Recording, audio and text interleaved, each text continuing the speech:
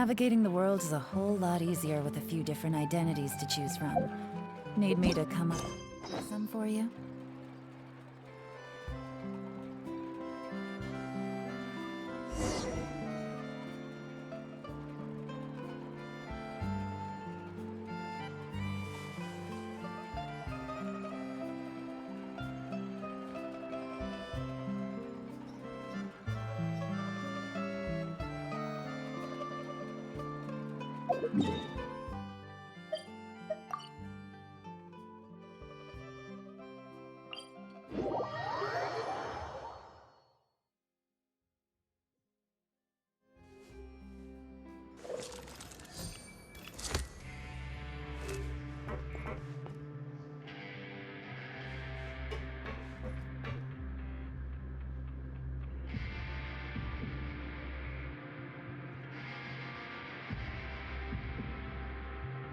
I want to go on a vacation with Galvana.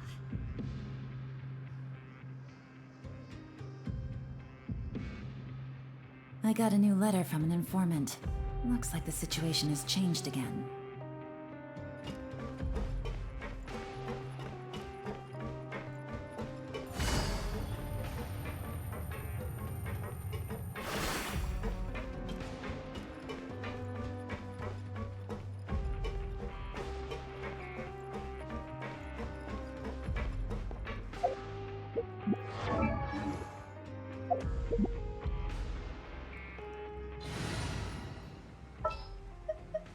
This world is full of unsolved.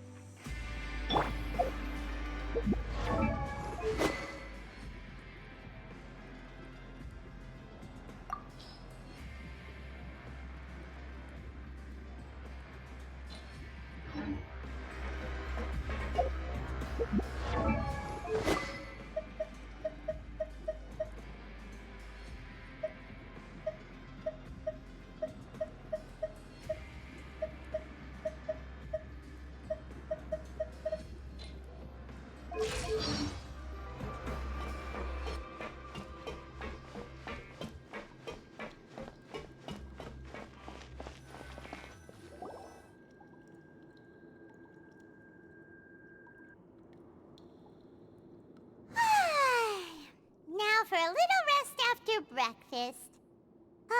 This is the life. Wait a sec. Isn't something important supposed to happen today?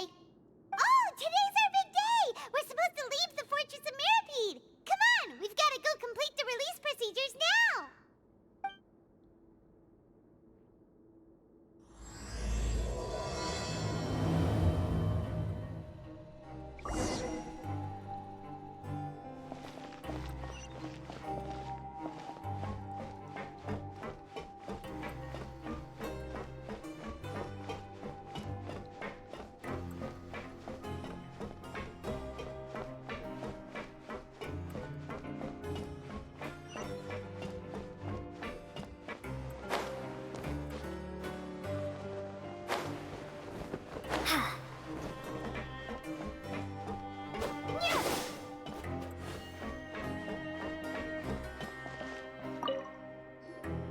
Please, sign here.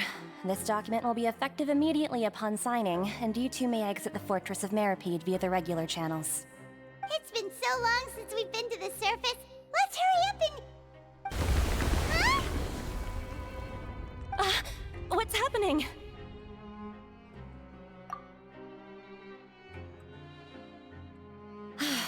I'm fine, thanks. But I wonder what that tremor was just now. Let's go ask the Duke.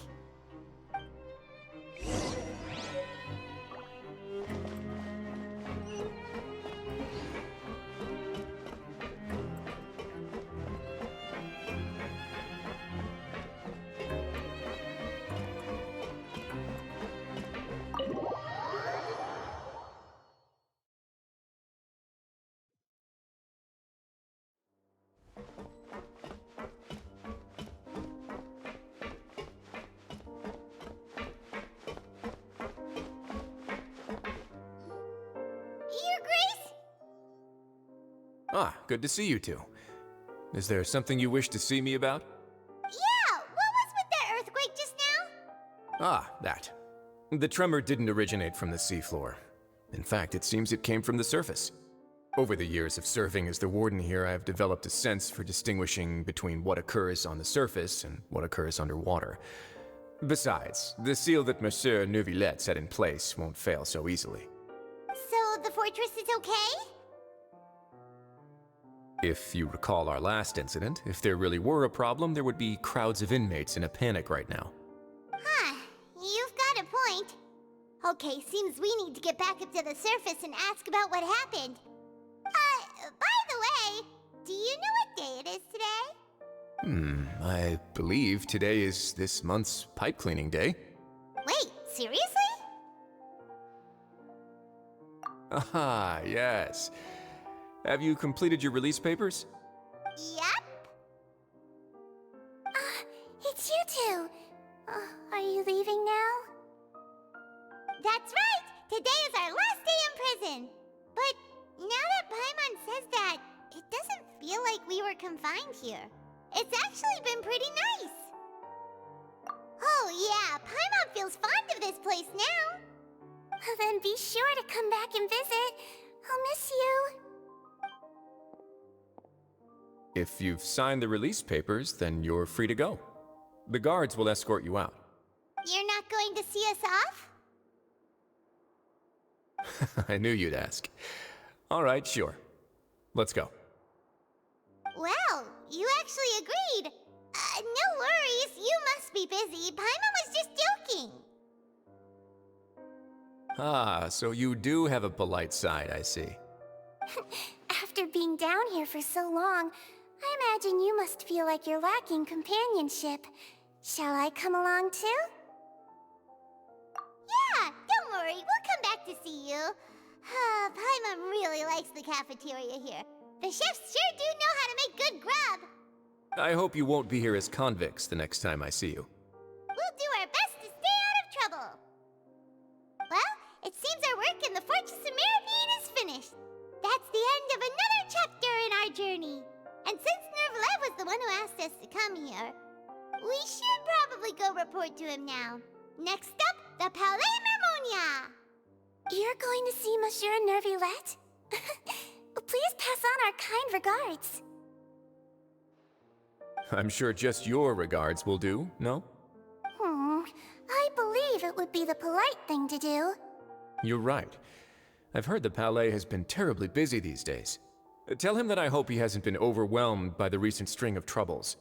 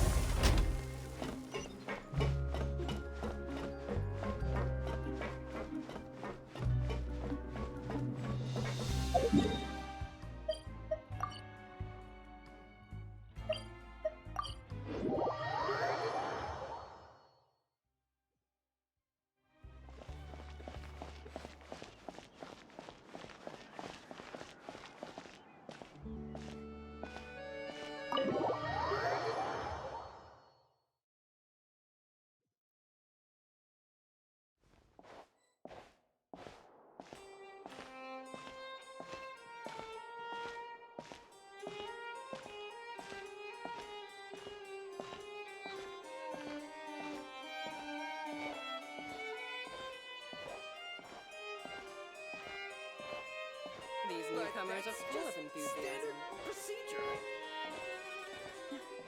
leaving the administrative state was definitely the right decision. Work is work. Same wherever you go.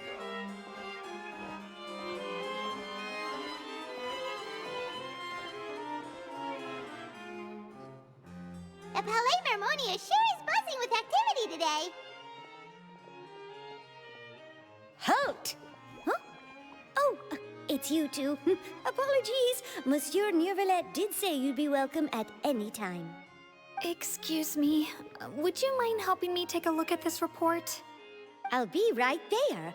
Sorry, I've got my hands full here. You can see yourselves in. Everyone's so busy. Seems a lot has been happening.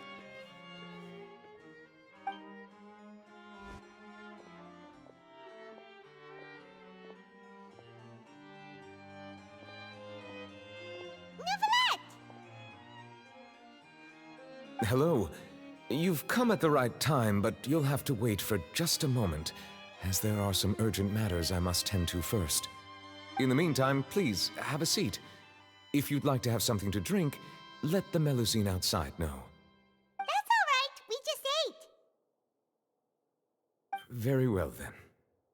Let's take a break over there while we wait for him to finish his work.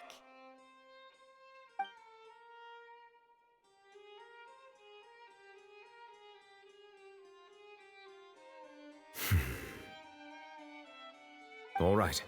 That should wrap things up for now. Are you done with your work?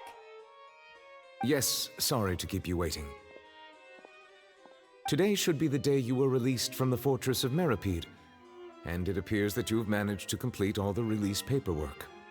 That's right, and we came here to see you right away.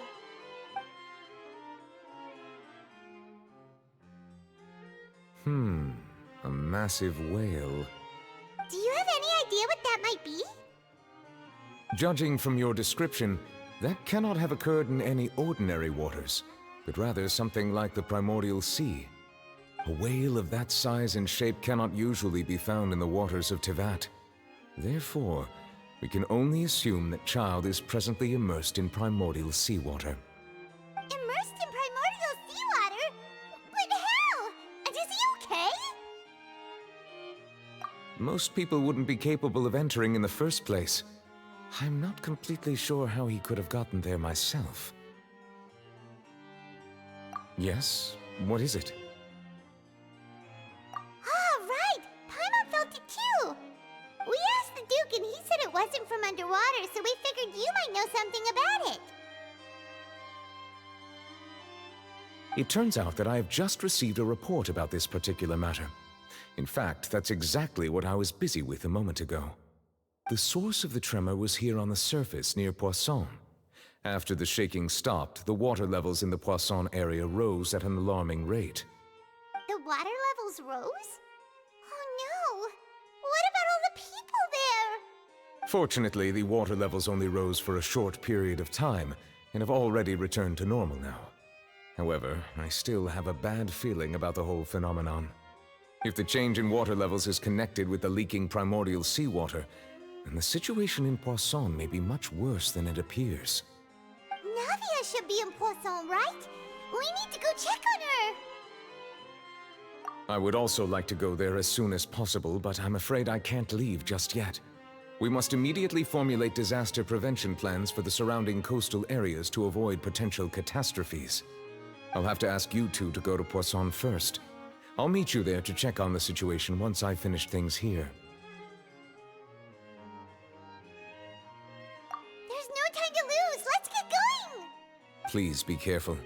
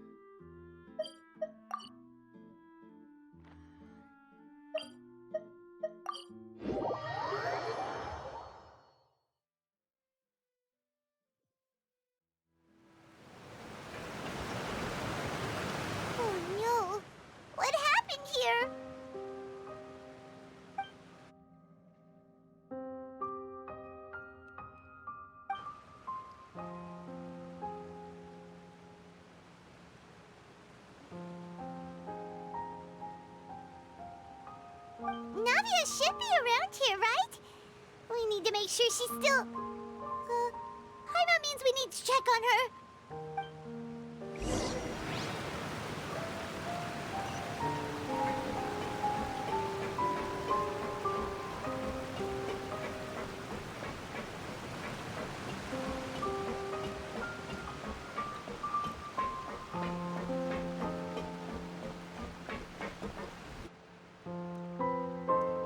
We haven't seen a single soul all the way here. Oh, this is getting scary. What will I ever do now? Look, there's someone on the roof over there. Just stay put. We're coming up. Watch your balance. All right, just hurry.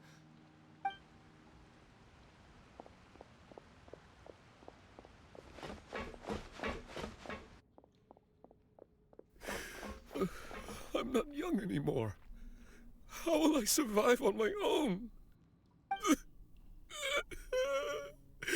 My Desiree! Oh, he looks pretty sad. My leg! My leg! How could this have happened? It hurts! Just hang in there. Help is on the way. You can hold my hand if it makes you feel better.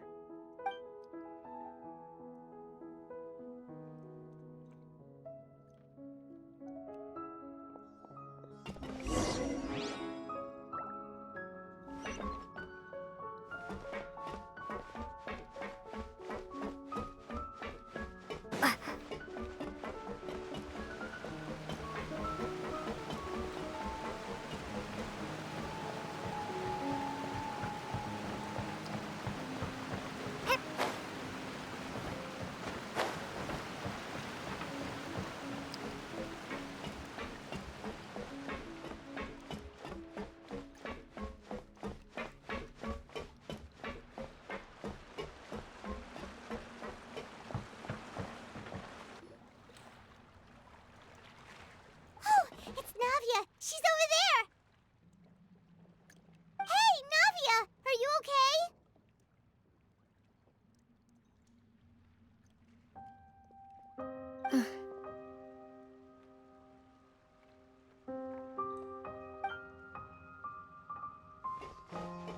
You're here. We heard there was a situation in Poisson, so we came as quickly as we could. Yes. As you can see, the water level suddenly rose. It caused quite the disturbance, in fact.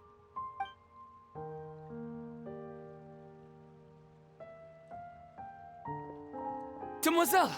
There was a wounded resident next to a building southeast of here. We've already transported him to safety, but we've run out of medical supplies. He's wounded? How badly? He fell, so it's probably a broken leg. He's pretty shaken up.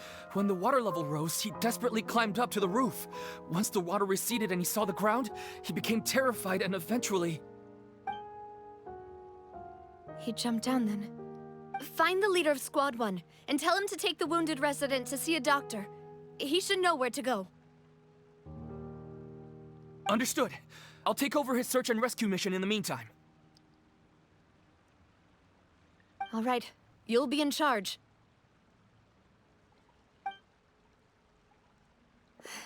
I'm sorry. Where were we? The situation in Poisson? Ah, right. Allow me to explain. A little earlier, we suddenly heard a loud noise. At first, everyone thought that something might have exploded in the waterways. But before we knew it, water started pouring out from everywhere. The rushing water seemed a little odd, almost like the unique color of primordial seawater. Some people didn't realize the danger and thought it was just ordinary water, leaking from somewhere. Everyone on the street who happened to be close to the water didn't have a chance to escape. As the water levels rose, they suddenly disappeared. They were all dissolved. Those who realized what was happening started to flee in a panic, desperately trying to get to higher ground. Many were injured in the stampede, and some people fell from significant heights.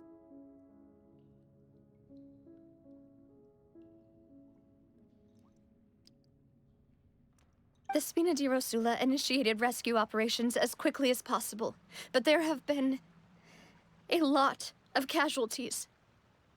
Fortunately, the water began to recede after some time, and the chaos came to an end. The water that flooded the area contained primordial seawater, so the lower levels of Poisson are still hazardous. To ensure everyone's safety, I've asked the people there to leave as soon as possible. No one knows if this could happen again. All we can do for now is try our best to help evacuate the residents. We still haven't completed the head count, but we'll have some numbers soon. How awful.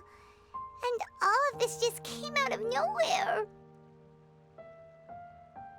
It was quite frightening indeed.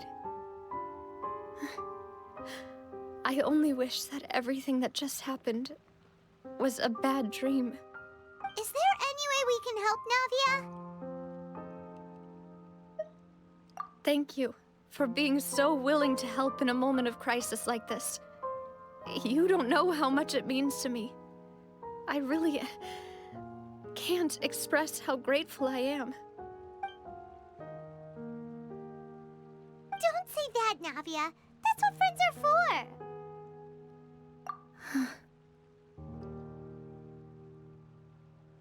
Demoiselle! We've got a situation here! I'll be right there. Sorry, I need to go for now. And off she goes.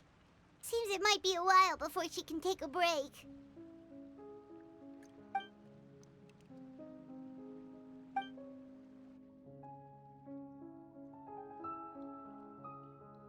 Okay, the wounded are being tended to, and we finished a preliminary head count. More support has just arrived, so I suppose I finally have a moment to focus on my own matters. Of course, we should remain ready for anything, and continue doing our best to rescue others. I'll be sure to have everyone at the Spina di Rosula ready to render assistance. Traveler, Paimon, would you two accompany me to my father's grave for a moment? Huh? Right now? Thank you.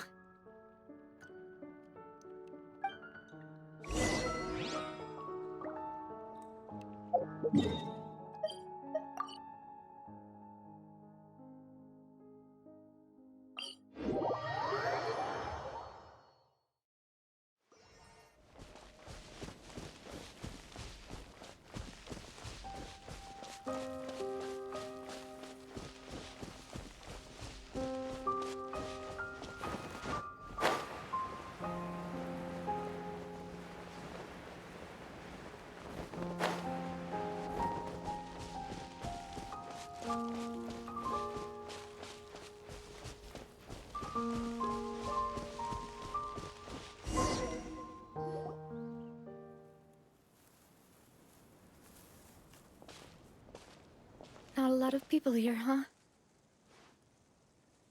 Well, given the time of day and the whole situation in Poisson, Paimon doesn't think there'd be a ton of people here visiting graves. Right. That's how things are now. The living are so exhausted that they've no strength to spare any words for the dead. Navia?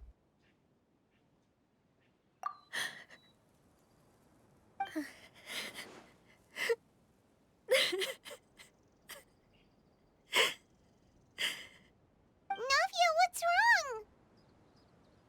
Sorry. I just... Malus and Silver. They won't ever come back here again. What should I do, Papa? Huh? What happened to them? Everyone agreed on the rescue plan, but still, I was the one who initiated it. They were helping evacuate the residents, but they couldn't leave in time. And they were caught in the seawater.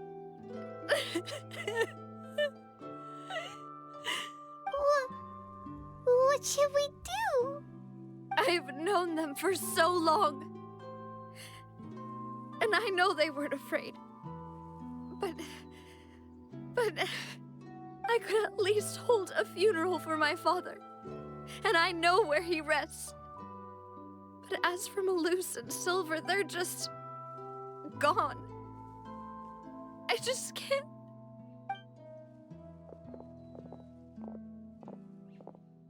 Everything looks so clean after it rains. Even the gravestones. I didn't expect that you'd enjoy a glass of red wine in front of Master Callus's grave. I can understand. Besides, the scenery here isn't half bad. See, it's not just me. I always want to bring something when I visit Papa. Perhaps we might even have a picnic. He wouldn't be angry, would he? How could Master ever be upset with you, Demoiselle? Yet the cemetery is the home of those who have passed, is it not?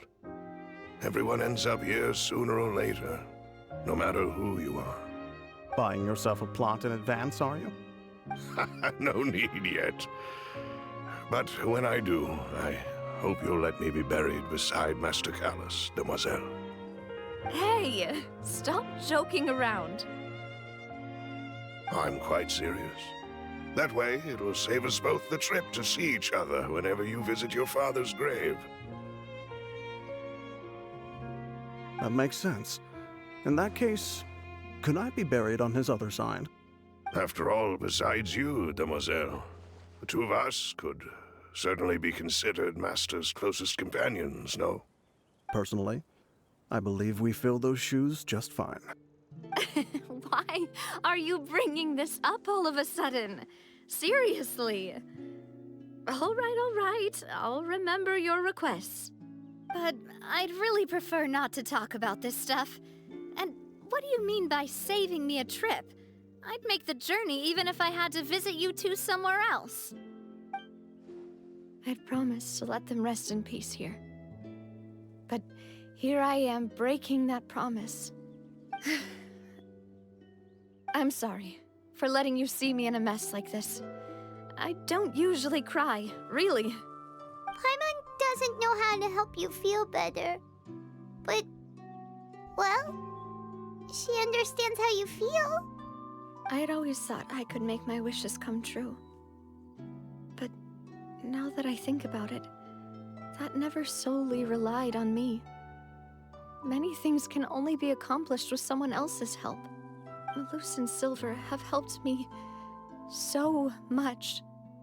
But by contrast, I could do nothing for them. I'm so sorry. You can spend as much time as you need here, Navia. We'll stay with you. Thank you. Right now, you don't know how much that means. By the way, you can have a look at this. It's a list of victims from the incident that took place here. Obena, Khan, Burnett, Giverny, Francine, Karina, Daisy Ray, Joinville, Julianne, Esson, as well as Malus and Silver. So, everyone else is safe. But still... It's okay. I know what you're thinking. And you're right. We lost Malus and Silver. But we were able to save more than we anticipated.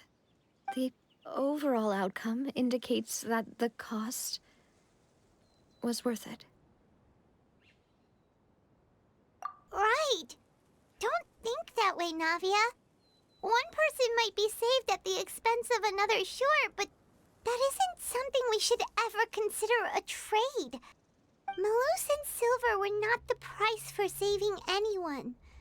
They're heroes. You're right. Thank you, Paimon. What you said just now was pretty amazing, actually.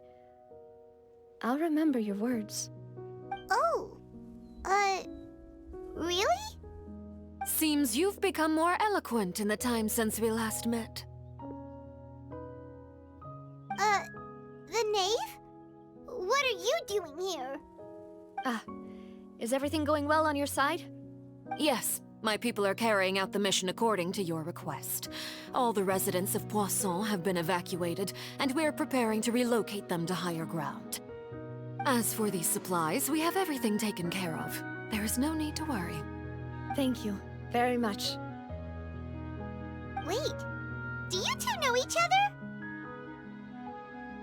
We just met recently. Right, Miss Navia? Usually, I would call this a coincidental encounter, but that doesn't quite fit this time. Besides, it never even crossed my mind that a Fatui Harbinger would come looking for me. Thanks to the Knave, Spina di Rosula received generous support from the Fatui, which allowed us to complete the rescue and evacuation work so quickly. Mutual aid is essential to fostering positive developments. We were already in the area, in any case, so it was nothing. That said, I must say that you're a lot sharper than you let on. I'm sure you understand what I mean. I apologize for all the ways in which I tested you previously. We've never worked with a Fatui before, and it's extremely important for us to know who we're working with. My subordinates have reported that Fatui soldiers have been observing water levels and taking head counts in various locations. I hear that they've also prepared a large amount of emergency supplies. I'm quite surprised. This is nothing to brag about, nor do I intend to. It is simply the way of powerful organizations to act forcefully, whether they are doing good or ill. You've witnessed that firsthand, in any case. As I've told this traveler before, I know of the prophecy, and I intend to prevent the impending disaster. Lending your organization a hand was a natural first step in accomplishing that. As such, do not be troubled by this token of our sincerity. Perhaps one day, you'll also be able to help me in the same way. Without your help, there would have been many more casualties. I won't forget your kindness. Furthermore, I sincerely regret what happened to Malus and Silver. I only wish that my people could have arrived a little earlier to prevent this from happening. Don't say that. You and your subordinates did everything you could. As Paimon said, Malus and Silver didn't choose to sacrifice themselves for any specific person. And they weren't the price paid for other salvation. They chose to become heroes themselves. I've never liked hearing people put it that way. It's like trying to relieve pain by saying some noble-sounding words. But right now, there's nothing more suitable. They really did become heroes. You're right. I'm sorry for your loss, Miss Navia.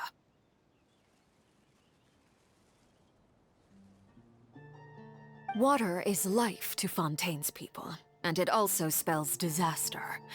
It's no wonder that people always say that prophecies represent fate. Fortunately, I've never been one for such opinions. So, you're one who will try to change fate, then? Of course. That is why I'm going to Hotel Bouffe de Thé. I still have some things to take care of, and the children need my attention. By the way, Traveler, Paimon, one more thing. Alright, then we'll just... Huh? This isn't right. Paimon thought you would ask us to walk with you for a moment so you could tell us something in private.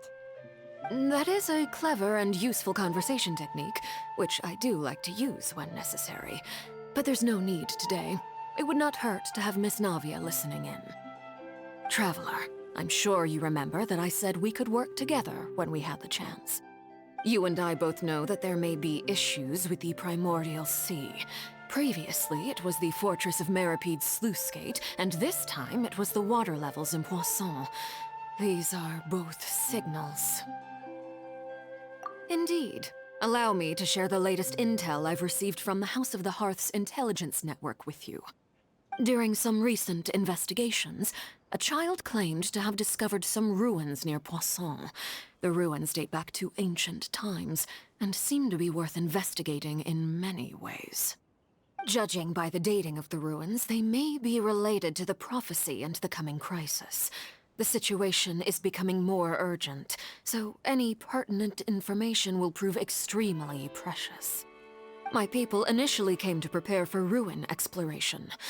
Unexpectedly, this disaster struck, and at present, we're all busy prioritizing the rescue effort. So that's why the Fatui were already in Poisson. I wanted to take the children along, but unfortunately, Linny, Lynette, and Fremine have all been dispatched to higher ground to assist affected residents. Linny told me that outside of the house, the person they trust most is you. Which is why I want to give you this task. The House of the Hearth's members see each other as family, but Linny, Lynette, and Fremine said that they also see you as such, even though you are not from the house. I'm sure you already understand how earnest they consider their friendship with you to be. Oh, that somehow makes Paimon feel kinda happy. The intel I just shared about the ruins could fetch a high price. But since the children consider you family, it's only natural that I freely share it with you. Got it! So all we gotta do is go to some ruins, right? We can handle that. Excuse me, but may I tag along? You wish to join, Miss Navia? But are you sure you're up to exploring some ruins? You need to rest. Well, I'm sad, yes. But I can't just go back and plop myself into a chair by the roadside and do nothing. There's no point in being depressed while we still have a disaster on our hands. As my father's successor, I must live up to the hopes he had in me. Besides, I'm also doing this for myself. I need something, a distraction, to keep my mind off Malus and Silver.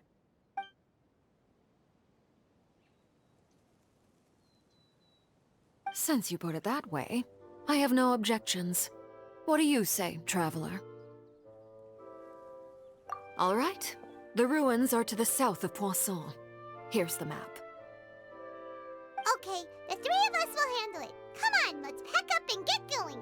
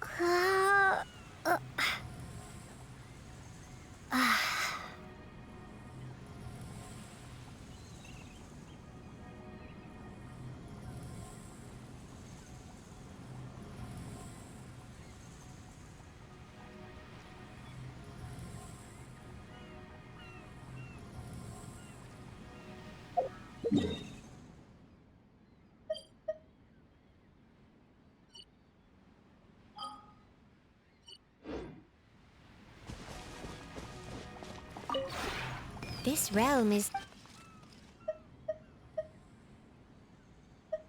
If you ever have...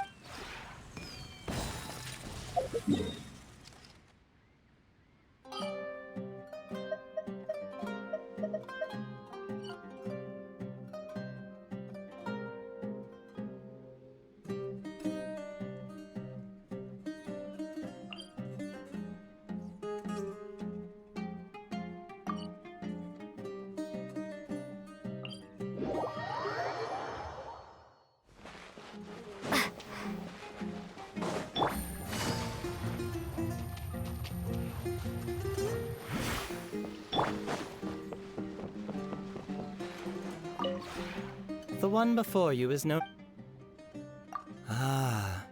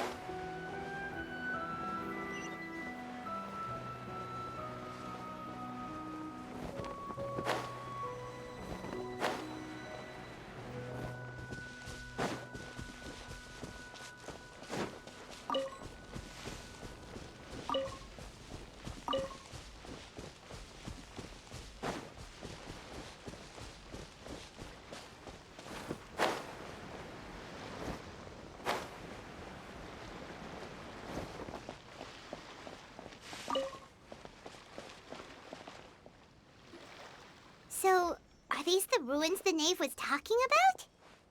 Whoa, talk about old. They seem to be pretty ancient, all right. Let's go in and have a look. Just be careful.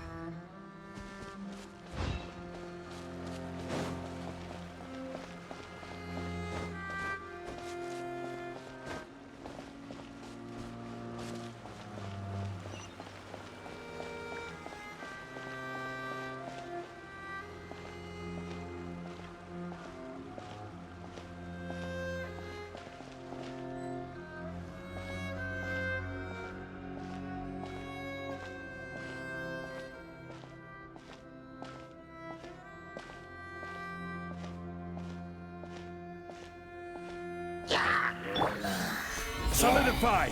Right now. Emerge. Right here.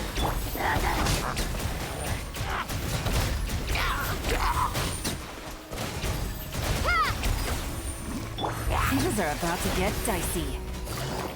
Busted.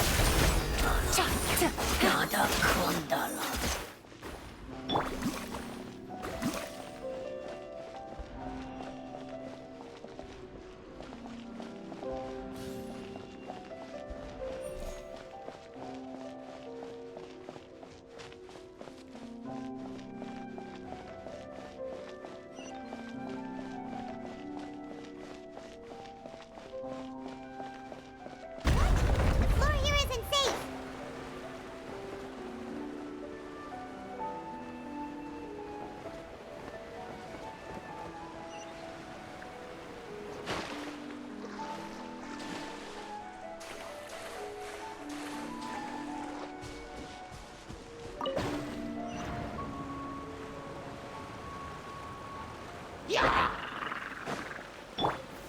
Stabilize!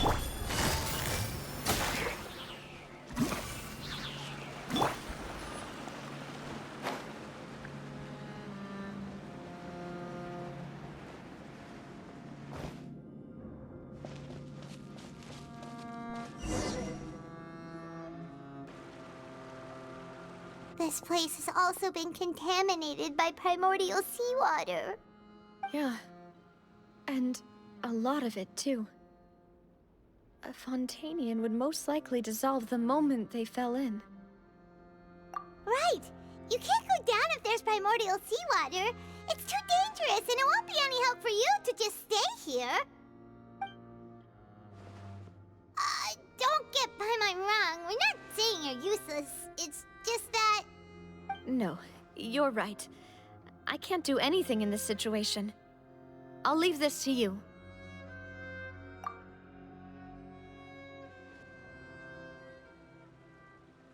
That complicates things. Maybe the only way left is forward. In that case, do you want to wait for us here? The water levels here are unstable, and there's a chance the water will rise. So staying here wouldn't be safe either. I'll go together with you. Perhaps we'll find the exit just up ahead. All right. Come with us for now then, but please be careful.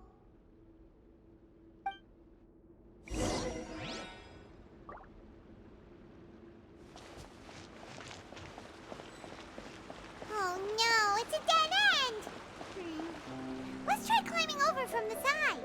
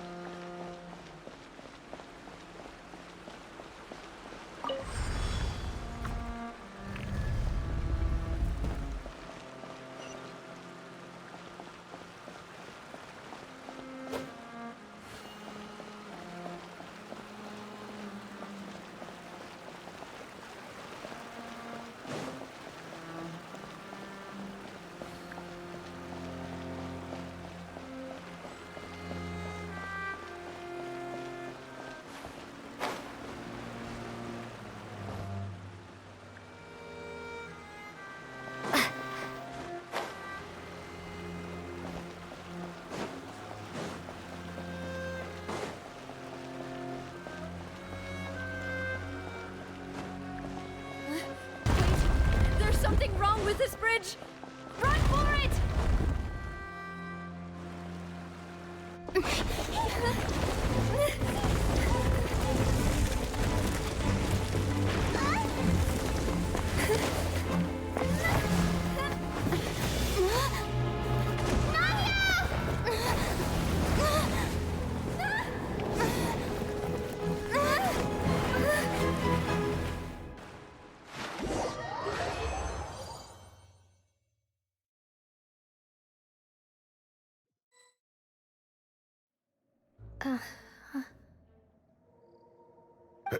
Demoiselle? Huh? Demoiselle, what are you doing here by yourself? Would you be standing here till dark if I hadn't come to get you? Maybe she just wants some time to herself, Malus. Hmm? Oh. Was I sleeping? Yes, it would appear so. I must be tired. That's quite possible. However, you were the one that suggested we go out for a walk. Oh, right. I nearly forgot. It must have slipped my mind when I dozed off. I haven't had a nap today yet. Have I? This is a familiar feeling, yet something's a little strange. Is something the matter, Demoiselle? Oh, no. No, I'm fine. I was just trying to recall why we came out for a walk. Do you remember Mr. Giverny? He'd requested our help before with foreign merchants who had a debt dispute with him, and we'd resolved the matter not long ago. We were headed to see how things were going with him at the moment. Ah, right. Yes. I remember now. Oh? Miss Navia. Ah, Mr. Malus. And Mr. Silver, too. It's good to see all of you. How have you been? I've been great. Thanks to your help, those bothersome merchants finally realized that I wasn't the one they were looking for. Why, I wasn't even the guarantor for that person. They were knocking at my door day and night. Even my neighbor, Obina, was getting fed up with them. Sometimes force is required to calm someone down and get them to listen to what you have to say. That's right. Oh, by the way, Burnett, what was it that you wanted to give to Miss Navia again? Oh, yes. One moment, I have it right here. Miss Navia, these are some flower seeds that I prepared. Please take them. They're a very good variety, and they'll become very big and beautiful once they bloom. I don't know what we would have done without your help, so this is a little token of our appreciation. I hope you won't refuse. Ah, did you cultivate them yourself? Thank you so much. I'll certainly take them. Malus, we do still have some empty flower pots at home, right? Why, we can have as many pots as you'd like, demoiselle. Perfect. In that case, we'll swap out some of the decorative plants for some of Mrs. Burnett's flowers. Very well. Wait. Something seems to be off here. Excuse me, madam. If I'm not mistaken, your name is Burnett, correct? That's right. Is something wrong? No, it's nothing. This is the first time we've ever met, but your name seemed familiar to me. I must have heard it when I was discussing things with your husband previously. I've heard this name before. Sometime recently, I'm sure of it. And why are there so few people around here? Where did everyone go? We must mind the time, demoiselle. We still have important things to attend to today. Huh? We do? Like what? Well, now, did you forget? Miss Navia, here you are! I've been looking for you. Please, come to the Opera House. Your trial is about to begin. My trial? Wait, why would I need to go to the Opera House? Yes, she's right, Demoiselle. It's just about time now, so we should get going. Oh? All right then.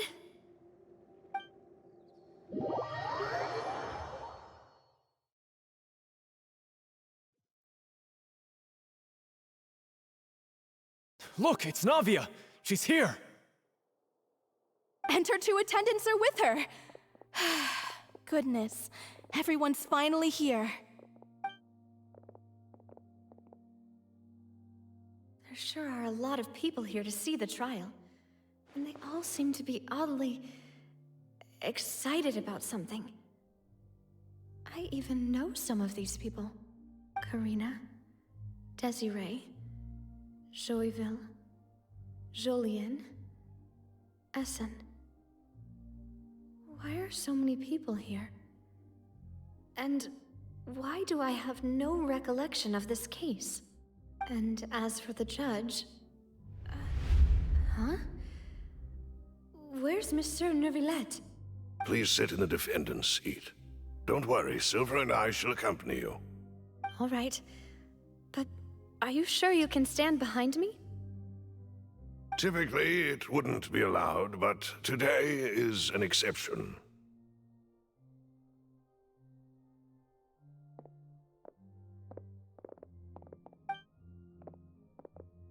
Hey, what kind of place do they think this is? Come on, do they have any idea what they're doing? Seriously.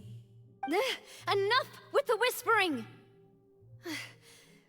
Could someone please tell me where Monsieur Neuvillette is? And why I'm standing trial? My dear Miss Navia, have you not yet realized what you've done? In that case, allow me to explain. As all here know, you are Master Callus's successor, the head of the Spina di Rosula, someone held in high regard by every soul in Poisson. After you took over the Spina, you treated all of us just like the late Master Callus had. If anyone in need reached out to you for help, you responded. Not only you, but your butler, your subordinates, nearly everyone in the Spina di Rosula fought for the well-being of those in Poisson. Wait a moment. Aren't you just proving that I'm a good person? Yes, correct. Absolutely right. And that is why you stand accused. You have helped so many people get through so many difficulties. You are one with us. We are inseparable. We are one big family, all of us who are from Poisson, inextricably linked.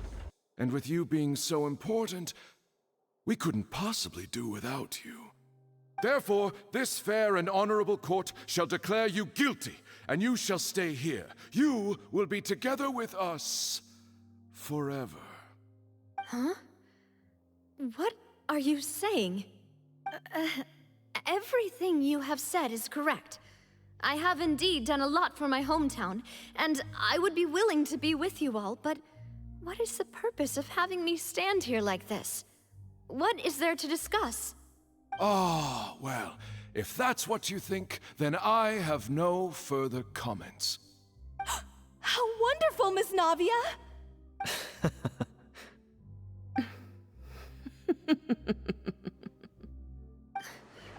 I know all these people. Why are they laughing? I seem to remember now. Yes, I get it. This trial is... Wait just a moment. This isn't right! Malus? What was that, Mr. Malus? Our conclusion is very clear and unanimous. Let the court judge her now. She's guilty! Stay here, Navia! You're one of us! Demoiselle, don't admit guilt. This trial means to keep you here forever. I wish to exercise my right to defend Our Lady. Mr. Joinville, you only know of Navia's goodness, but nothing of her utterly independent mind. She was born a free and independent spirit. She has never been tied down by anything. Indeed, even the death of Master Callus couldn't stop her. Her actions cannot serve as proof that she identifies herself as part of any group. She merely acted as an individual, extending her hand to help others. Please do not mistake her actions as being otherwise. Really? As an individual, you say? Don't forget, we are all Fontanians here. This is the nation of justice, the nation of Hydro! Even if Miss Navia only voluntarily rendered her assistance, that doesn't change the fact that her beautiful soul must return to everyone. Water accepts all, blends with all. It will surely accept her kindness. Everything is measured here in the nation of Hydro, and in the end, everyone shall meld together. Thus, when a unanimous opinion emerges, that opinion represents justice. Now I speak for everyone. Our opinion is consistent. Navia should stay. We and Navia are one. And you would call this justice? Preposterous. You are merely jealous that Demoiselle still has a chance to exist as an individual. Have you forgotten how much you all once longed to become individuals, to become independent? Do you mean to defy our justice? If your justice is flawed, then why should we acknowledge it? As you said, we can also have our own justice. Silver and I shall defend Demoiselle.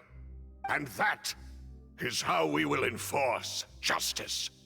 Ugh, my head... it hurts. Demoiselle.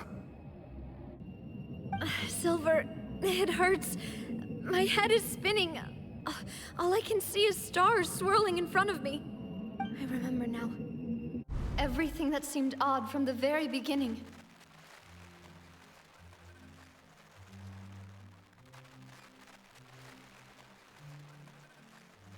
Karina, Desiree, Joyville, Jolien, Essen, and Mr. Giverny and Mrs. Burnett, who we met earlier. Even Malus and Silver. I don't want to admit it, but they're all dead. Don't be afraid, and don't admit guilt. We will protect you to the very end. Absurd! Who are you to say that she cannot be judged? We are the majority, and in the nation of trials, the majority is absolute justice. We are the will of all. Don't let them escape! We shall keep Navia here with us! Mr. Malus and Mr. Silver, must you be so stubborn? How could the two of you possibly hope to stand against the collective? Do not resist. This judgment is fair and just. Navia belongs to us. After all that happened, she should not be left alone in Poisson. What are you saying? No more excuses! He says we're jealous. Jealous? How could she possibly be an independent individual? What's with these people? Who's jealous of her? She belongs to us! Miss Navia, she... Silence! That's...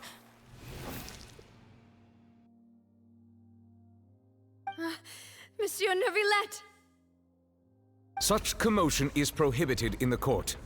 The accusations you just presented are nonsense and cannot constitute a proper trial. The court will adjourn for the rest of the day.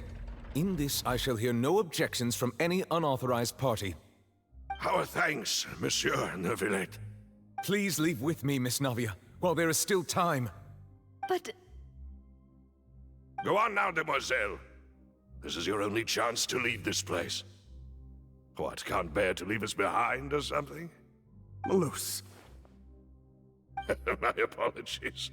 I couldn't resist making one little joke once I realized that this shall be our last goodbye. Malus... Silver... Quickly, you must come now! Goodbye, Demoiselle. Farewell.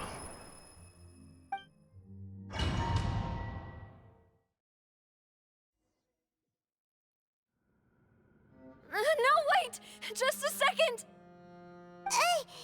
Navia? You're awake. Good.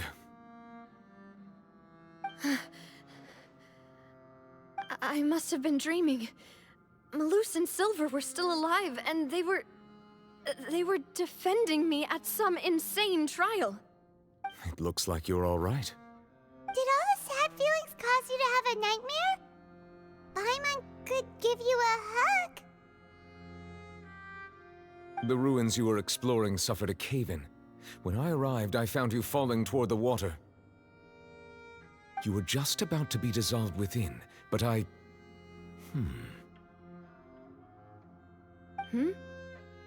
What is it? I think I saw 2 Oceanids protecting you. It was only for a moment, perhaps even a fraction of a second, but they gave me the chance to retrieve you. Were it not for their intervention, I would not have been able to rescue you before your consciousness dissipated. Wait, did you say Oceanids? You mean like what happened with Vache?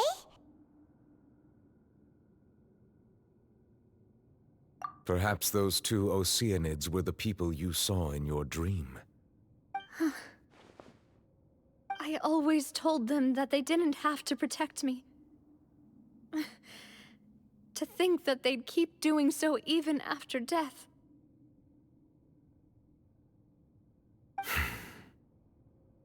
Please come with me.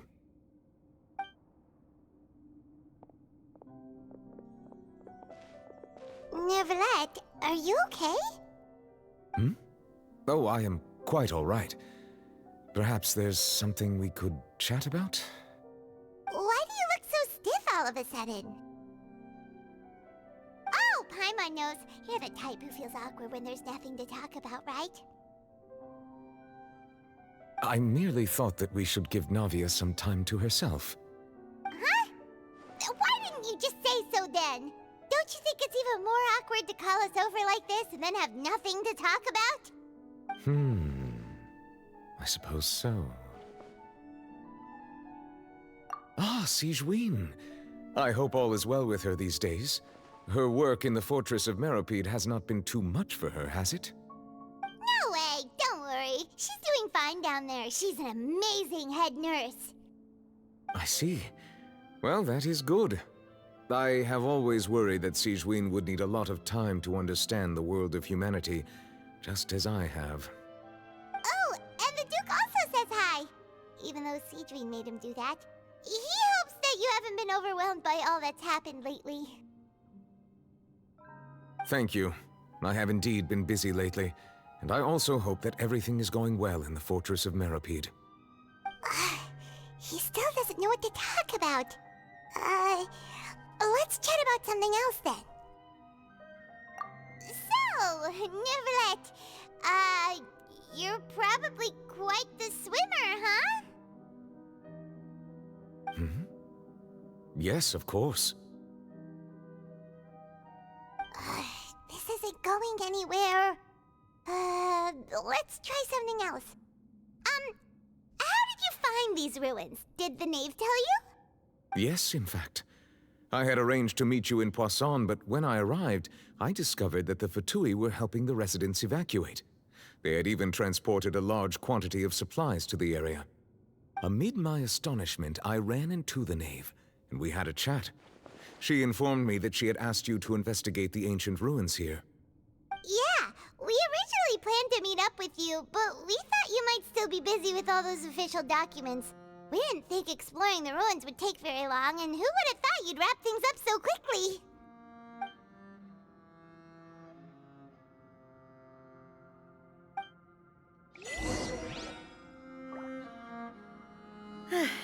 I'm sorry to have kept you all waiting like that. I'm feeling much better now. I guess we should get going again. Will you come with us, Monsieur Neuvillette? Yes, if you wouldn't mind my company. All right! Another one joins the party! Let's get going then!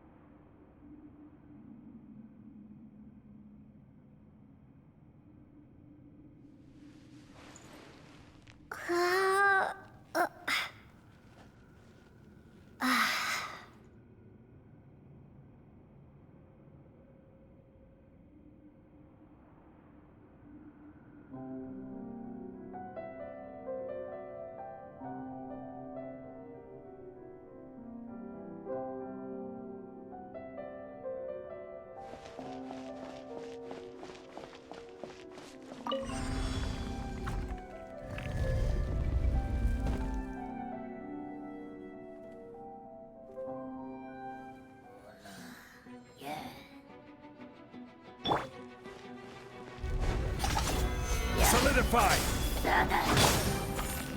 Quietly now. Emerge, right now, right here. Wipe out!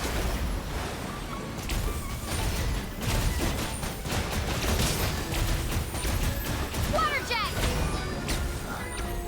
Dada Kundala.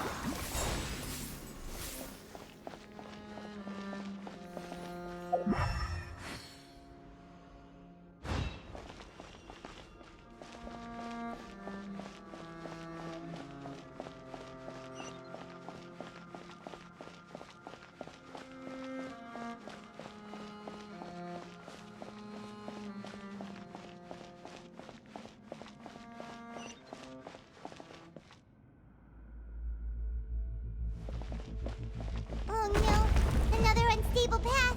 Watch your step.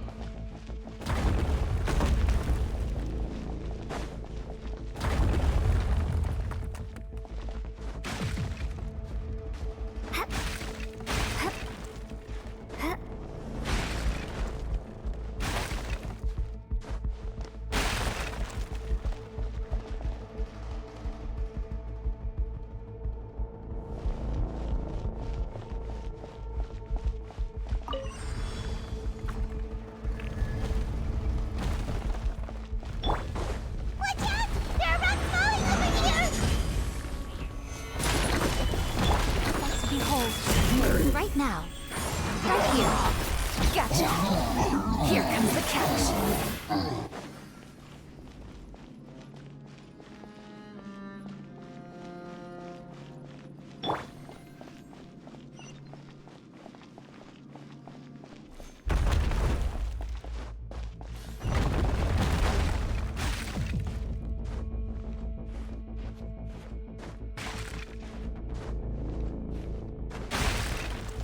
It seems we're almost at the top.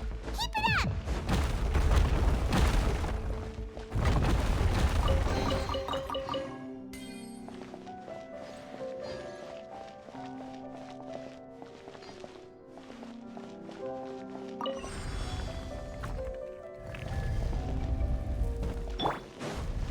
Yeah. Stabilize! Emerge.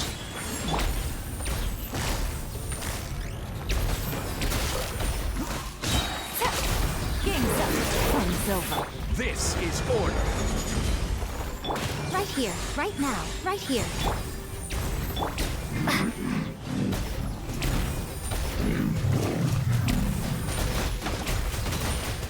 Water jet! Wipe out! Dada Kundala.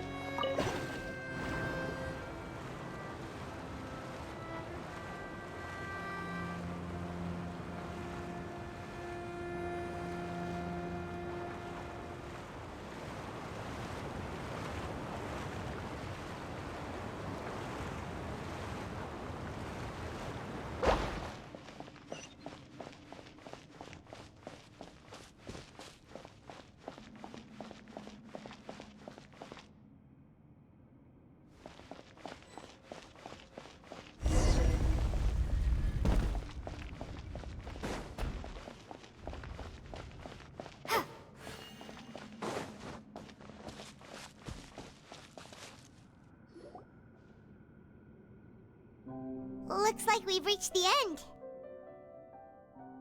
This is the place. There should not be any other hidden spaces in the vicinity.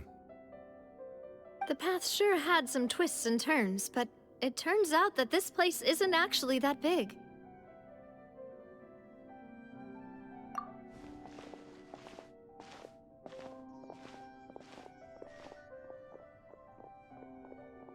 Stone slates? It seems like they were put here as an offering. Could we take them down and have a look? Perhaps we should just leave them be for now.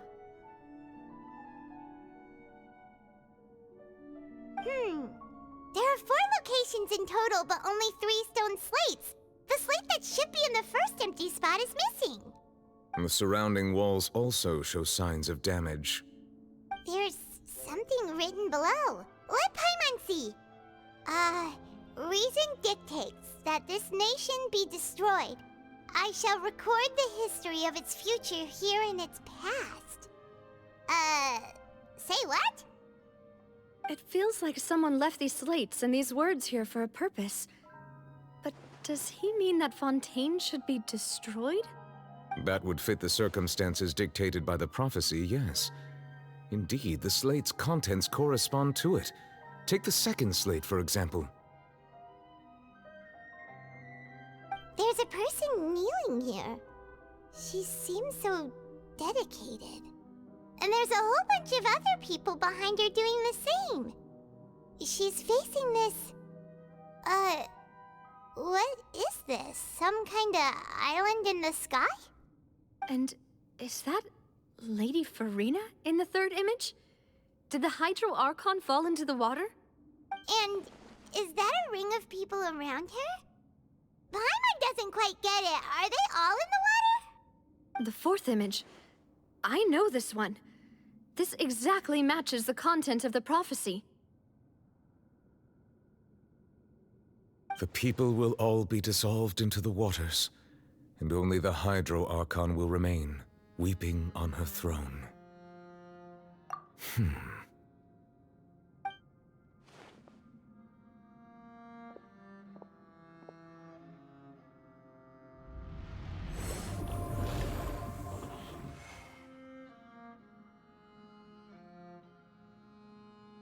More information should be hidden in these slates, but I fear I cannot easily uncover it, most likely due to us missing the first slate.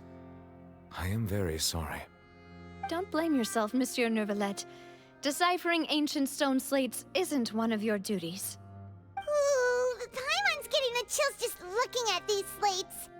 This says that it's the history of the future, right? That means the prophecy's sure to come true.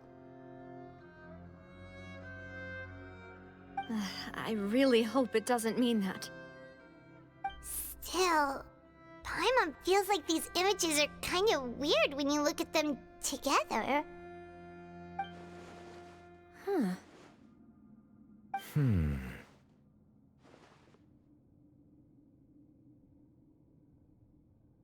That's right!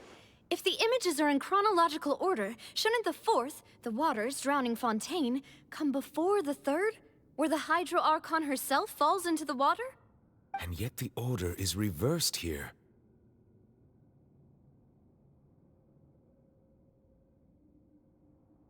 If we go by timing, Lady Farina only emerges in the third image. That means that the person in the second image might be the previous Hydro Archon. Egeria, then. I had never met her, but her appearance here does match the records. The previous Archon kneeling before the floating island in the skies, as if confessing a sin. Did she herself commit that sin? And if not, why would she be in such a posture? Also, I'm still wondering why these ancient stone slates are here at all. Judging from their contents, could this place be the origin of the prophecy? Does that mean that someone, or some people, once saw these slates? But who would have created these slates and left these words here?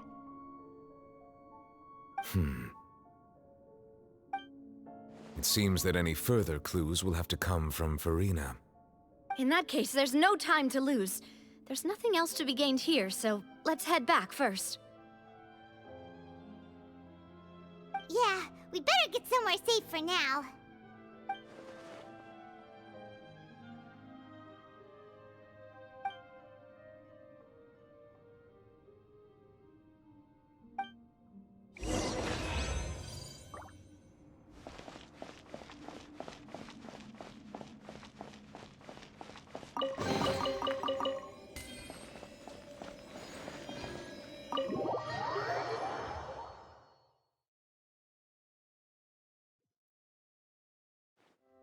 Let's split up here. I'm going to check on what's happening with the Spina. You know how it is. There's some things you just need to be there for yourself. You still have energy for that, Navia? Paimon's already beat. Just head back to the Fluvsandra and have a rest then. Thanks for keeping me company all this time. I'll depart as well. Thanks for your hard work today. Rest well, everyone. Traveler, I will go talk to Farina tomorrow morning to ask about the stone slates. I'm sure that you're concerned about this matter as well. If you have time, drop by my office. I will share the results of our discussion with you. Are you really gonna talk to her about this directly? Will that be a problem? Paimon's getting a little scared now that it's come to this. She has long been harboring secrets and will not give them up easily, which makes it all the more my duty to ensure that she understands the present situation. Alright, we'll leave it in your hands then. You're probably the best person to talk to her anyway. I will be carefully considering my words tonight. Traveler, Paimon, our safe house at the Fluvsandra is always open to you as ever, so please don't think you're an imposition. Alright, I'll be on my way then.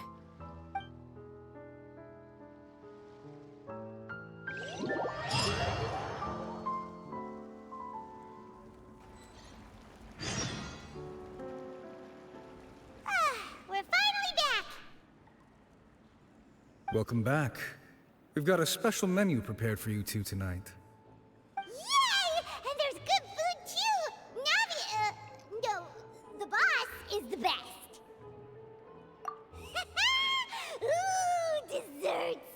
Nice! These are all Paimon's!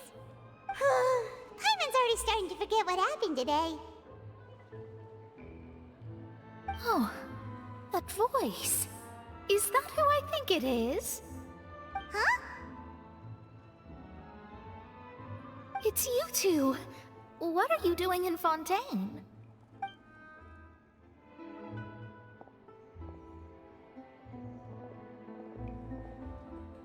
Mona? Seriously, nobody just uses a scry glass whenever they've got time to just see who they'll meet on the road. Still, we didn't expect to see you here. Wait, you're not a Fontanian, are you, Mona? Well, I have some business to attend to here, so I booked a hotel in the city. I was just out for a stroll when I bumped into you.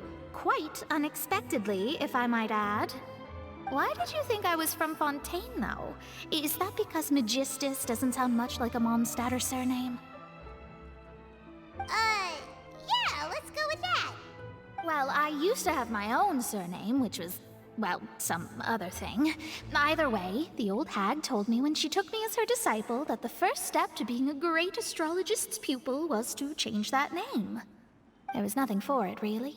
She really is amazing at astrology, so I changed my name to what it is now according to her wishes.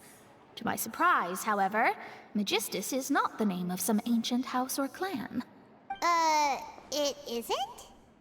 Nope. Although it is used by us in place of surnames, it generally just means great. Wow! Imagine including a boast in your name. Wait, are you gonna have to put that into your genealogy as well? I reckon so. In any case, I'd give my disciple a name like this as well, if I were to take one.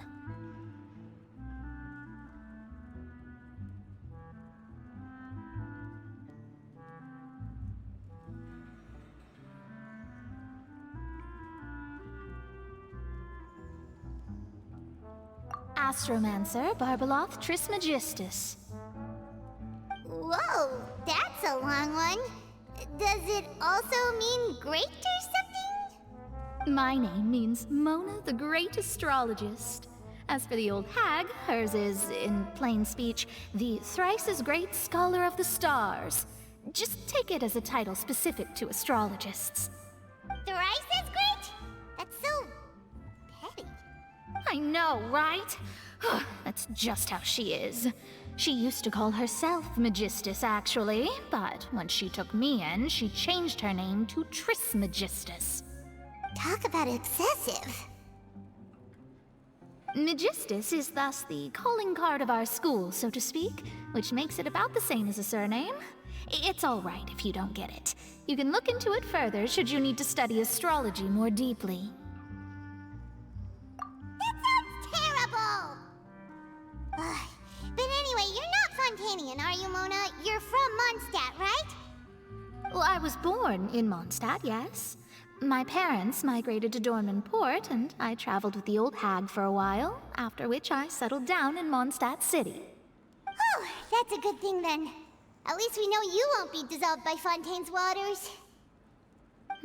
Speaking of that, I'm sure you're aware that a bunch of things have happened here in Fontaine, right? I know you're not a local, but I'd avoid getting too close to any water that looks strange all the same. There's something ominous about it. Well, the water, I mean.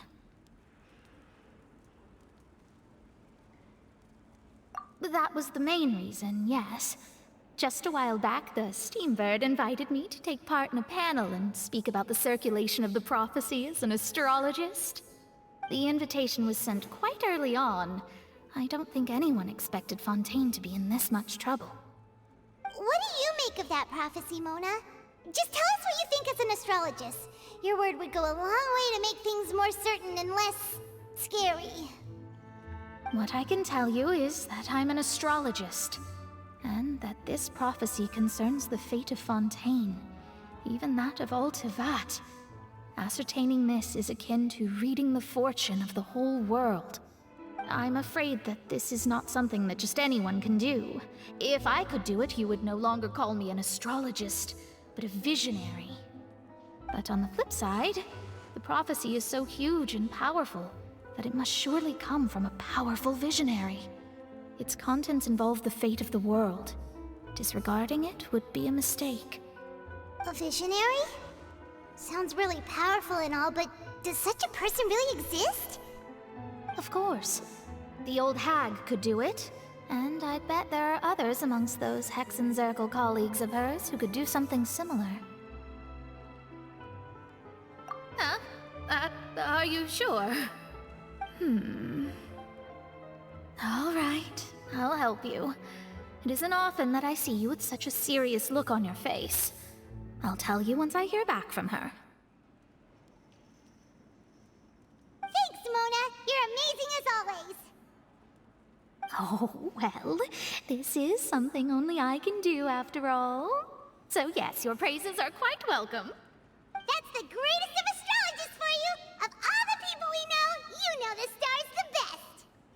Indeed. That's the spirit. Oh, sorry. I came to see what all the commotion was about. If there's anything you need, do not hesitate to inform the Spina di Rosula. Oh, whoops. Guess we were getting a little too carried away there. Well, I'll go tend to my own business now. If I receive any news, I'll be sure to come find you two again. And there she goes, quick as rushing water. And here we are with the Spina guy giving us suspicious looks. Right, but we were able to recruit Mona's help, didn't we? Our Fontanian friends will thank us someday.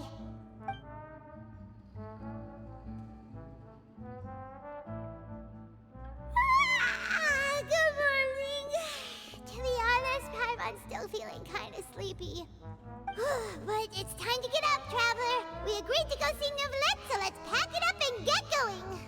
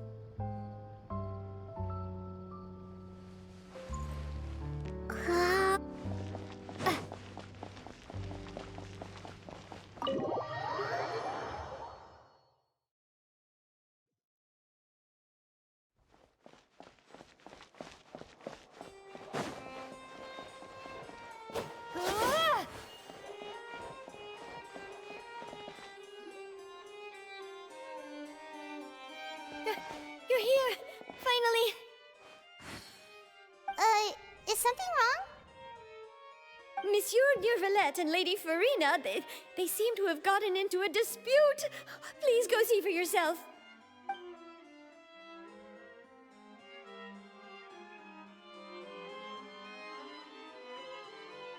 Like I said, I've already explained everything. And yet the problem has not been properly solved. There is little space for excuses between us. It is not my intention to offend you, but please, tell me where you stand. You are the Hydro Archon Focalor, are you not? Look at this. This is a list of the victims from the recent Poisson incident.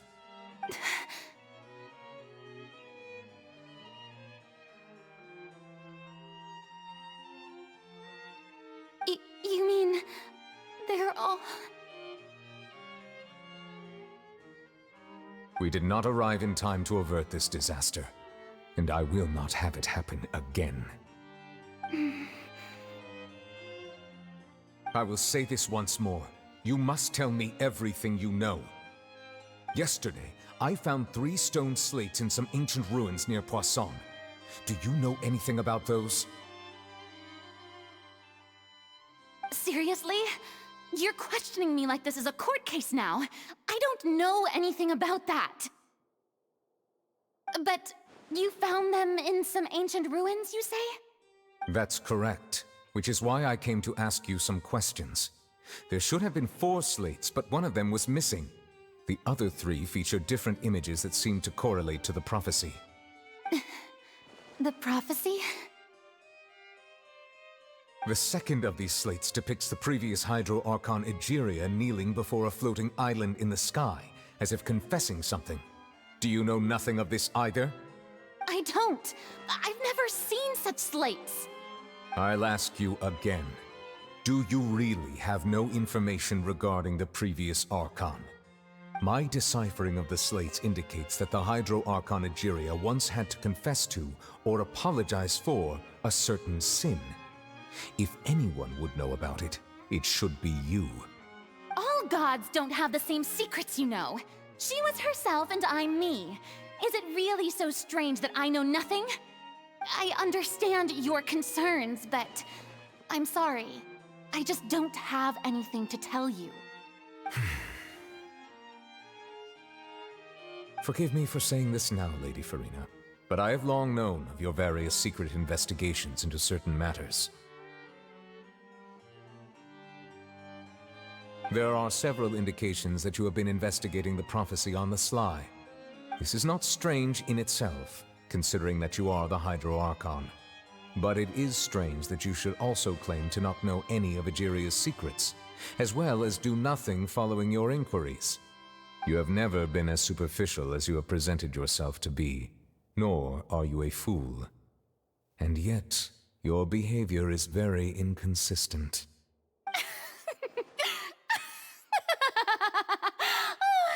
So you've been watching me all this time, have you? I didn't think you were that type. You... Well, since you know about my secret investigations, then you should know I'm actually working to take care of it. There's no point questioning or suspecting me. You're the Eudix, but you're still my subordinate. You should be following my lead. Just trust in me, you're Archon, and do as I say. Never mind whether you can truly convince yourself to or not. It'll all turn out fine. That's all I have to say. We do not discuss this matter again. Oh, the opera's about to start. Toodles!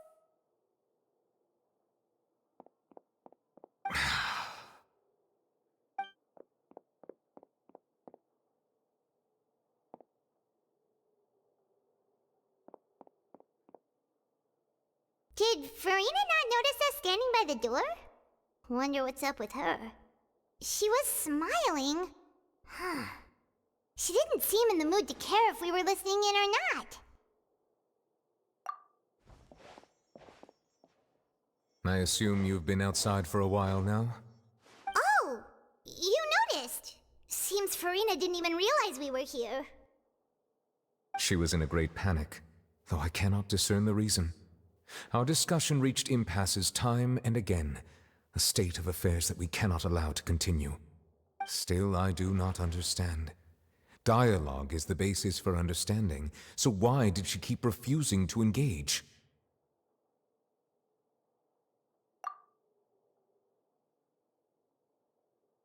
Everyone in her inner circle has noticed that she is hiding some secret. The issue is her attitude. I fear that she will not reveal anything unless absolutely forced to. We may have to create a situation in which she will have no choice but to speak. Oh? Like what? Normally, people will only reveal the truth when standing trial. Perhaps we must have the Hydro Archon experience just such a scenario. But Farina's seen so many trials, and she's really good at dodging questions. How do we make sure that she won't just slip away at the first chance she gets? We will need to consider this thoroughly, join forces with various parties, and then do what we can. If at all possible, I would prefer to recuse myself from this affair, but we must prevent the prophecy from coming to pass. This may be cruel to her, but all Fontaine is in crisis. The information a god possesses is too precious, and so we must take a chance on this. But who will lend us their aid to do such a thing?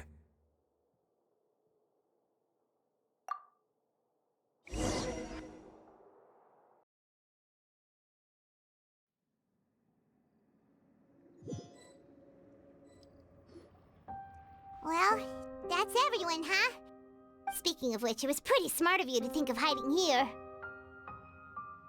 Poisson was just involved in a disaster, so it's presently devoid of people. That naturally makes it the best choice. And here you are drinking tea like it's the most natural thing in the world, huh? That's what family should do. Sit and enjoy a leisurely time together. It's nice to enjoy tea here, you know? Care for a cup? Lend me your ears, everyone. Or perhaps one of you might like to start us off. How about you, friend? Me? No, I don't think I can. Then, how about you, good sir? I fear that I will cause the mood on this boat to become as somber as it is in court. Well then, I guess we're lucky we've got a local like me to organize things. Wonderful, the spotlight at last. I guess I'll be facilitating things from here. That was a little long-winded, don't you think? Oh, you might be right. Anyway, to cut to the chase, our friend here, the Traveler, has brought us together to discuss something. As for what that is, well, let's start by saying that we'll be pooling our efforts together to create a series of traps. Oh, how intriguing. Well, it's just an expression, really. One that I just learned from Chlorand, and used on the spot. So, let's invite her to explain in detail. A round of applause, please.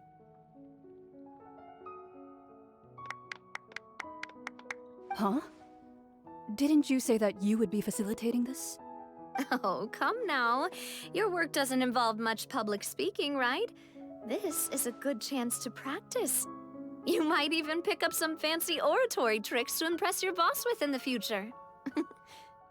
I see. And what does my boss say? He is glad that you consider him your boss. Do go on.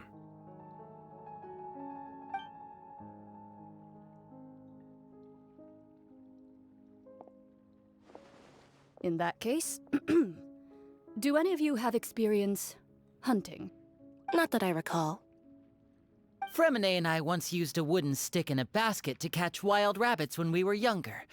As for Lynette, oh, right. You were sick that day, weren't you? I've also gone diving to catch some fish before. Does that count? I'm afraid not. You may or may not have heard, but Fontaine once played host to a group known as the Marechaussee Hunters. Though that was their name, they did not hunt animals. but rather various monsters left behind by the ancient dynasty of King Remus. Today, Fontaine's monster population has already thinned greatly, so the hunters have blended back into society, taking up arms in other lines of work. They even left a unique methodology of hunting in their wake. A trap comprises of the following components: bait, a trigger, and a containment device. Sometimes a lethal implement will also be necessary to deal with the prey. So, if we were to build a trap together, right now, what would you choose to build it with? For me, I would prefer something basket-shaped. Pigeons and rabbits will see the bait and naturally enter the snare. Our line of work requires a deft hand, and we're some of the best in the industry, so you can count on our techniques. You used some of those techniques while moving the people of Poisson, didn't you? My subordinates mentioned that you even performed some magic for the bawling children. Yes, and I even managed to gather some intelligence in the meantime. I'm quite the multitasker if I do say so myself. I'm afraid I can't claim that as my strong suit. I prefer more stable methods, like placing bait in the water and waiting for the fish to come within reach. That's the kind of method I would count on. Calm and steady. Exactly the kind of person who would catch loads of fish. And I can be their assistant. With discretion, I'm sure. I'd probably use some sort of mechanical animal. Papa once bought me some small clockwork squirrels, mice, and such. When placed in the forest, they can attract others of their kind. I remember that you liked those too, didn't you? I did. And that would be a good way to go about it. If they're realistic enough, animals of the same kind will follow them all the way to the trap. What about you, Monsieur Neuvillette? I fear I do not have any related experience. That makes sense. You usually solve problems directly, without the use of any such tricks. But I do have one more question for you, Monsieur.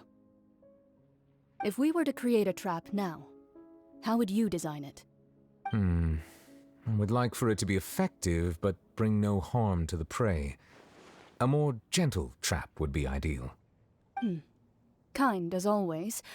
However, our intention doesn't necessarily change the containment device and the type of implement we need. If we wanted to kill the prey in one strike, we would need a powerful implement. However, that also goes for prey that must be captured and safely contained. Wait, why's that? Only a hunter who's a true expert at subduing their prey can snare it without harming it. The line that divides life and death is often exceedingly thin. So are we going hunting together?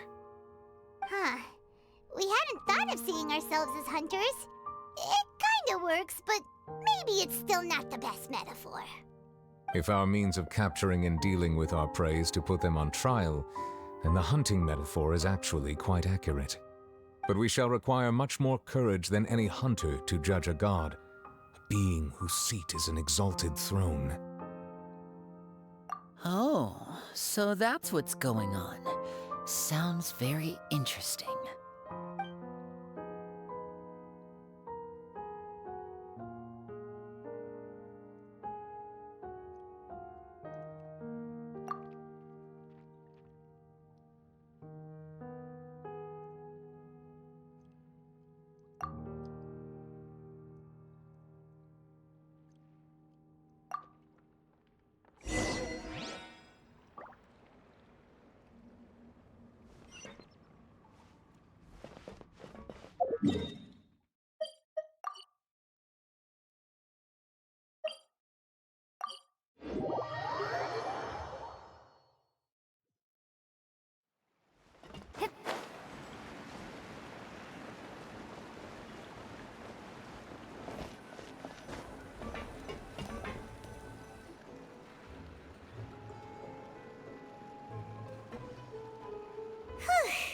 It's been a tough few days, hasn't it? So much has been happening. Paimon didn't think the meetings would go on for so long, but everyone seemed pretty fired up, huh? Paimon thought they'd be at least a little frightened. Well, Remine was, now that Paimon thinks about it, but everyone else just looked a little surprised. Well... It's hard to say. Paimon doesn't have any experience with this sort of thing. But with you around, Paimon sure will do great. After all, you're the most reliable person in the world, aren't you? Huh? Did you just pour some tea? Paimon didn't notice you doing that at all. Then what's that? Paimon's never seen that cup before. Don't be frightened. I'm just joining you two for tea. I merely refrained from saying anything till now. Who's that voice? But there's no one here. Ah, have you forgotten me already? Wait, you are familiar. You're the voice we heard from the sky in Sumeru. The voice from the sky, I fear that description is wrong. Though, not completely wrong. You're feeling lost now, just as you were feeling previously. I sensed that confusion and thus came to you. Guiding people is an irresistible hobby of mine, after all. Consider me a passerby, just accepting a commission from my friend's disciple on a whim.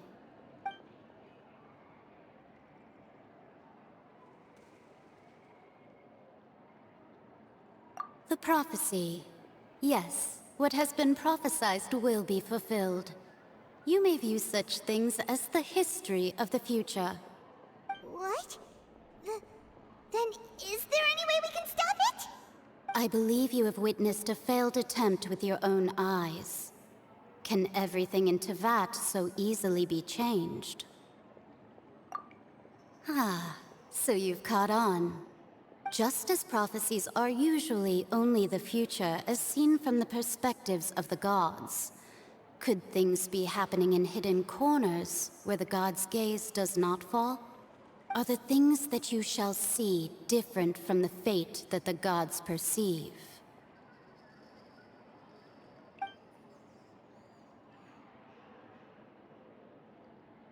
What is she talking about?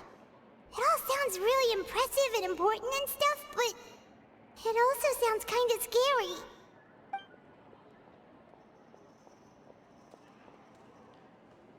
I believe that you understand, right? Some things are insignificant, but others you must reach out to change. Ultimately, fate shall serve as your only guide, no matter what will happen in Teyvat's future. All you need to do is to play your part. This was good tea, by the way. Thank you for your hospitality. Well, that'll be all for today. The voice. It's gone.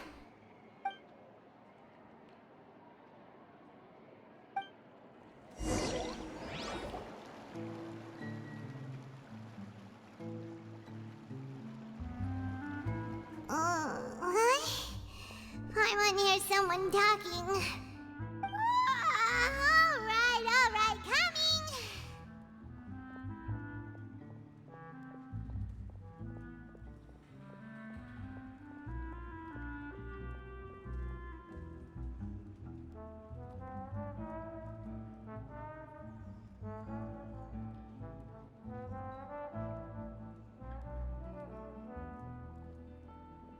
Hey, it's you who's getting lazy, okay? Well, I see I've walked in on some lively banter. Mona! Fine, just fine.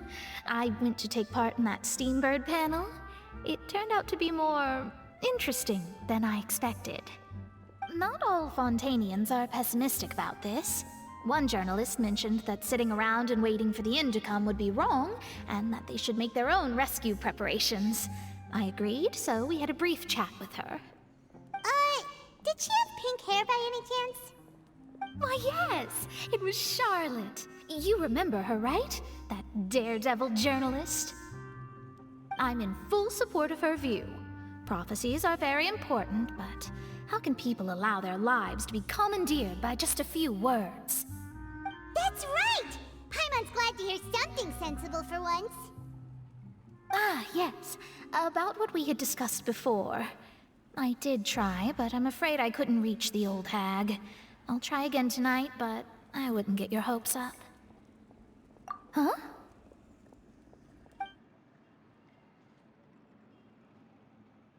Goodness gracious. Are you serious?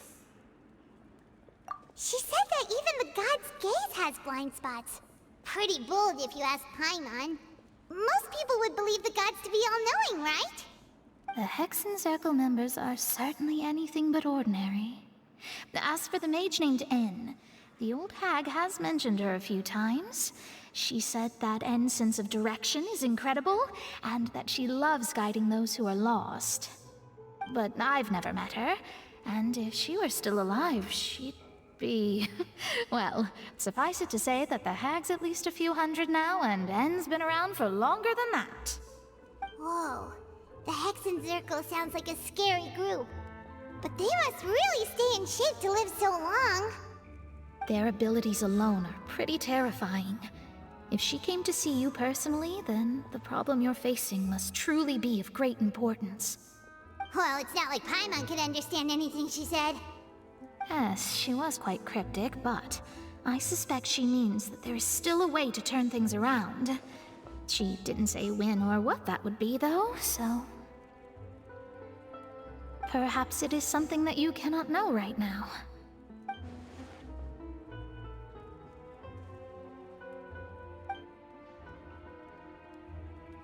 Traveler, Paimon, are you two all right? Oh, we're fine. We're just a little down right now. It kind of feels like the end is coming, you know? I see. I feel that same sense of desperation, too. I guess you could consider me someone who has often witnessed fate. So far as I have seen, it cannot be swayed. But even so, I still hope for, and believe in, miracles. Astrology is eternal and rational, but fate may not be. It is cruel, but it can also be beautiful. Perhaps that's what En was trying to tell you. Not to lose heart, and to believe that what you are seeing playing out before you is not yet set in stone. I did originally think of steering clear of all this, but I couldn't. Even if this is all futile, I still wish to help everyone. If we don't struggle to the last, then how can we face the end when it comes? Huh. You do have a point. There I go, talking about astrological principles again. Sorry about that. The moment I start talking about work-related stuff... I need to get going. It was worth trying to comfort you, even if only a little. I believe that you'll help those who are struggling in the same way I did.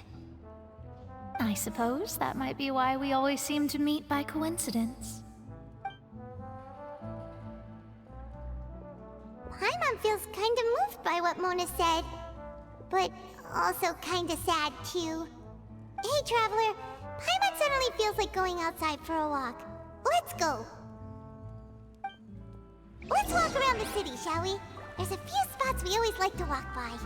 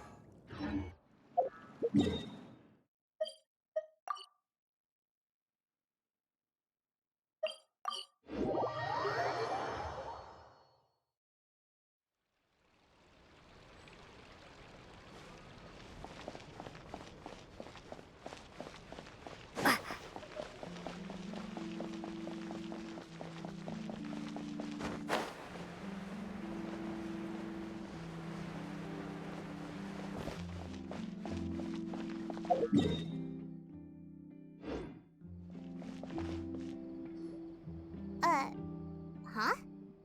Our names are written in this newspaper. What's going on?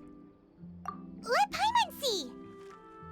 The underwater stronghold, the Fortress of Meripede, has continued in its noble autonomy, but that does not mean that others cannot interact with it.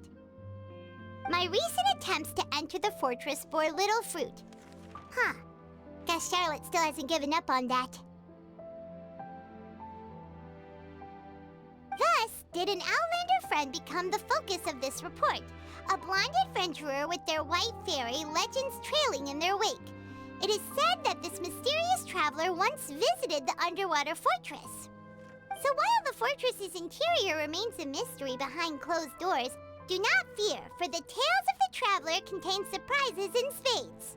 Journalist Charlotte's biggest scoop yet, the Traveler's Trail, World Walker. Huh. Charlotte took so many awesome photos of us and we never even noticed her! She hasn't been able to get a hold of anything at the fortress, so since we're easier to find, she's using us as the subject matter instead? Ugh, seriously? Well, fine. Those headlines and photos do look cool, so Paimon will forgive her this time.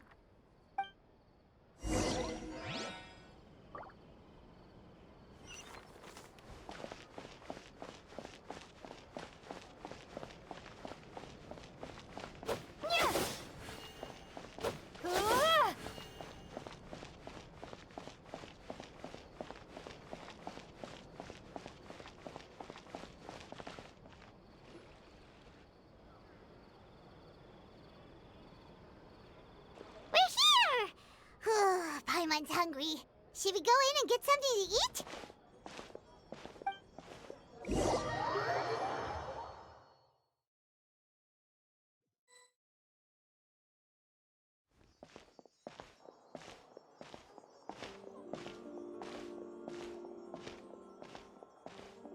Hey, quick! Look!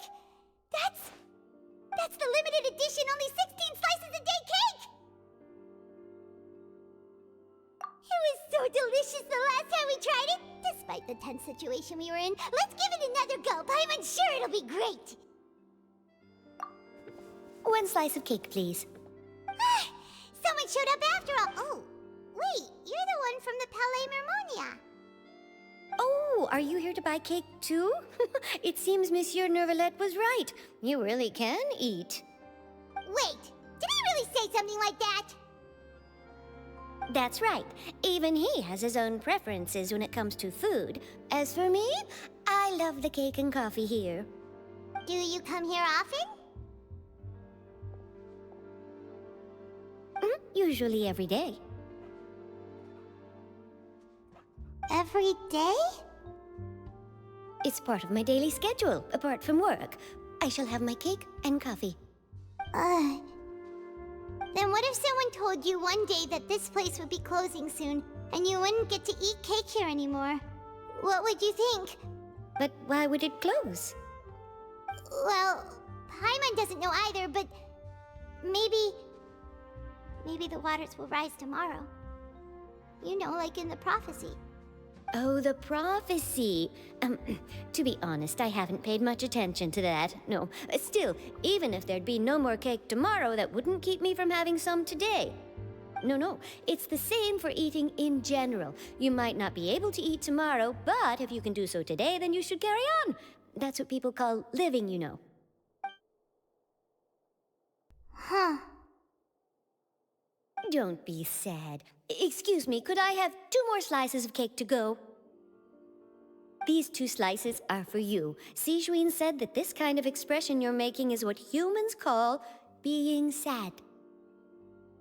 Oh, you know Sijuin? I sure do. She was born before me, and she sometimes comes to the surface to teach us things about humans. She said that humans are creatures that are saddened easily, yes, and you can only lift their spirits by feeding them delicious food. So please try the cakes here. I've got something else to do, so I'll be going now. You two try to stay in a good mood after eating, all right? Bye!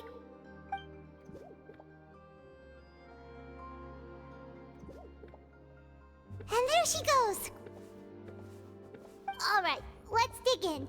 Paimon's sure this cake will be delicious.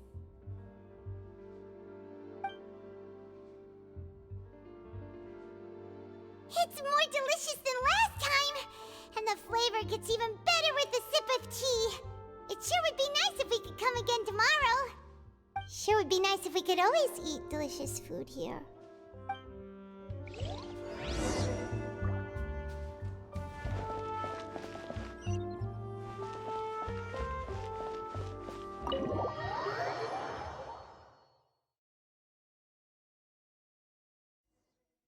Oh, we're near the Steambird office. Let's go look for Charlotte and have a chat.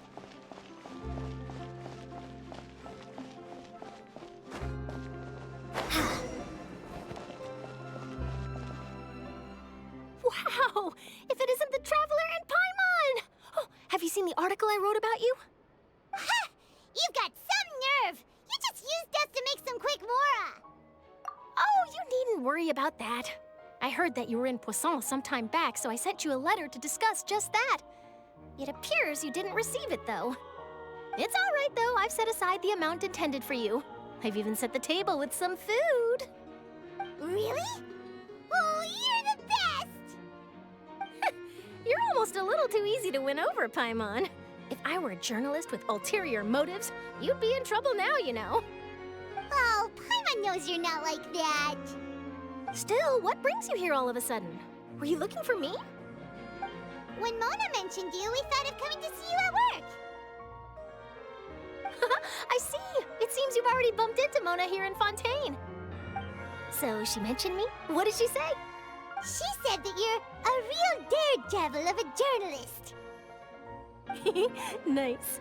In which case, can this daredevil journalist dare to request an exclusive interview with the legendary Traveler and Paimon? Huh? So your article in the paper today doesn't count? Oh, of course it doesn't. That was more like live photography. What I'd like to do is dive deeper and ask you to talk about the things you've seen and experienced. Yeah, are we even qualified enough? Why not? If I say you're worth an interview, then you're worth it. But not right now, of course. I'll need a few days to prepare. Oh, in that case, we'll just chat when you have the time then? Oh, so that's a yes? Ooh, splendid! I'll tell the editor-in-chief immediately. I'll have to apply for lighting, a venue, some props, and... Whew, so much to get done now. Talk to you later. Wait, Charlotte, Paimon's still got a question for you. And what's that? If, just for example, Fontaine were to be flooded tomorrow, what would you do today? Huh, that's the prophecy you're talking about, isn't it? I mean, I do hear about it often, but I've never once thought that the day could be tomorrow. If you're seriously asking, then I might try and think of a way to leave Fontaine. Oh, but I'm still a journalist first and foremost. That means I have a duty to be reporting from the scene. And secondly, I wouldn't forsake my homeland that easily. From what I've seen, most people don't know what they'd do should the worst come to pass. In truth, it might be better just to behave like normal rather than worry over such an end. So in all likelihood, I'd probably still be prepping at the office for that interview of ours. I know what you're thinking. That sounds a bit sad, but I've always believed that it's best to do what you enjoy. Just think about it. If this nation really were to be suddenly destroyed tomorrow, but I still successfully finish an exclusive interview with a truly unique person, then the story I would wind up writing would truly be timeless. And then do you know what I'd do? Well, I'd write that story, send it for printing, and use messenger pigeons to get copies out to the various nations as soon as possible. I'm not a dreamer, nor am I a workaholic, but I do love my job, and I'd be proud of leaving such an article behind. I guess you could say that I was born to be a journalist. But anyway, that's my answer. And on that note, I'll get back to my preparations. That's so nice. All of a sudden, Paimon actually kinda envies her. Anyway, let's go and take a look at the sea, shall we?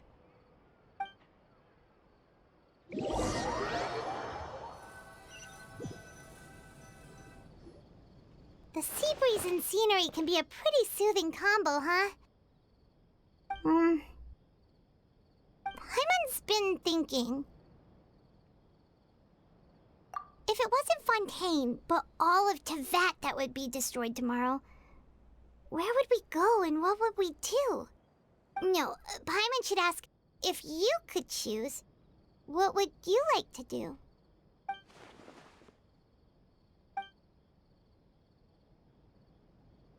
We've always been moving to the next destination, so we haven't spent much time thinking about these kinds of things.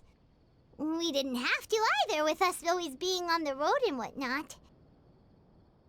You mean, still traveling? Huh. Wait, isn't that what we've always been doing?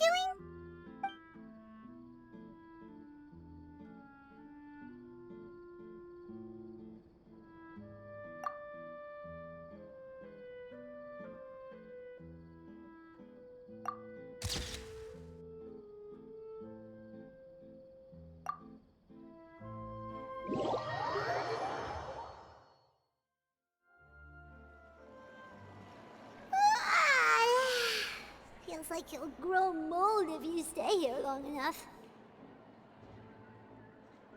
But it's still better than the Fortress of Meropide, that's for sure.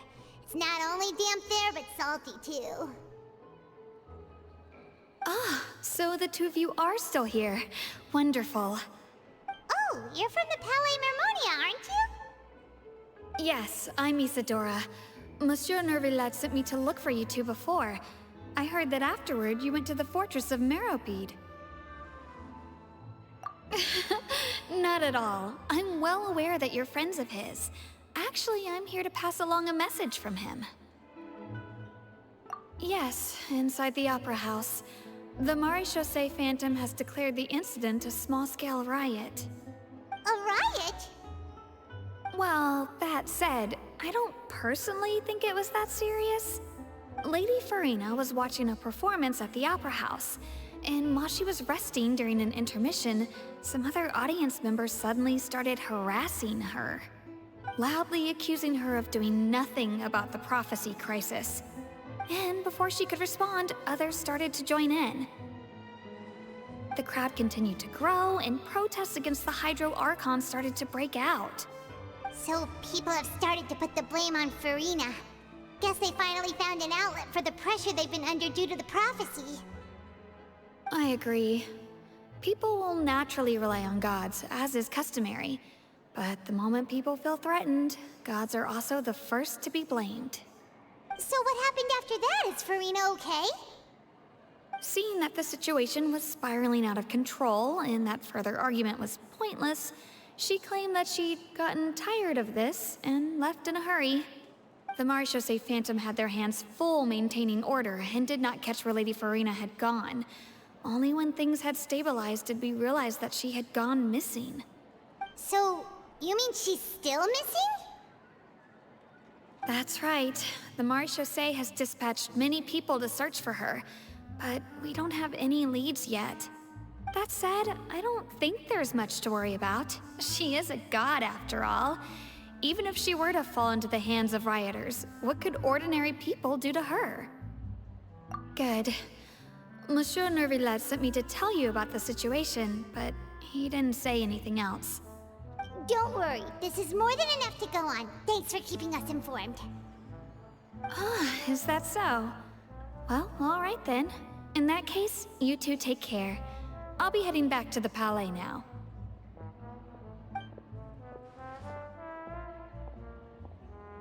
Well, sounds like we should hurry over to Poisson then. If we know Farina, she won't try to fix things in this situation. Instead, she'll look for a place to wait out the heat. And as we also know, she may be loud and dramatic, but she doesn't have a heart of stone. When Nervillet was talking to her in the Palais Mermonia, and she heard about Poisson, she couldn't hide her sadness and remorse. It would be hard for her to ignore being accused by the public today. Paimon thinks Farina's probably taken the opportunity to slip away to Poisson and try to relieve the sense of guilt that she's feeling. Huh. Well, what do you think? Paimon knows the answer, of course, but Paimon can do the analysis to back it up, too. Cool, huh? In that case, there's not a moment to lose. Poisson, here we come!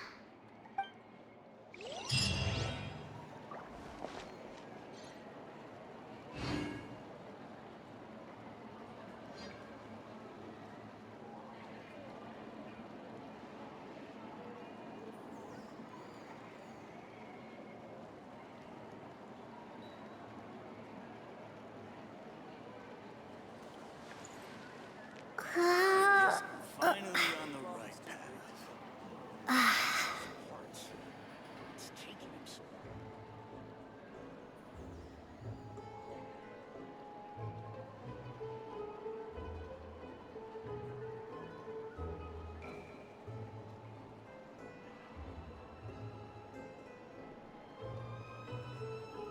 I guess I'm finally on the right path.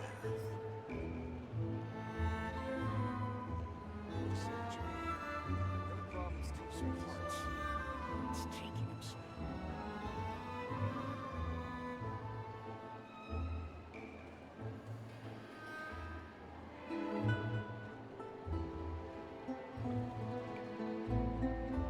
I guess I'm finally on the right path.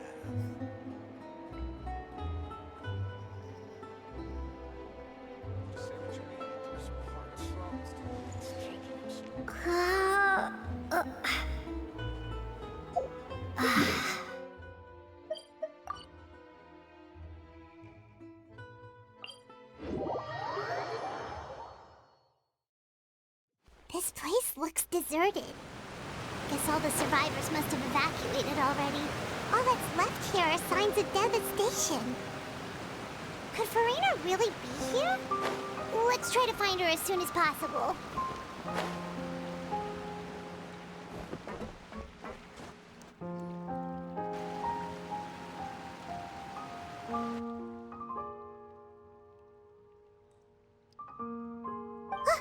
That's Farina, right over there.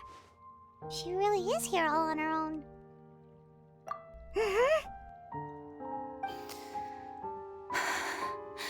Should I just give up?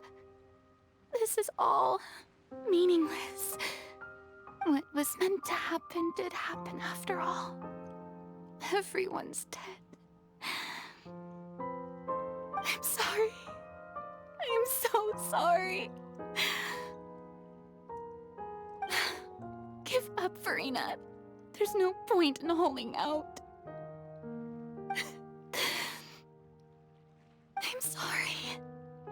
But what can I even do other than to repeat meaningless apologies over and over?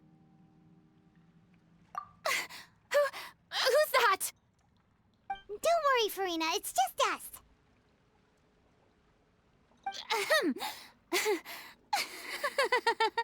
So it is you, blonde traveler from another land. Why, I almost thought you were someone from that mob of my ignorant subjects, come to kneel and beg for my forgiveness. Farina, you were crying just now, weren't you? The tear stains on your face are obvious. What do you mean, tear stains? Oh, I remember. The show at the Opera House earlier this morning was so moving. I'm still trying to process it. Who did that uncivilized rabble think they were, disturbing my enjoyment of the arts? They even dare to tout their Archon! I must teach them a lesson. I can just imagine their twisted and frustrated faces once they realize that I'm nowhere to be found. Oh, and I'm sure Nouvellette and those people from the Marish Chaussee Phantom are freaking out right next to them, too.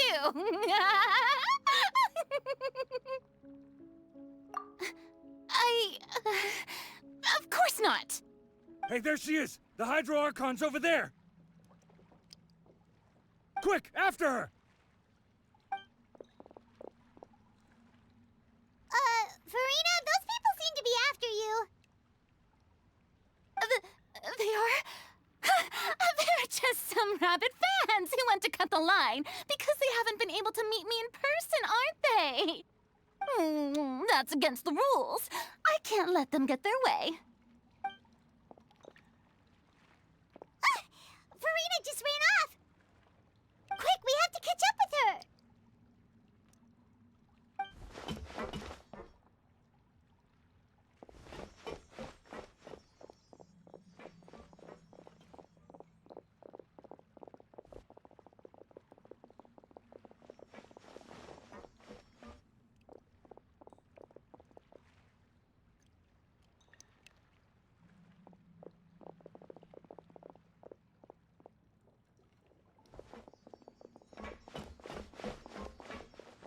This should be the place, right?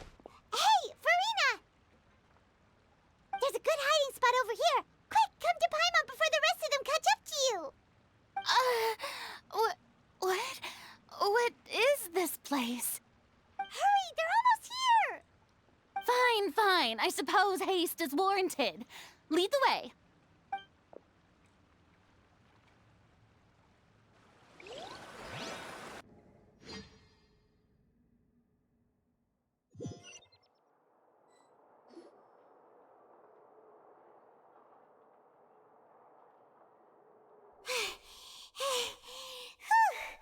Paimon's exhausted.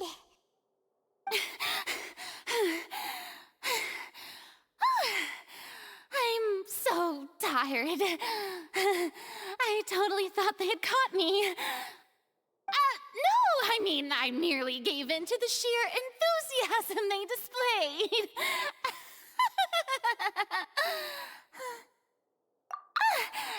You're right. Yep, that's a good girl.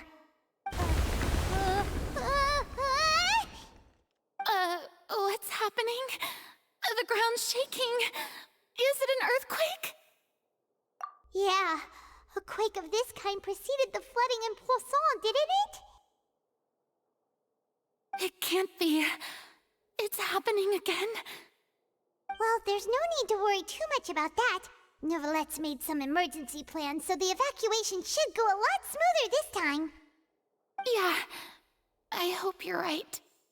But the people of Poisson, they've already...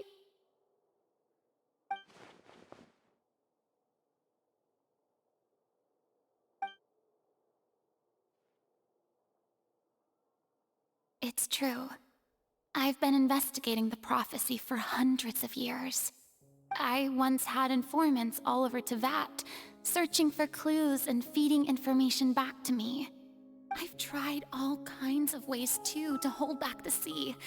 Anything to keep the coastline from advancing. But all my efforts proved to be futile in the end. Really, the truth has been clear to me for a very long time. We cannot make an enemy of the divine. No matter what we do, the will of the heavenly principles will have its way, and the prophecy shall be fulfilled. Give up.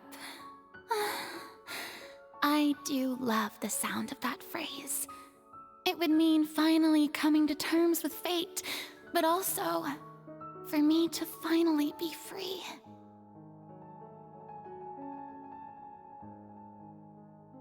Indeed, I've thought about giving up so many times, especially after we almost lost Poisson.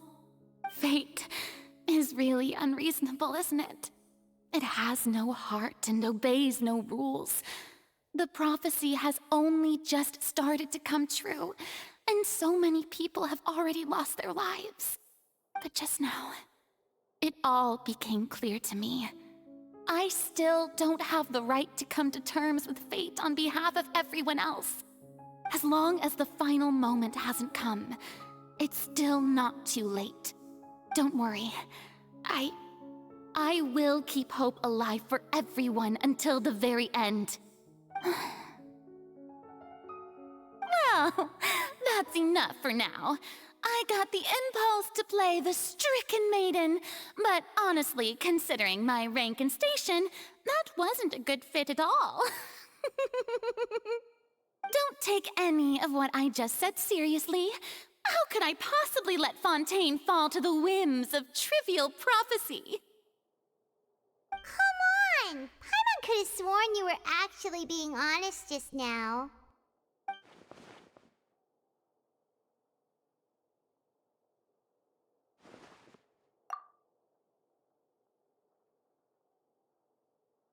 Share my burden. That's impossible. It was fated right from the start that this would be my duty alone.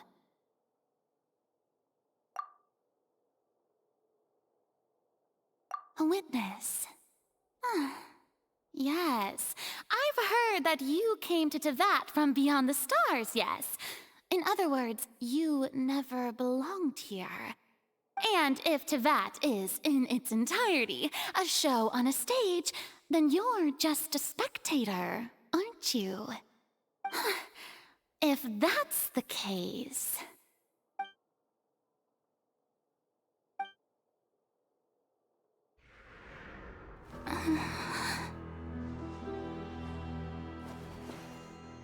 I...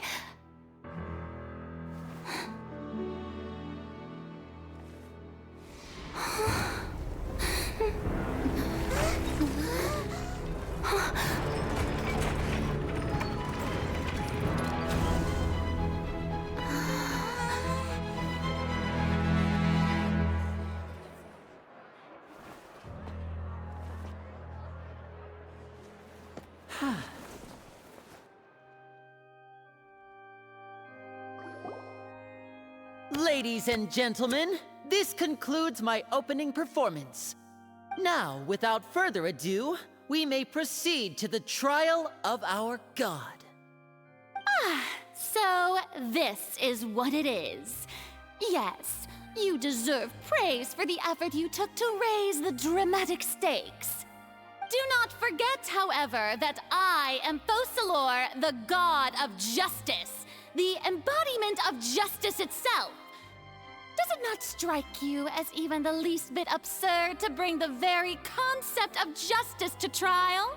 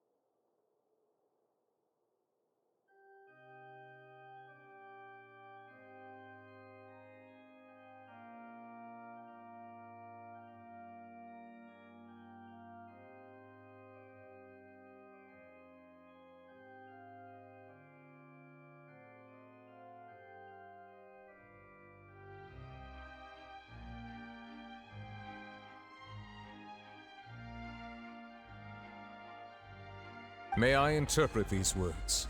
as your refusal to stand trial.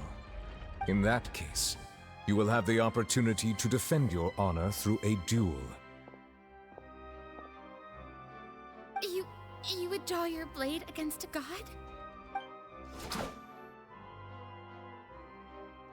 I see.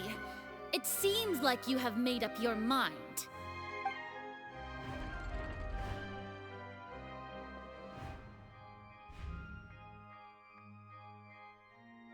Paimon can't believe it. She just surrendered. What the heck is going on? Did I just see an Archon surrender to a human? Wow, how utterly humiliating. Lady Farina, what is the meaning of this? It would seem that there has been a misunderstanding. To be clear, the raising of both hands is not always an indication of surrender. Looking for excuses again, huh? I raised my hands just now to indicate my acceptance of the trial. No duel shall be necessary. I will admit that I've been running away for a long time. I'm sorry, everyone. I was unable to protect the people of Poisson. It is my duty to stand trial for my crimes. You are not the only ones to be disappointed in me. I, too, am exceedingly disappointed in myself. But now, it is time for the Hydro Archon to show you her courage and resolve. I, Farina, will use this trial to show the world the true meaning of justice! This time, I will protect you. Applaud and rejoice! One of the most outrageous and fantastical arcs known to the opera epiclese is now unfolding before your eyes. Mark my words, this shall be one of the most exhilarating and brilliant shows ever to grace the stage of Fontaine! The trial of the Hydro Archon, Focalor, will now begin! Woohoo! Oh, now we're making history! Why does it feel like Farina just took over the whole thing? Like, come on! Didn't she just get forced to stand trial for her crimes? Also, even though she's still acting super dramatic, she is taking this seriously this time, right? All right, then. Who will be my opponent in this trial?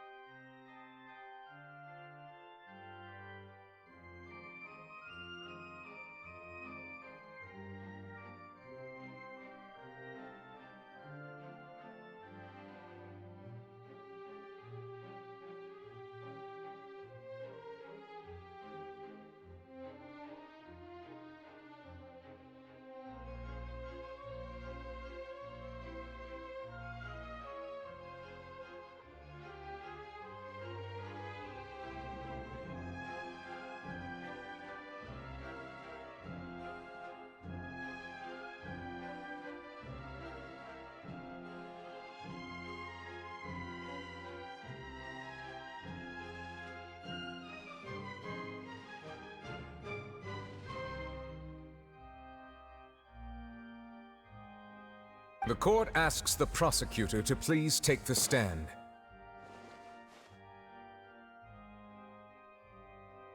Is that so? Very well. Then please speak, witness of Tivat, my accuser and fated opponent.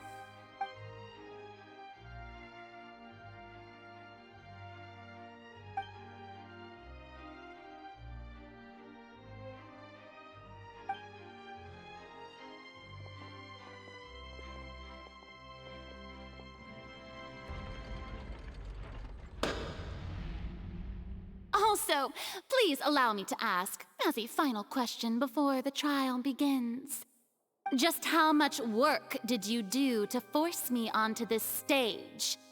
Well, we did do a lot of prep after the meeting that day.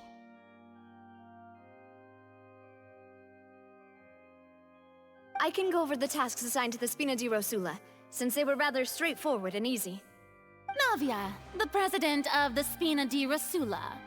Most of the people who participated in the disturbance this morning were my subordinates. They changed into plain clothes and came to the Opera House as regular audience members, waiting for the perfect opportunity to incite insurrection against you. The people's resentment against their Archon has been building as more and more of the prophecy is fulfilled. A spark was all we needed to turn smoldering anger into a flame. Moreover, according to our understanding and analysis of you, when something like that occurred, you would likely flee the scene and head to Poisson by yourself. So, we arranged for a second group to lie in wait there. So, you mean, the ones who scoured the settlement for me were also from the Spina? And their goal was to force you to step into the giant magic box so you may personally participate in the greatest magic performance in all of Fontanian history.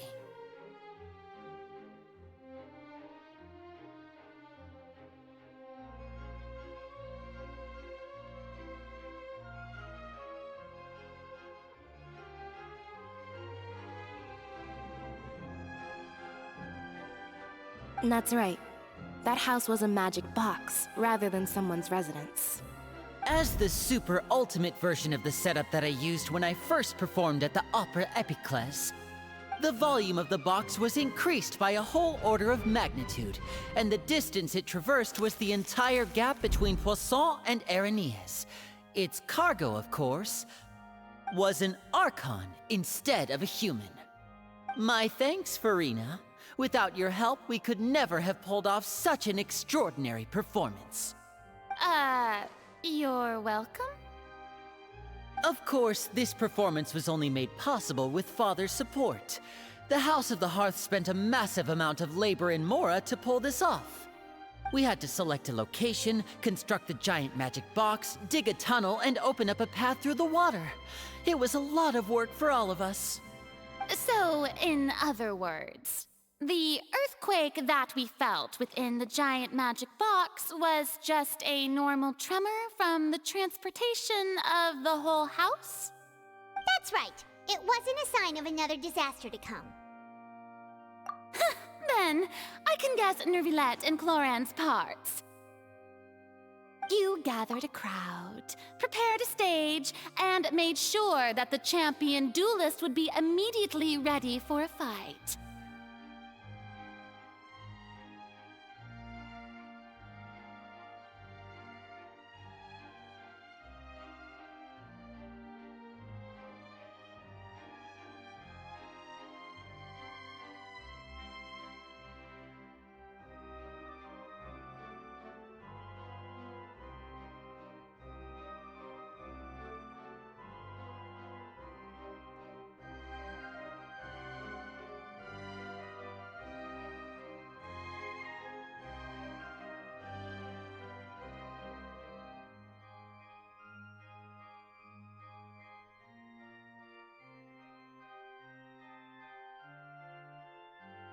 So that as soon as I appeared on the stage, the trial may commence without a hitch.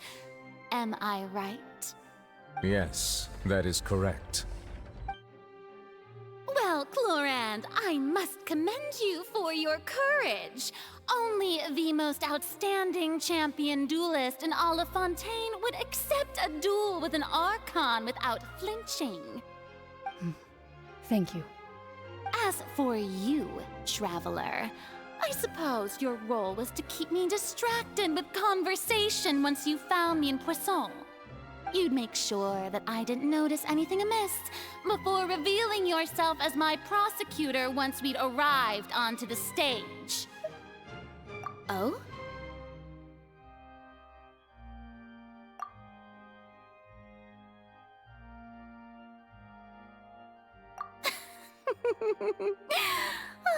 Is that so? Then I suppose I must have missed my final chance. It's fine. It matters not. What's done is done. The stage is already set, so there's no reason to disappoint the audience. Let's see this trial through to the very end.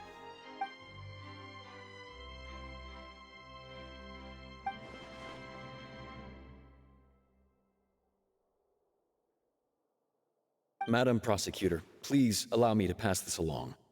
This is a document that Miss Charlotte applied for and received permission to share with you during the trial. According to her, it should speed up the proceedings. Huh? Charlotte wanted to give us something? Oh, so she's here too! Hey, Charlotte! Oh, let Paimon see. Isn't this the exclusive interview that she did with us before? So she's already finished it, huh? Wait, then that means this document is a perfect timeline of everything that's happened ever since we stepped foot in Fontaine! So in other words, we can refer to this anthology of evidence every time we want to use something from our journey as evidence for an argument! Let's quickly confirm the information in it. Just think of it as a refresher, alright? You defeated the Hydro Archon in the very first duel you took part in at the Opera House. That's one for the history books, all right.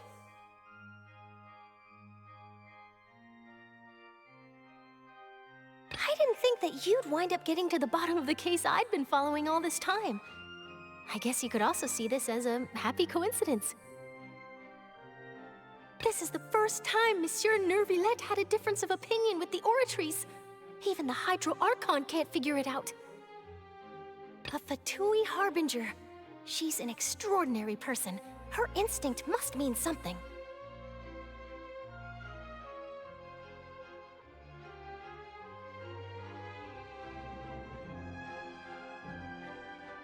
The fortress of Meripede was almost destroyed in a single day. That I didn't witness that scene personally will always be a source of professional regret, I think. According to Monsieur Neuvillette, both Child and that whale should have been in the primordial sea at that time. I nearly lost my awesome friend Navia. To be honest, that still gives me shivers.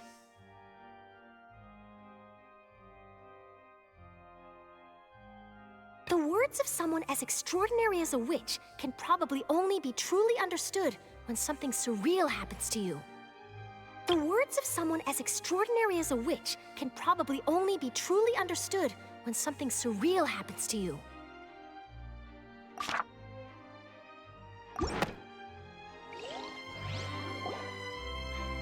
The prosecution and the defense are both in position. The trial shall now begin.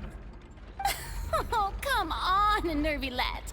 There's no need to repeat all the unimportant legalese. Just fast forward to the part where the prosecution lays out my offenses. As the defendant and the lead actress of this performance, I still haven't even been informed of my supposed guilt in all of this. Of course, it is only natural for humans to struggle to understand the actions of a god. However, you will need more than that to convict me of a crime. That's true, but my charge here is unrelated to your conduct as an Archon. Instead, I would like to charge you as a fraud who's never been the Archon in the first place. Wait, what was that? Lady Farina's a fraud? Hey, I came here thinking that we were going to try the Hydro Archon for forsaking her duty, but did I hear that right? She's not our Archon at all? Charge accepted. Lady Farina, do you plead guilty to the charge? Lady Farina. I plead not guilty. How can I be guilty? There is no way that I, Focalor, otherwise known as Farina de Fontaine, a member of the Seven and the Regina of all waters, kindreds, peoples, and laws of Fontaine, could be anything other than your true Archon. Yeah, even though Lady Farina can be rather eccentric, isn't it going too far to doubt her very identity? Yeah, I've never questioned her identity either. Sure, Lady Farina can be super irresponsible, but what grounds does that prosecutor have to make such a huge claim? I have cause to believe that common sense will prevail in this case. Many of the members of the audience have known me as the Hydro Archon ever since they were born. There would be no fooling their memory. See? Even the Oratrice has decided to show me its favor. Are you sure you want to commit to a charge that will never be upheld? If you wish to drop the case, I can promise you as the God of Justice that you will not have to face trial for making a false accusation. We will treat everything that's happened as a dramatic spectacle and move on with our lives. What do you say to that? Huh. An argument with near impossible odds, huh? We have to not only refute Farina's claims, but also overturn the long-held beliefs of the people. Well, I tried to give you the chance to surrender. If you must persist, then let me ask. If you believe I'm not the Archon, then what manner of being do you think I am? And if I was not the Archon, then how did I manage to live for over 500 years?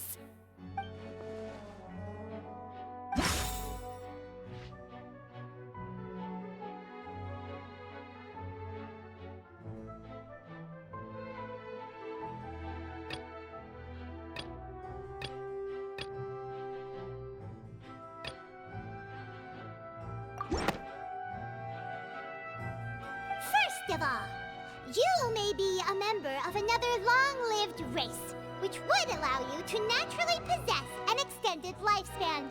And second of all, even if that wasn't the case, there could be other ways to extend your life. Who gave you that idea? Was it the knave? You'd sink so low as to use a harbinger's words against me. A curse? I once thought it possible that the aura of an Archon might naturally resemble a type of curse. But in light of this claim, perhaps what I sensed was not your divinity, but a curse after all. You sensed it too, huh, Nervalet?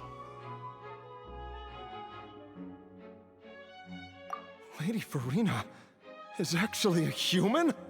Well, it is true that it's extremely difficult to tell humans and gods apart just by looking at them.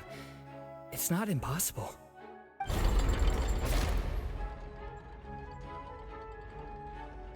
Well, don't start celebrating too early now. Even if I have been carrying a curse like you said, how does that prove that I am merely a human being? Besides, everyone knows that the main difference between a human and a god is the possession of authority. Gods can do what humans cannot. That's why they're worshipped as gods. For centuries, manifestations of my authority have served the nation of Fontaine. One need only to turn their eyes towards the Oratrice Mécanique d'Analyse Cardinal in this very opera house, or consider the endemnitium that is used in every aspect of life.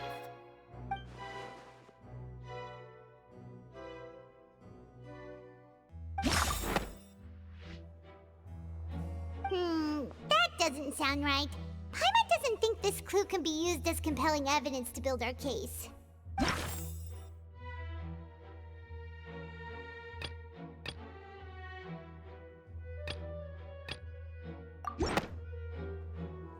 You tried to reference the Oratrice, but weren't you as confused as all the rest of us when the Oratrice declared Child to be guilty without any proof?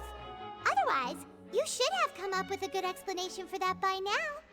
Didn't I make myself clear at the time? The decisions of the gods are naturally difficult for humans to comprehend. There is no need to provide an explanation. Lady Farina, I believe a reminder of your current circumstances is in order. While the court is in session, the principles of justice and the law must come before all else.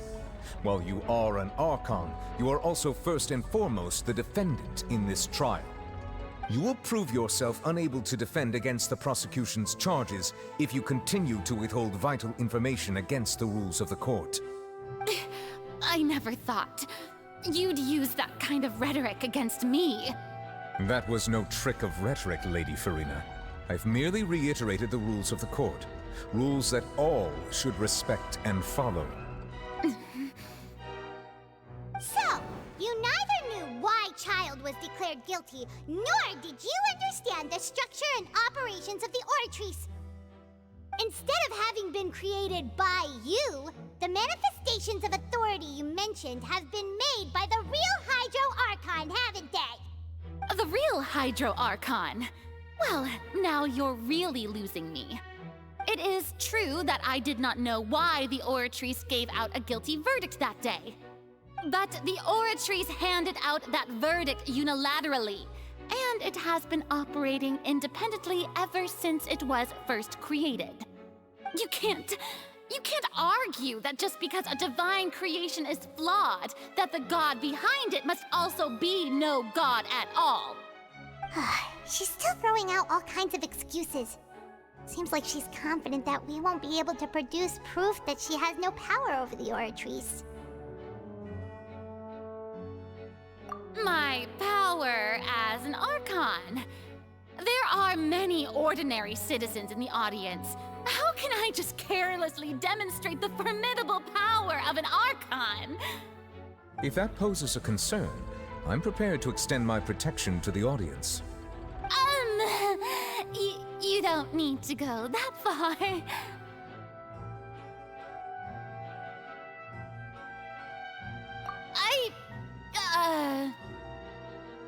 Aren't you the Hydro Archon?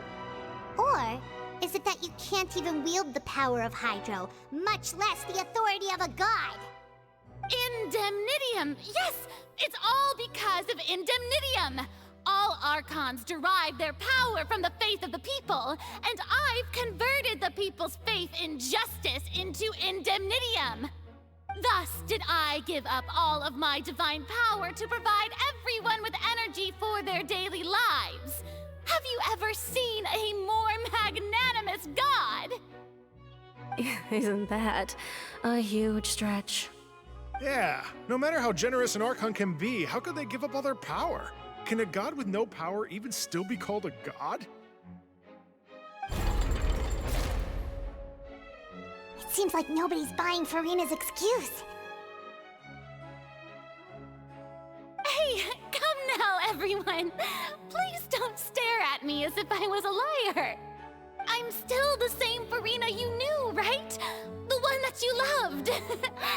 Shouldn't you want to believe in me? Please? You've got to believe me! If what the prosecutor said is true, she really has committed a grave offense. Did she deceive all of us? And all of our parents and grandparents too? And all of our ancestors? Ever since they were born? Enough! That's enough.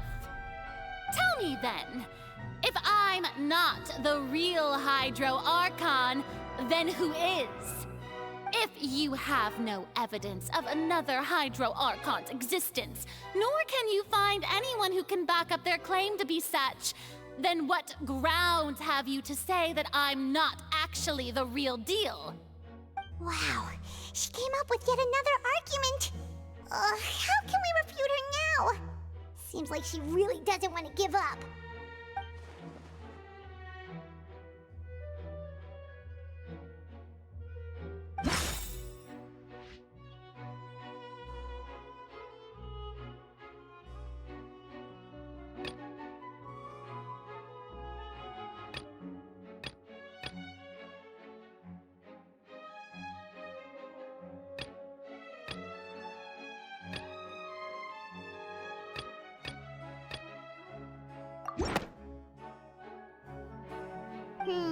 That doesn't sound right. Paimon doesn't think this clue can be used.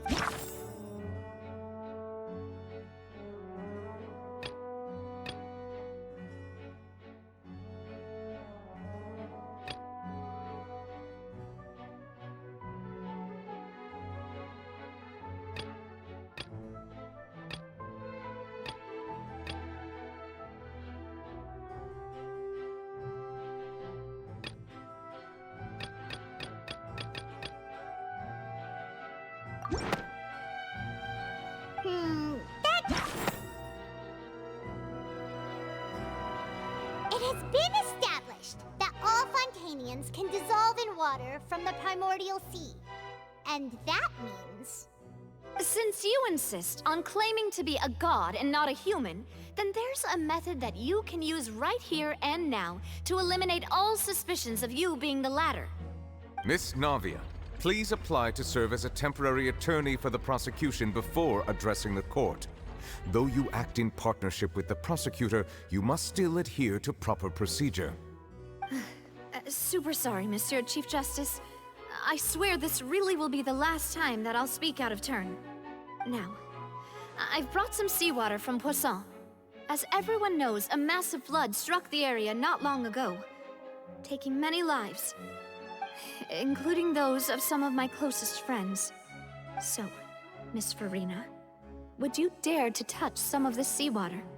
If we are to believe that you are indeed the real Hydro Archon, touching this seawater would have no effect on you. All it should do is strengthen your case.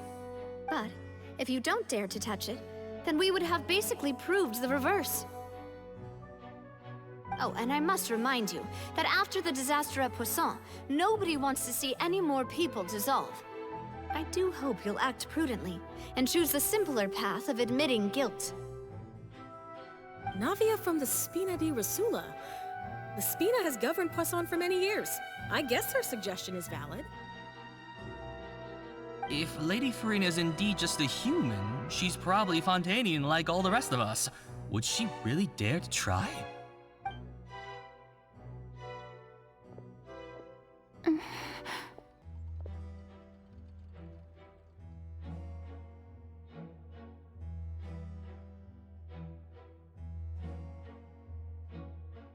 Lady Farina, this test has been unilaterally proposed by the prosecution. As it falls outside the realm of standard court proceedings, you possess the right to decline participation. Well, of course he had to tell her that. But refusing to participate is basically the same as a confession of guilt. She's just staring at the water without saying a single word. It really does seem like she's quite terrified of it. That could only mean... What's going on? Is she really planning to... that's not what we thought she would... Due to the inherent risk of the test, Lady Farina, you may... What? Hey!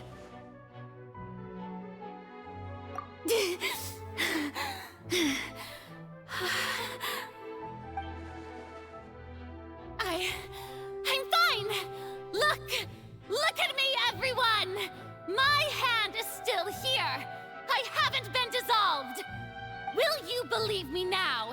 I really am your Archon! I'm nothing like a normal human who would fall apart as soon as they touch this water! Really, was this not the most obvious thing in the world? Miss Siegewien? If you're present, Miss Siegewien, please come forward and attend to the defendant. Siegewien? Don't be nervous. It'll just take a few seconds. Let me see. That should be enough. Please announce the results of your evaluation to the court, Miss Siegewien.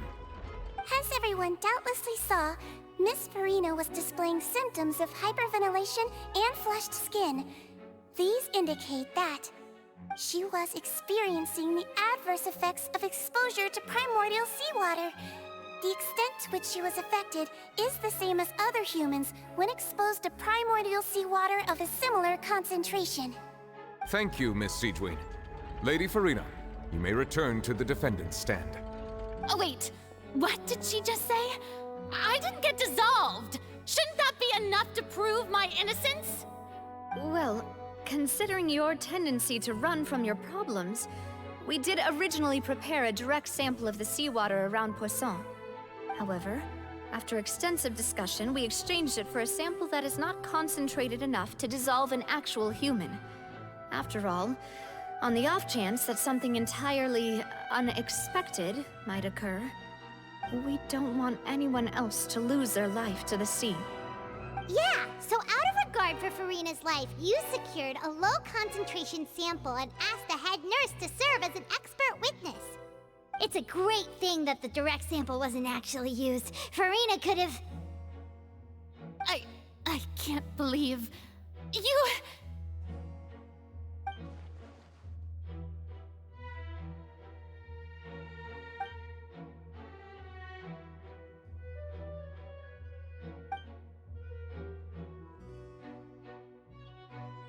Listen to me, everyone! Please don't give me such cold and disdainful looks! What happened just now didn't prove a single thing! Think about it!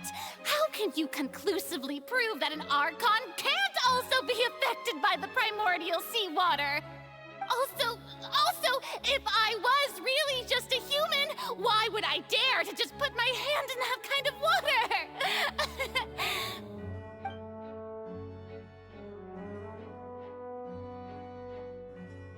Please, everyone, anyone, just listen to me!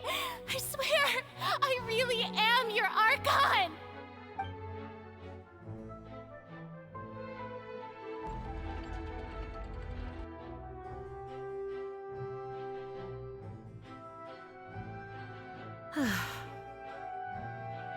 I don't think anything she says at this point will sway anyone. The odds are just too stacked against her now. With all the things that have been said, Paimon doesn't think there's any way left for Farina to win. I believe the time for arguments and presentation of evidence has come to an end. If there are no objections, we will move on to the final judgment.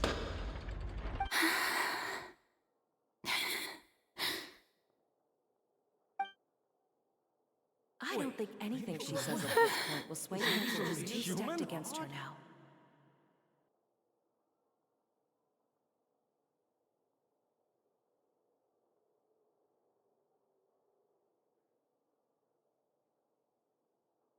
In my capacity as Chief Justice, I shall now render judgment on Farina's misrepresentation of herself as the Archon of Fontaine. As a human who knowingly deceived her fellow citizens, Farina is... guilty.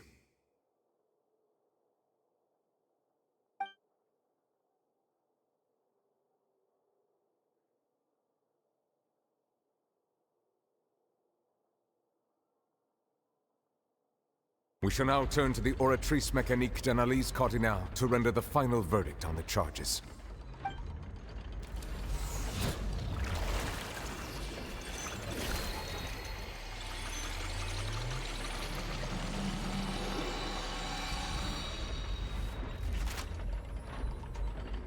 According to the judgment of the Oratrice Mécanique d'Analyse Cardinale, Farina is...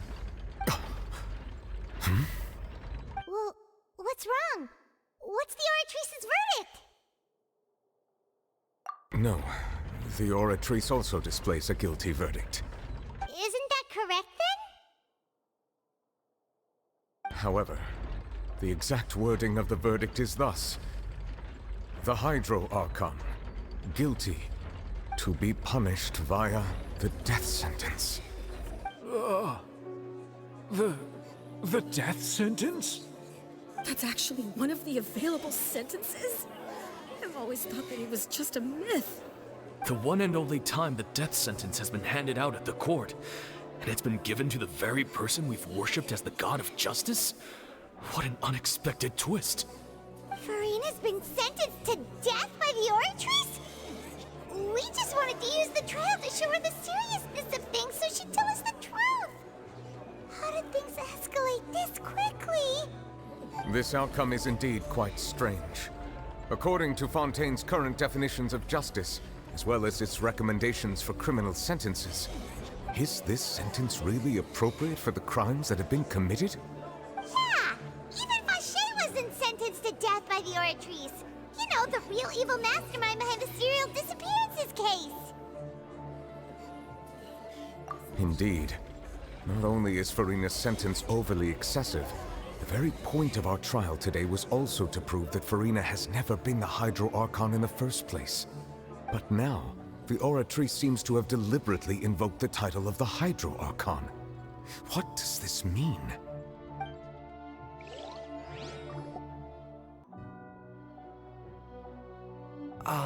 Excuse me, if I may interrupt.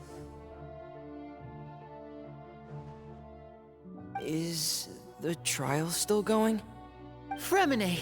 Huh, you finally made it. I assume this means you've completed your mission? Mm-hmm. Any mission Father assigns to me will always be top priority.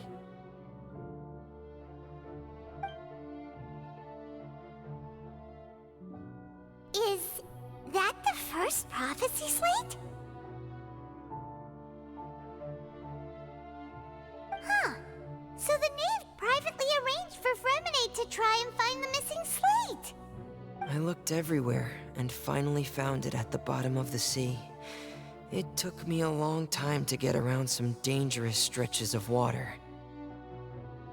But has the trial already concluded? Then doesn't that mean I've come too late? Oh no. Father will be disappointed in me. Thank you for your hard work, Mr. Fremine. Please allow me to review the record left on the slate. Traveler, I believe that you have already seen the other existing slates, and would like you to come here and confirm their contents.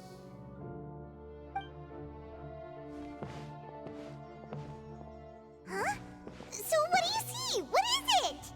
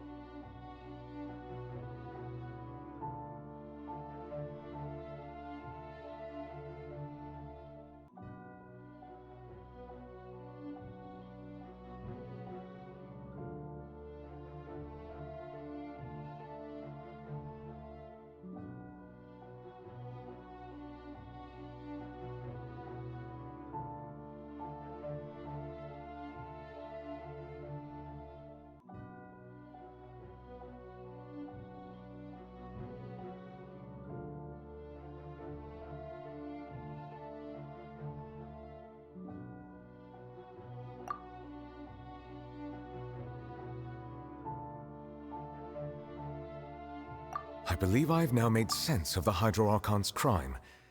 It has to do with Fontaine's lost history. Huh? Isn't the Hydro Archon just guilty of deceiving her people? Oh, wait, no, that's Farina, and we've already proven that she's not the Hydro Archon. So when you say Hydro Archon, do you mean the real Hydro Archon we've been kinda talking about? In truth, everything that you've encountered in Fontaine up until this point can be traced back to the contents of these stone slates. However, I'm uncertain as to how much sense they currently make to you. Okay, let's try to recall the contents of the other 3 stone slates. Paimon will do her best to help you remember.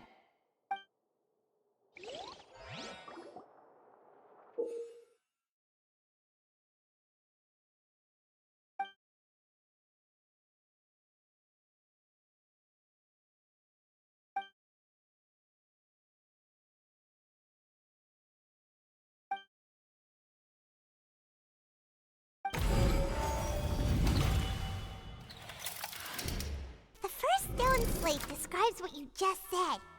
It seems to show the previous Hydro Archon using her divine power, and then the Oceanids turn into humans. Does that mean that Fontainians are transformed Oceanids? Oh, Paimon wasn't expecting that.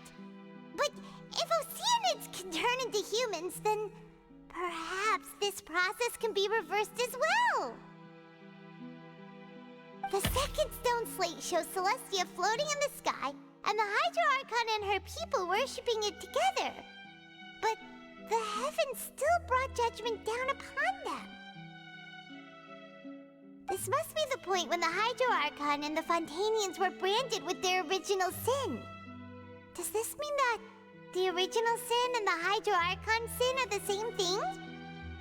The third slate shows the Hydro Archon sinking into the sea surrounded by many people. That reminds Paimon, didn't we also watch that happen to someone else?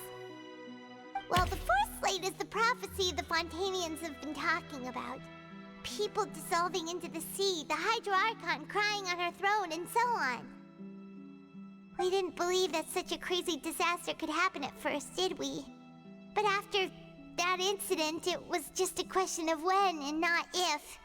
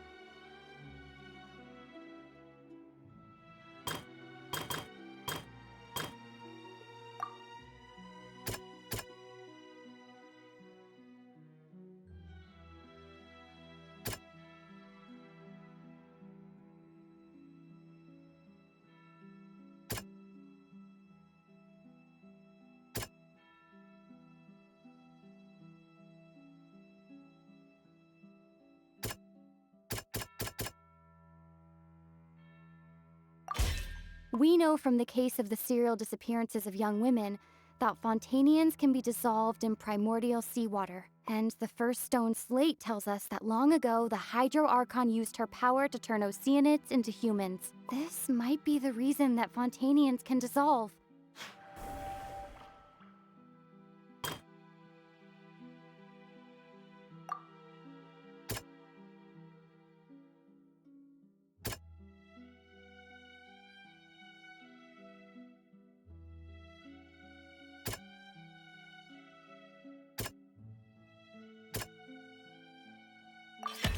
Perhaps what is about to take place has all happened before. The true sin of the Hydro Archon that Nervilette mentioned, and the original sin cast down on the people of Fontaine by Celestia as recorded on the stone slates.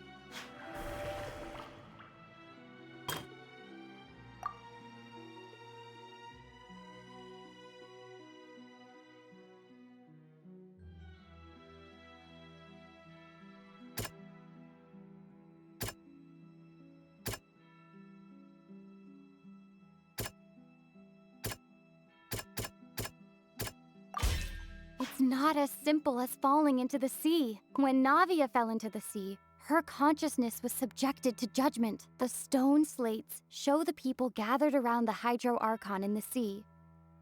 Could that be alluding to the same thing?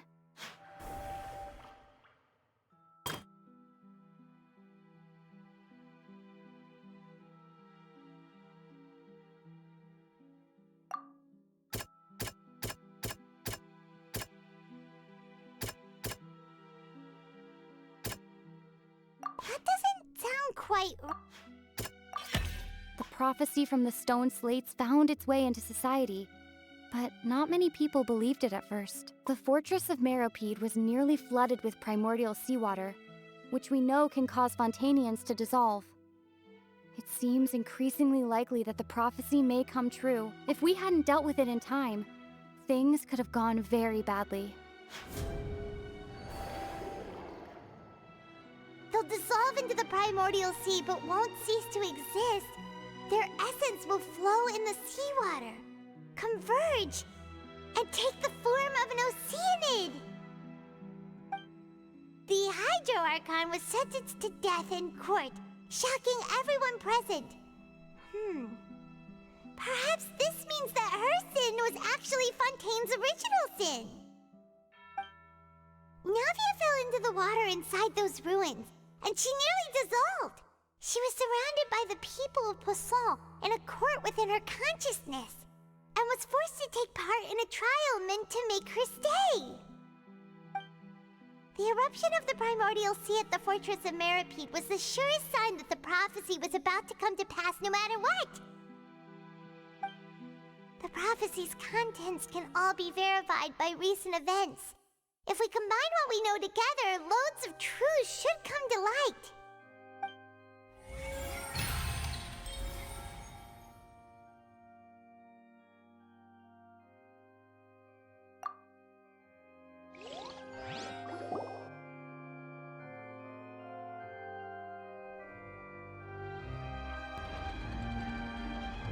Huh? Oh, Paimon gets it now! So that's how you can make sense of it.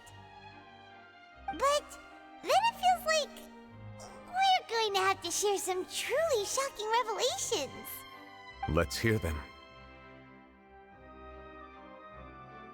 Incredible. Linny, did you hear that? We're not real humans.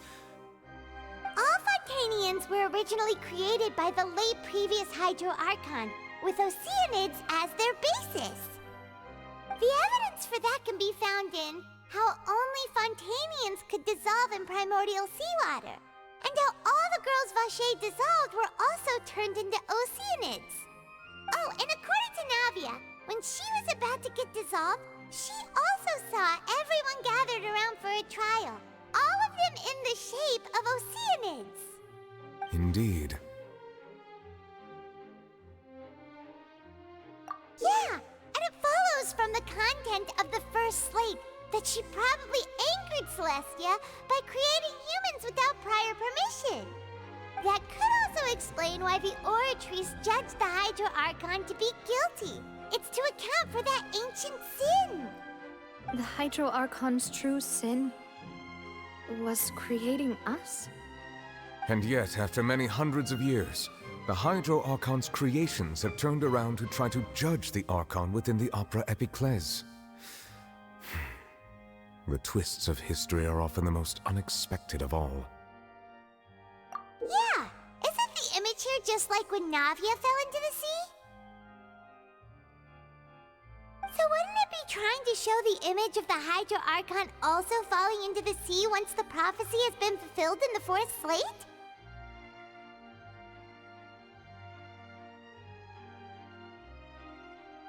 In the end, the people will all be dissolved into the waters, and only the Hydro Archon will remain weeping on her throne.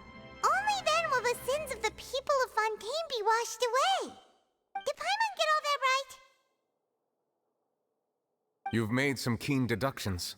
I must say, given how much you still don't know, it is impressive that you've already managed to connect so many pieces of the truth. However, while you were able to decode all the information on the slates, they've also been etched with an additional layer of hidden information using a different power source. When we were at the ruins, I tried to decipher the hidden information recorded in the slates. But since we only had 3 slates at the time, I was unable to come to a full conclusion. Now that the slate collection is complete, I shall make another attempt to decipher the narrative recorded within. If everything goes well, we should finally be informed of the unadulterated truth.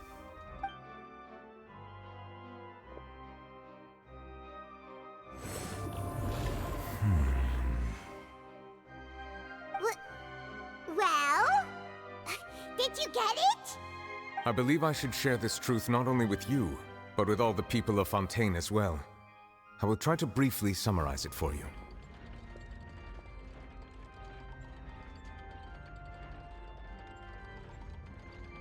Your hypotheses regarding the origin of Fontanians and the sin of the Hydro Archon were both correct. In the Fontaine of old, the previous Hydro Archon sensed the yearning of her Oceanid familiars for life on land.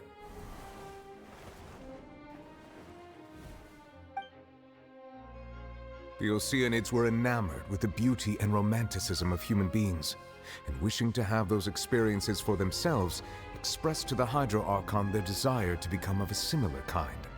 However, even though water as an element is intricately linked with the power of life, the Hydro Archon, as one of the seven, did not possess the authority to create a new form of human life.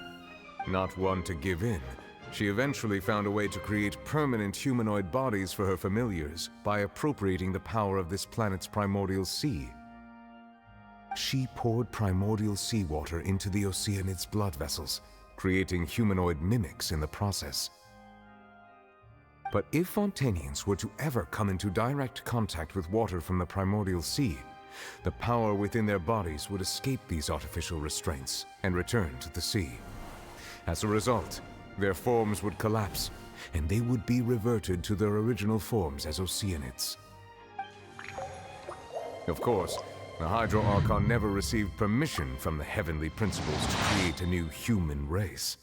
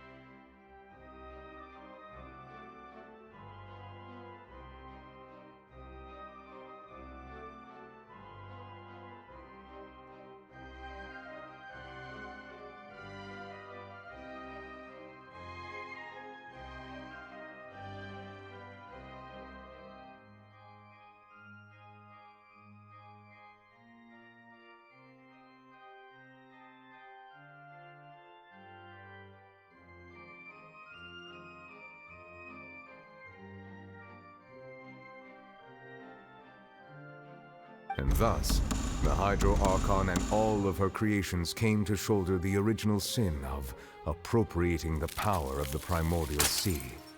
That is the true history of how the people of Fontaine first came into being.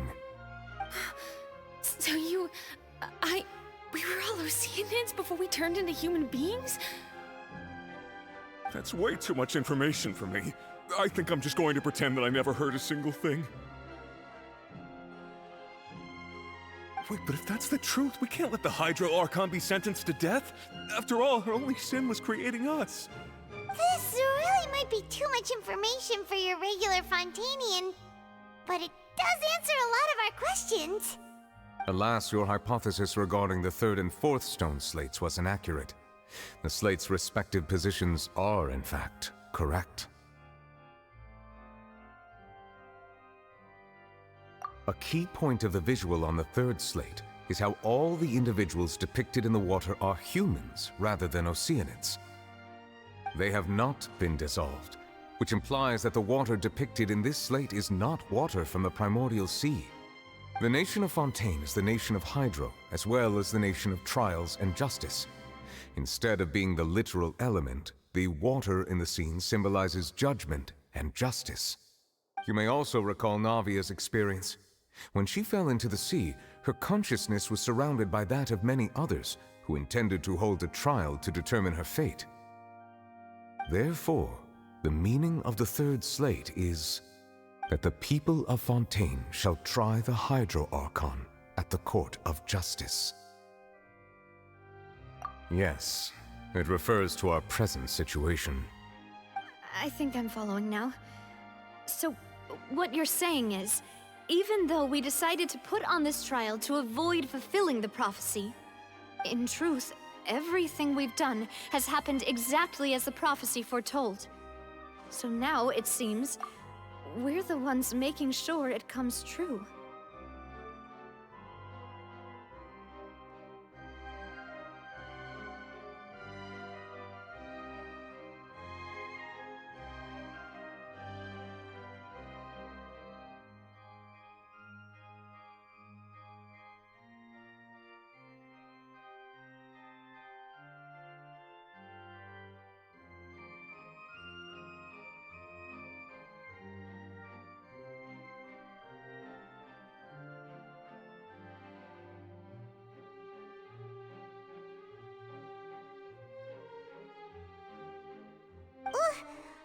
What should we do? Huh. No matter what, the prophecy will be fulfilled. Is this what it feels like to be a prisoner of fate? If that's the case, does that mean the scene in the fourth slate will also be fulfilled soon? Traveler, I would like to point out another small fallacy in your deductions. About the fourth slate, you probably thought that the eruption of primordial seawater beneath the fortress of Meropide served as the surest sign that the prophecy was about to come to pass, yes? However, I believe that rather than being a sure sign, that eruption could in fact only be a small warning of something far worse to come. As for the root cause of the catastrophe, I believe you've already encountered it once before.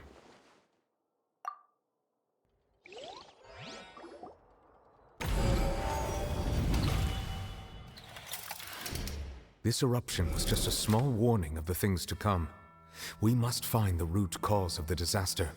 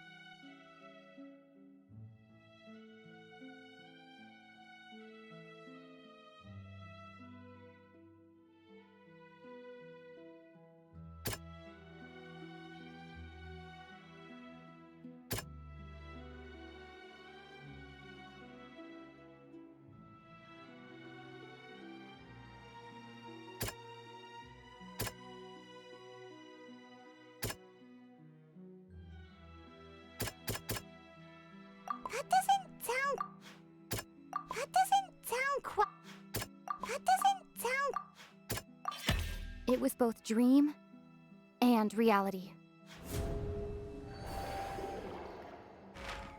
If we're talking about a true culprit, that could only be that thing inside the primordial sea, right? The truth, the original sin, the trial, and the root cause of the disaster.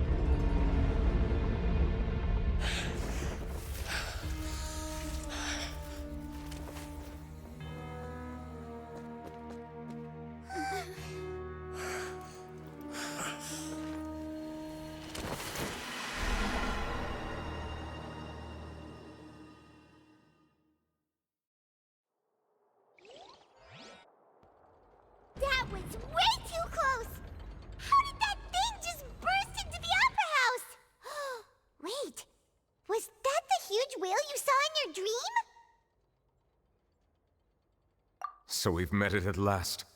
I understand very well why it has chosen to make an appearance here. That whale does not belong to Tevat. It is a monster that has traversed the stars, weeping all the while. It has been greedily consuming the energy from the planet's primordial sea, using it to grow. That is the main cause for the rising sea levels. And once it has finished consuming all of the energy contained within the sea, its next step will be... You said that when the Hydro Archon first created Fontanians out of Oceanids, she filled their blood vessels with primordial seawater. Precisely. That whale finds the blood of Fontanians nigh impossible to resist. Therefore, when it left the primordial sea, it decided to make its next stop a packed opera house full of food. Food in the form of Fontanians. We just barely managed to push it back, right? In that case, won't it come back to target the people again once it's managed to recover its strength? That is correct. Indeed, it is more accurate to say that we should thank that Harbinger for buying us some time. Without him, the whale would have likely come onto land far sooner. From the way he looked, he must have been fighting the creature for quite a long time. That battle maniac. We've always known that he had a special connection with that whale, but we definitely didn't expect it to help us out like this. Anyway, now that we know that this whale is the actual cause of the disaster recorded in the prophecy, all we need to do to stop the prophecy would be to find a way to beat it up, right? It is too late. It had already absorbed too much of the primordial sea's energy before we could notice it. At this point, it has become practically integrated with the sea itself.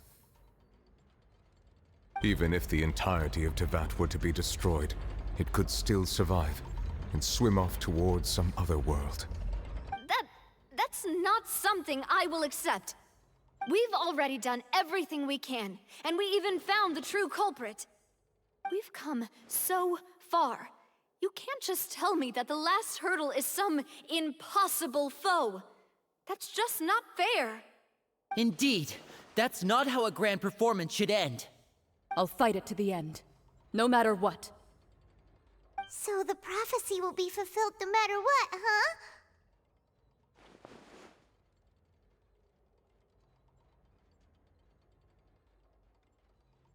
The prophecy. Yes, what has been prophesied will be fulfilled. You may view such things as the history of the future.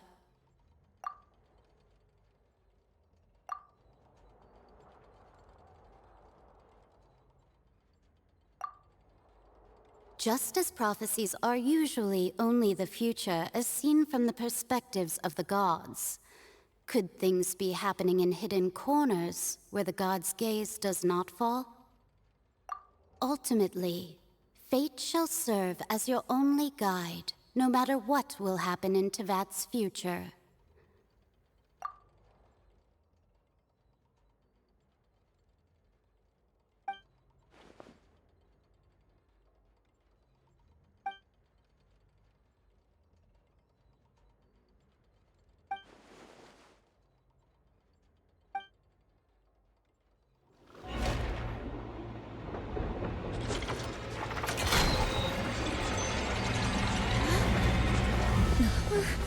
What's happening with the oratories? I believe it is preparing to carry out the death sentence.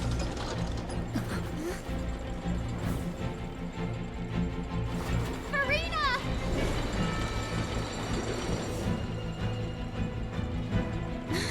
No, I still need answers!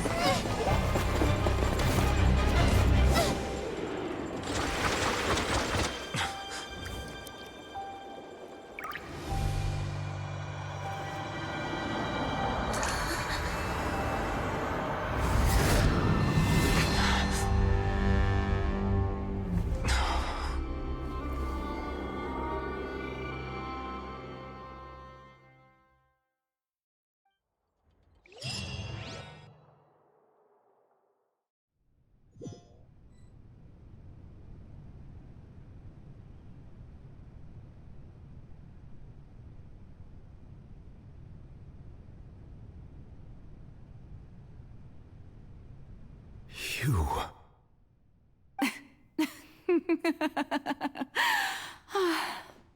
Sorry. That shocked expression on your face is just too amusing. I couldn't help myself. You are not Farina. Who are you? Ah, the sweet sound of bewilderment. Marvelous. A sure sign that my attempt to deceive everyone was a resounding success. But to answer your question, I am Focalor. You know, the god. Focalor. Why did you deceive us? Oh, that wasn't my goal, of course. Goodness, no. But I had to fool everyone else too, if I was to stand any chance of deceiving the heavenly principles. Deceiving the heavenly principles? It's all because of that pernicious prophecy. Dreadful, wasn't it? Everyone doomed to dissolve. Fontaine condemned to be flooded. One was not amused. In fact, one was positively bemused when that problem was thrust upon me by my dearest predecessor. That's the former Hydro Archon Egeria for the uninitiated. It hardly gets more disastrous than a preordained national catastrophe, now does it? She knew full well that the prophecy would surely come to pass. And as one of the seven, she also knew full well that one defies the heavenly principles at one's peril. So yes, as you have no doubt surmised, it was a rather impossible situation that I found myself in. I spent a terribly long time mulling it over, alone on the ocean floor. And I was almost growing barnacles by the time I finally realized there was only one possible solution to this confounding conundrum. I had to outwit the heavenly principles, allow the prophecy to be fulfilled, ostensibly at least, while saving everyone at the same time. I'm a genius, I know. I can only assume that's why Egeria chose me as her successor. Although, looking back now, it was hardly the inheritance one dreams of. Between the task of saving the nation, the quotidian duties of the Hydro Archon, and not to mention the original sin of creating a new race of humans, I dare say she left me quite a colossal mess to clean up. But one can only play the hand one is dealt. I did not choose this, any more than I chose to be one of her Oceanid familiars. So you were also once one of the Oceanids, transformed into a human by Egeria's hand? Yes, I was. I always dreamed of becoming human. And I still do, even now. In my eyes, to be human is to be part of the greatest opera ever known. After becoming a god, I separated my divinity from my body and spirit, leaving behind only a self that was as naive and bewildered as my past self on her first day as a human being. The me you see before you now is that divinity. And the human counterpart I left behind, I named Farina. She could feel joy, sorrow, and everything in between. She could be as vain and conceited, or as meek and vulnerable as she wished. Her strengths were of a kind only a human could possess, as were her shortcomings. But in my eyes, Farina's humanity was what made her perfect. She was perfectly human in every way. The person I always wanted to be. Anyway, so then I cursed her. All part of the plan, of course. The plan to deceive the heavenly principles. Do you still remember the final scene of the prophecy? The Hydra Archon, alone, weeping on her throne. In order that the prophecy might appear fulfilled, I invited Farina to be an actress, to play the part of the Hydro Archon in the prophecy. Under the curse I placed on her, so long as I, Focalor's divinity, continued to exist, she could not die. But nor was she free to live her life in the pursuit of happiness. Instead, she was forced to take the stage in the opera house, to embrace the role of leading lady, to forever play the part of the god from the prophecy, all to create a deceitful appearance of that prophecy coming to pass. I suppose now you probably understand why your court is called the Opera Epiclese. But Farina is only human, isn't she? Even though she has had a long life, her mind is no stronger than that of any other ordinary human being. I cannot begin to fathom what she has had to endure. It must have been torture for her. It has indeed. And although she is, in a sense, me in human form, I most definitely owe her an apology for it. It's been 500 years, and all along, she's been playing her part in the most unimaginably long, unbearably lonely, and agonizingly painful opera of all time.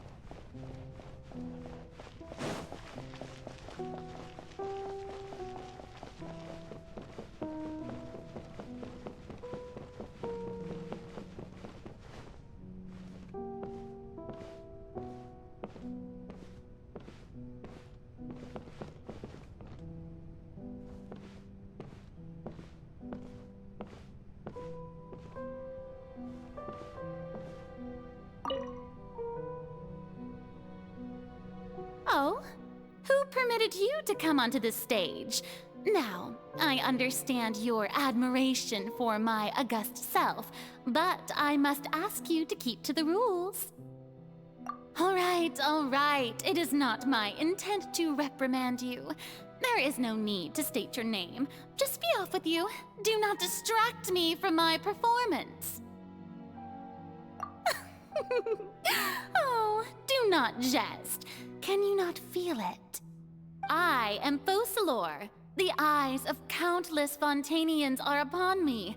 I must, at all times, display the utmost elegance and nobility.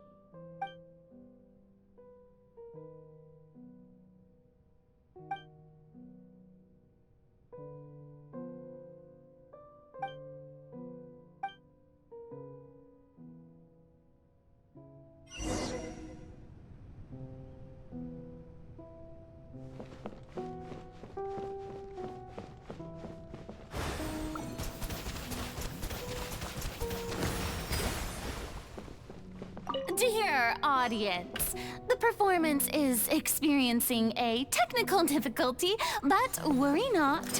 The guards shall resolve it soon enough. Right now. Right here.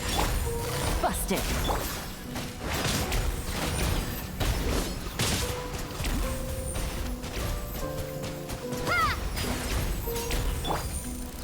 Solidify! Order guide you! I'm always watching. Right now, right here.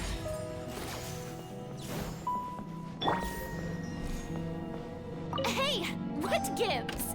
The audience is still watching me, you know. Guards?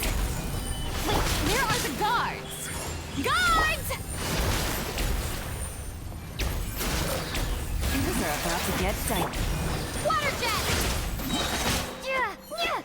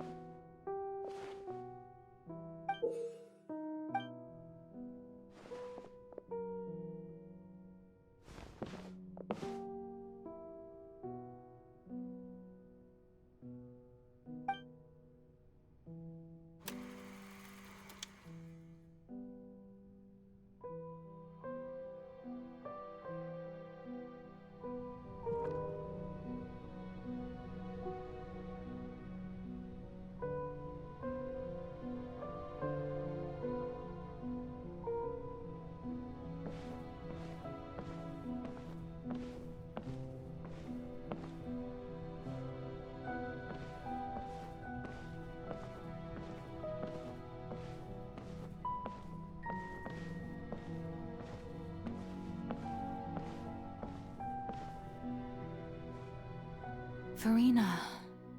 Farina. Huh? Who's that? Who's calling me? Where are you? Be not nervous. Be not afraid. I am before you. Wait a moment. You're near me? How can this be?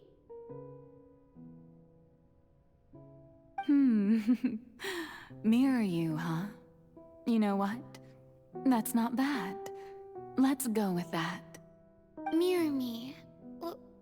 What do you wish to say? The prophecy. Have you heard of it?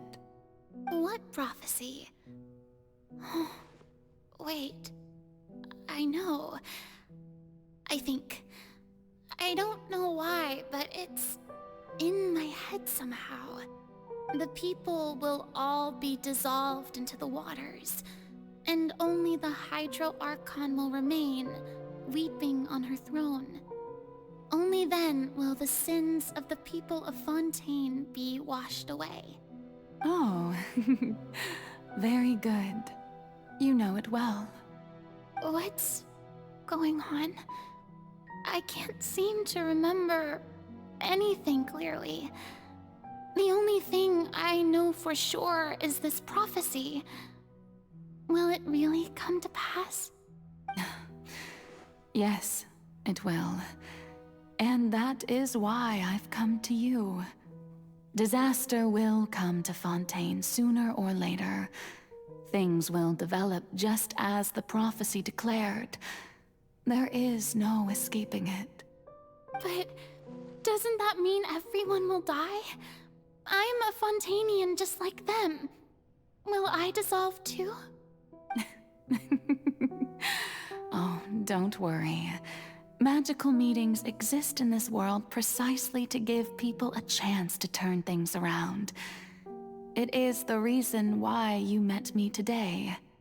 I will tell you how to save everyone, but you may have to suffer somewhat.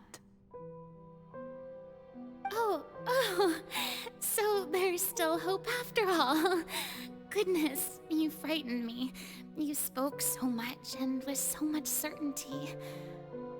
As for the suffering, well, I will admit that the first thing that came to mind was, why do I have to be the one to suffer?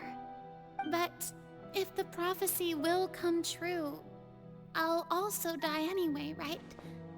So if I've already met you as my magical meeting in this world, if there were scales, with all the people of Fontaine on one side, and my pain on the other, is it not obvious where the scales should tilt?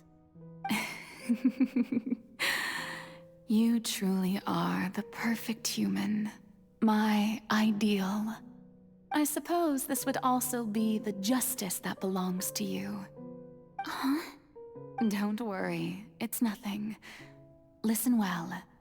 Fontaine has just lost its Hydro Archon. I need you to play a role. That of the new Archon.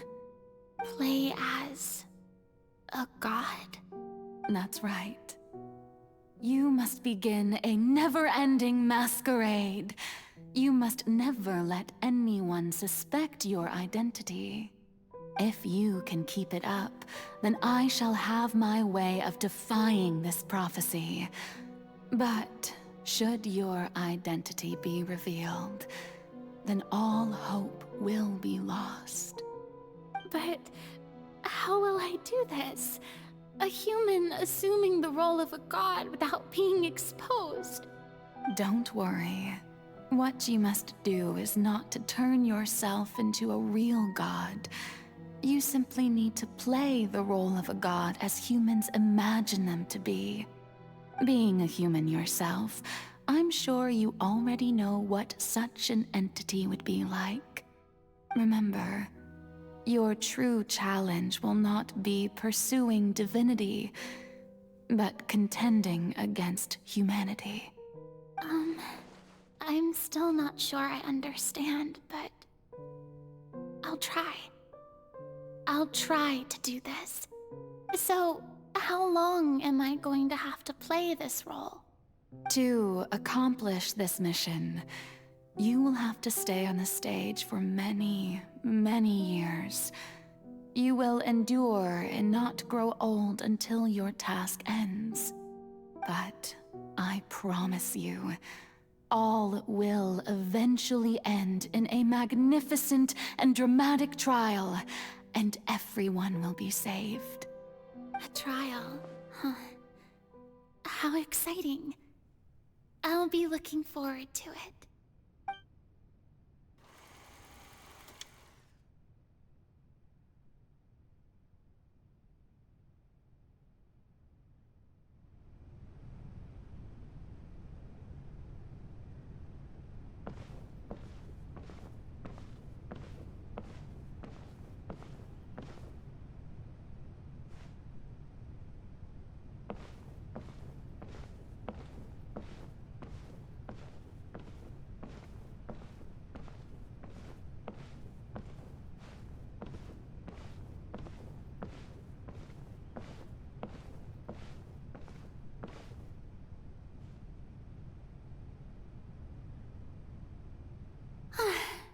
The Maison Cardinalise has announced my accession, but this is my first time facing the people.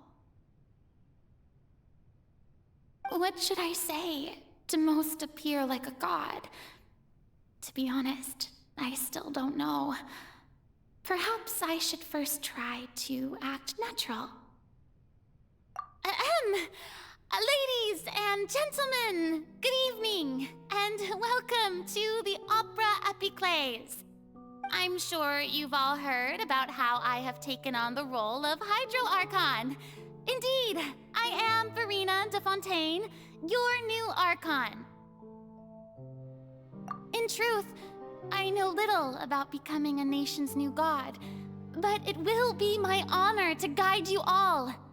As the god Focalor, the god of justice, I shall do all within my power to lead you into an age of fairness and justice. Once again, thank you all for coming.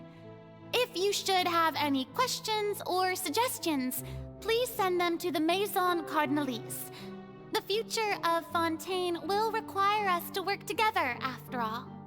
This should do it. I thought I might stammer, but thankfully, I was able to convey my thoughts just fine. Okay, and next. That's the new Hydro Archon. Is this some kind of joke by the Maison? I would have thought that a being that surpasses humanity would be a bit more assertive.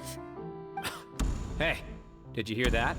She even told us to send her suggestions there at the end. Shouldn't gods be all-powerful? She's being so modest. What's the difference between her and an ordinary person, then?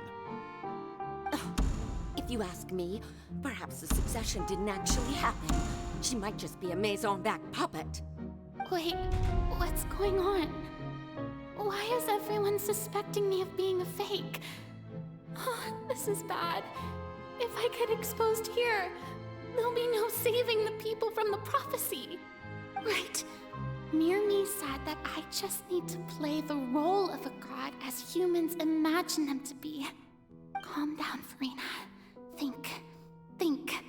What do the people want? How would they imagine a god to speak and act? Assertive, with a strong sense of presence. One who can dispel all doubt. That is the character I'm fated to play.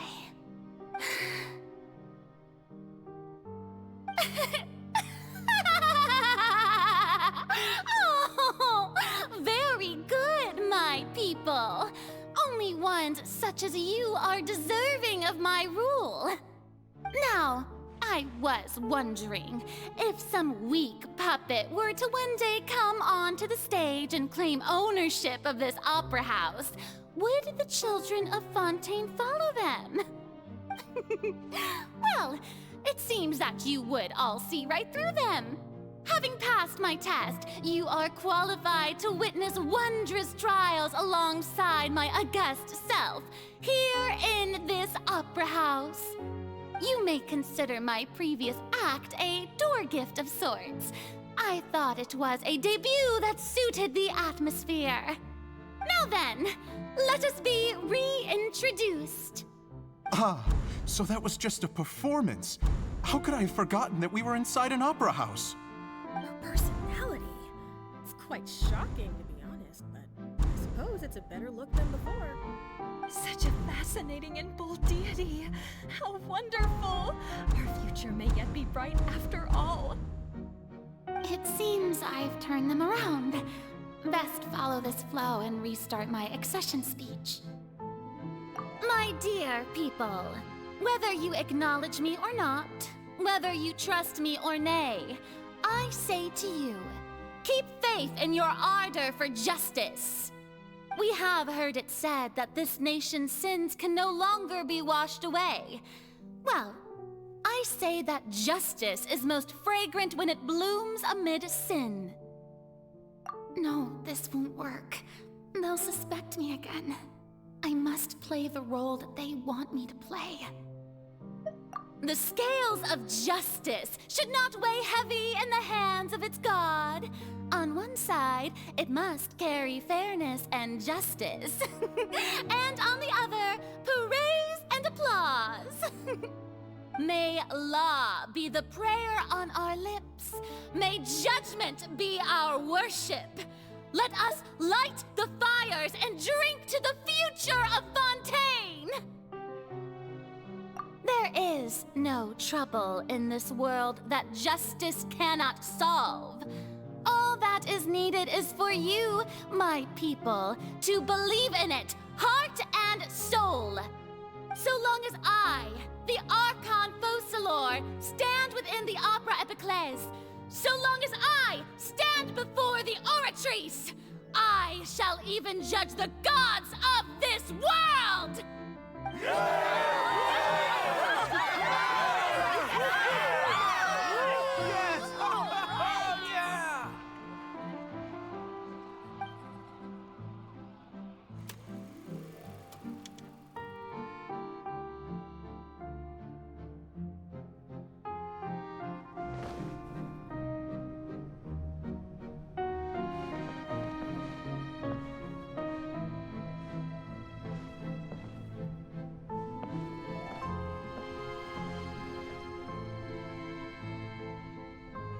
Lady Farina, here are today's case reports, as well as a summary of the follow-up for your perusal.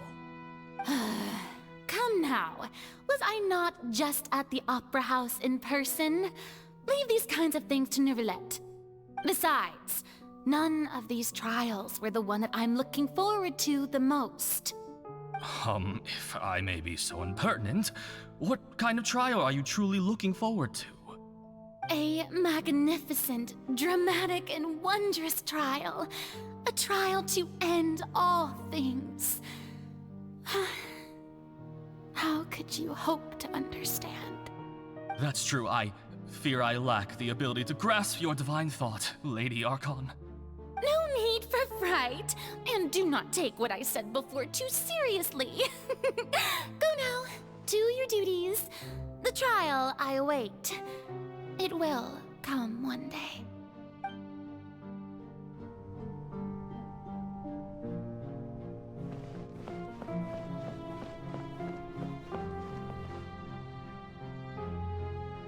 Lady Farina, I don't know what to say. Thank you for agreeing to see me. No need to thank me. Or rather, thank your own sense of perseverance instead. Long have you stood in line to meet me, have you not? Oh, I'm afraid that's just an inevitable consequence of my divine charm. All right, Deoteria, is it? How is your son's illness? You remembered me, and you knew of my family, too. He is doing much better now. In fact, he is far more of an ardent believer than I. He was the one who forced me to seek an audience with you, and to bring your words back to him. Oh, good. Very good. If this should happen again in the future, please do not hesitate to come and tell me. Going down to citizens' homes every so often, while not usual practice, should serve as a fine change of pace. Oh, you're such a gentle and wise god. Thank you once again, on behalf of my son.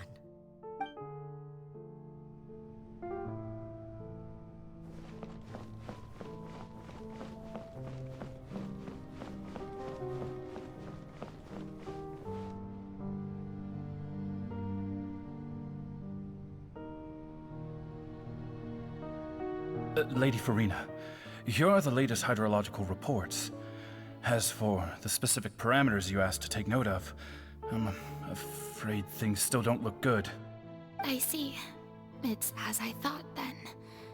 As your god, I did already expect this, but I wanted to see how far your human wisdom would allow you to analyze it. All manner of signs indicate that the prophecy will still come to pass. Forget it. That's not something you need to worry about right now. Well, as I understand it, the Fontaine Research Institute is also trying to find a way to counter the rising water levels. Really? Have they found anything? I'm afraid that they haven't found any effective solution thus far. Oh, is that so? Well, no wonder. This issue has reached the realm of the gods, after all. Still, their spirit is praiseworthy.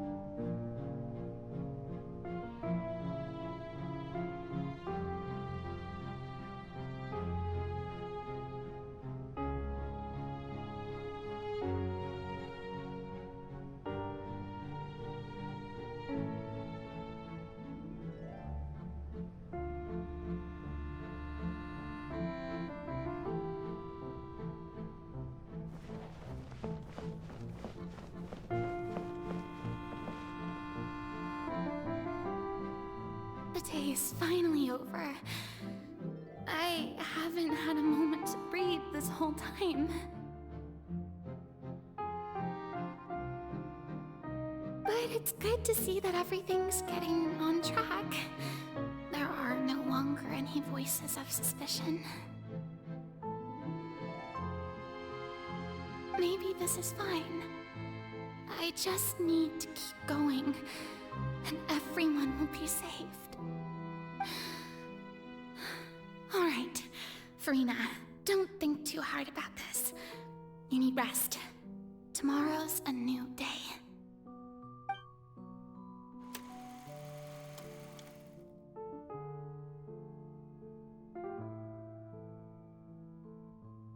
Lady Farina, here are the new trial reports for the latest cases, as well as a summary of the follow-up. There'll be no need for that. I've seen them already. There's no need to go back over scenes I've witnessed in person before. Lady Farina, I've waited so long for this chance to see you in this manner. Indeed, my dear, loyal citizen.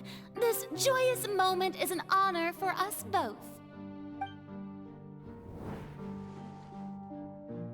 Lady Farina, We're detecting significant hydrological anomalies near Poisson. Understood. Keep monitoring. Keep me informed should anything come up at the Institute.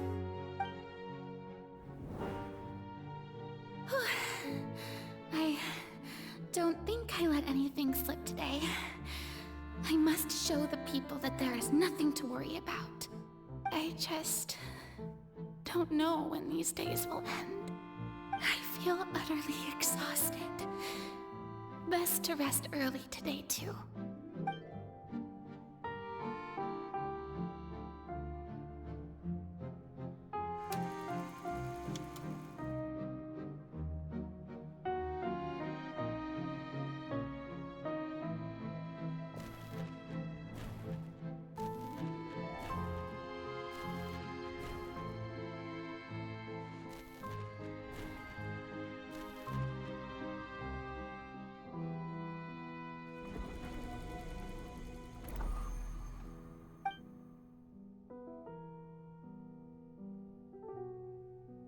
Lady Farina, it's like a dream being able to speak with you up close like this.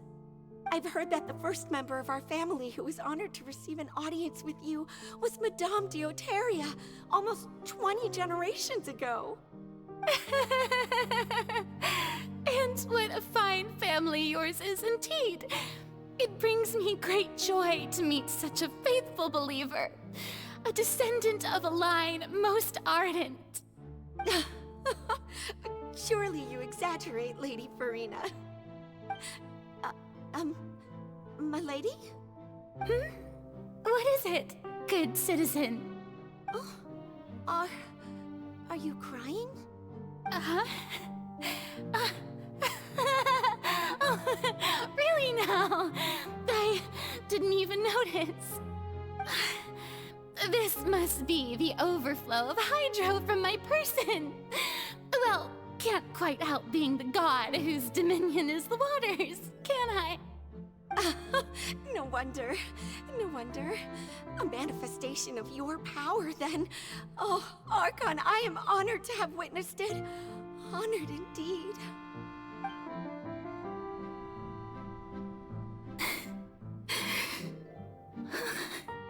So interminable. So lonely. Just how much longer? Hundreds of years must have passed by now. Perhaps the show must go on for hundreds more. I never imagined that it would hurt so much.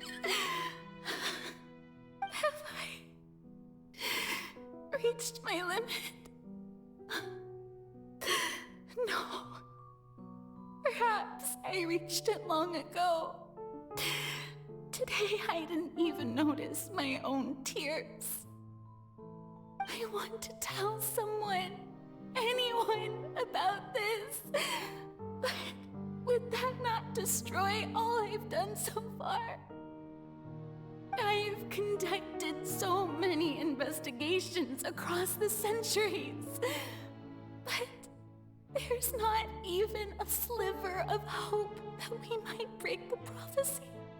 All I can do is keep heart. I must maintain this act. It is the only way to save Fontaine. Please, mirror me. You have to succeed.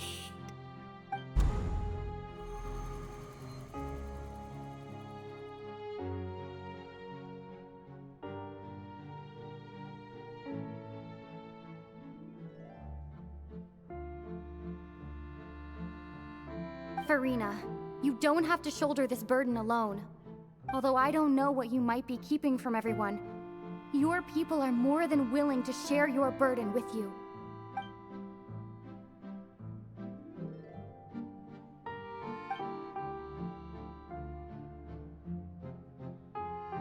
Share my burden.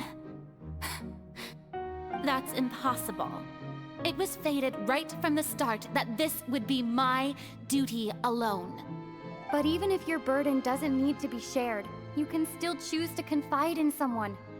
Just share it with me. I'm what you'd call a witness. A witness? Yes, I've heard that you came to Tevat from beyond the stars, yes. In other words, you never belonged here.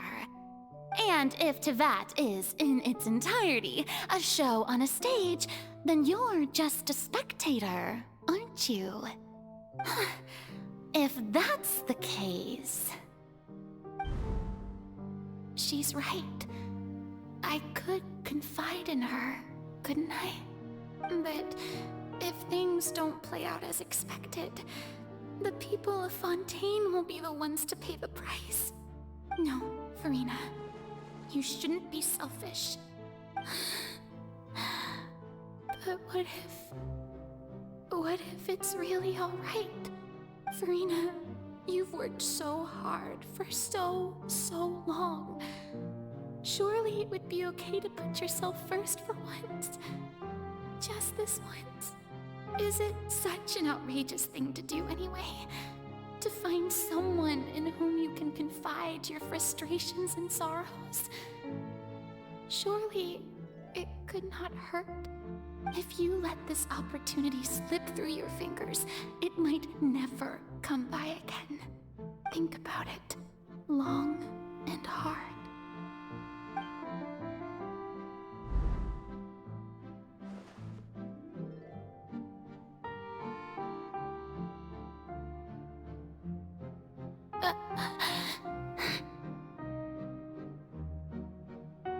No, I have nothing to say. I am Farina, the Archon of Fontaine. Everything will surely get better. All you need to do, dear spectator, is to witness my performance until the curtains fall.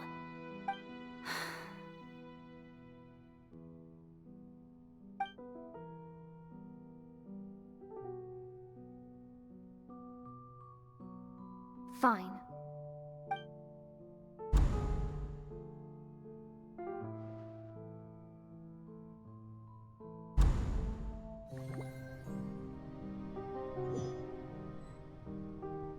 So even Farina doesn't know the truth? You've never once let her in on the full plan? Yes, it had to be done. To deceive the heavenly principles, you must first deceive yourself. She did very well. If she had let her resolve falter even once in these 5 centuries, Fontaine would have been doomed to the most tragic fate. It seems that trusting humanity was the right decision after all. I believe that I understand how your deception works, but that is only half the truth, is it not? How would you build on this foundation to save the people of Fontaine? That is the most important thing. Ah, good. Of course, the Iudex of Fontaine has pinpointed the crux of the issue. I'm sure you've long sensed that the Oratrice is no simple machine, yes? I've always suspected that it had its own consciousness. And Lenny did mention that he heard a human voice within the core chamber. It now seems that that person was you, hidden within the machine all along. Am I right? And then I became one with the Oratrice, taking Fontaine's gnosis with me. Yes, it would seem so, wouldn't it? Alas, your understanding of this device still lacks sufficient depth. In truth, it is no enactor of justice. It is, in fact, a device created to kill the god of justice. I beg your pardon? Oh, you have it. And to be more precise, not only will the Oratrice take down the god of justice, it will also take down the divine throne upon which she has been placed. I mean, did you think I would be the sort to enjoy peaceful repose while Farina suffered? My work over these last 500 years has been to constantly accumulate indemnitium within the Oratrice. But really, some have already discovered that only a small fraction of the energy generated by the device was ever used to provide power to Fontaine. The vast majority had to be, accumulated to enact this death sentence. It was all a part of your plan, then? Both the trial and the sentence? Indeed. This power, accrued over 5 centuries, could have sustained Fontainians for millennia had it only been used for that purpose. Almost all of it has now been stored within the oratories. But only power of this magnitude could hope to destroy the Hydro Archon's divine throne, shaking the rules established by Celestia and breaking through the institution that is the Seven. So the Oratrice's call for death was for neither Farina nor Focalor, but for the Hydro Archon. The destruction of that divine throne. If I do not misunderstand your intent, you must be... Returning what's rightfully yours to you, of course. In other words, this was all done to return the authority of the Hydro Archon to the Hydro Dragon of this planet. But...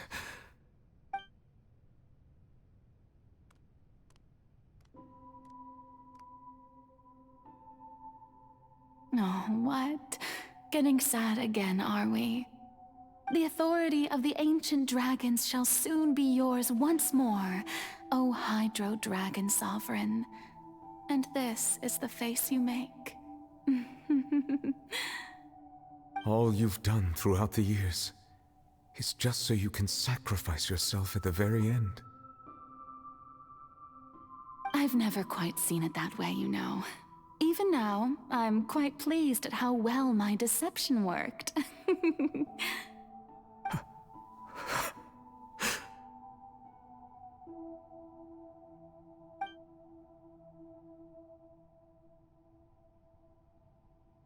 Hydro Dragon,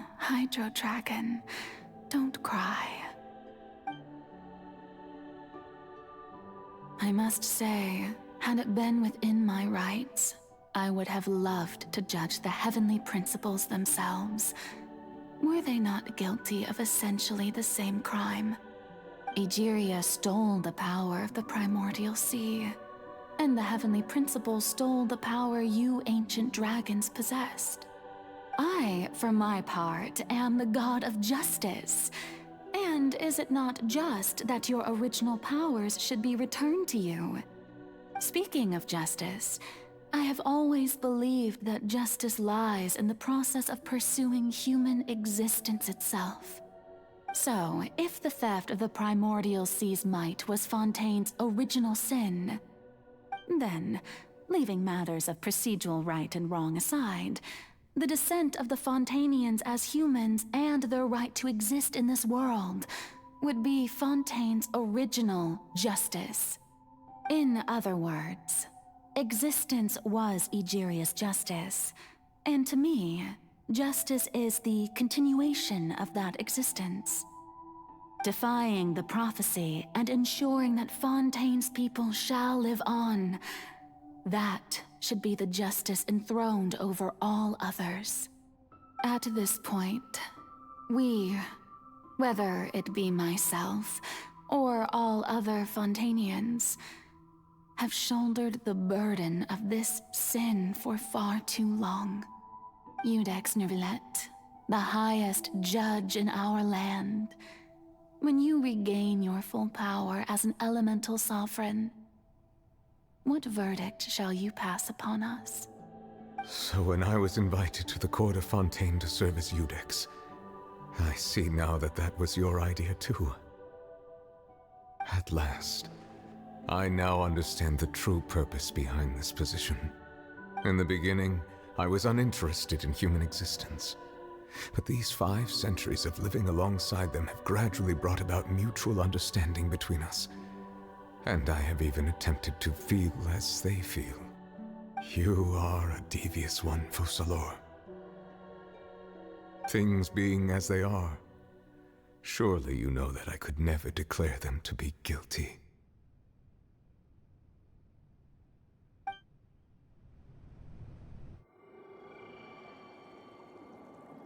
The hour of my execution is almost here.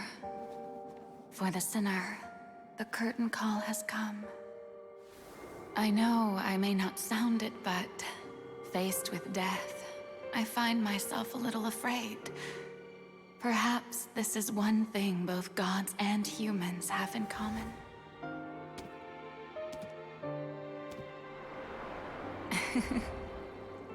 Farewell, Nervalette. I hope you've enjoyed the part you played these 500 years.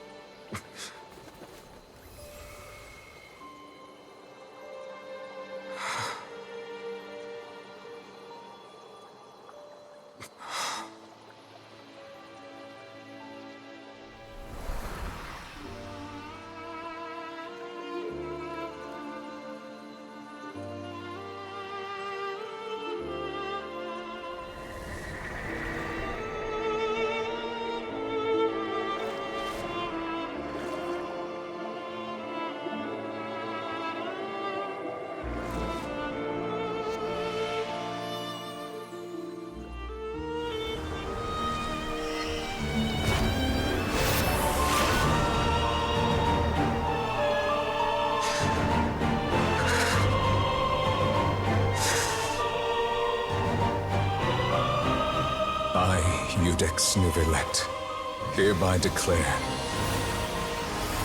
people of Fontaine, your sins are forgiven.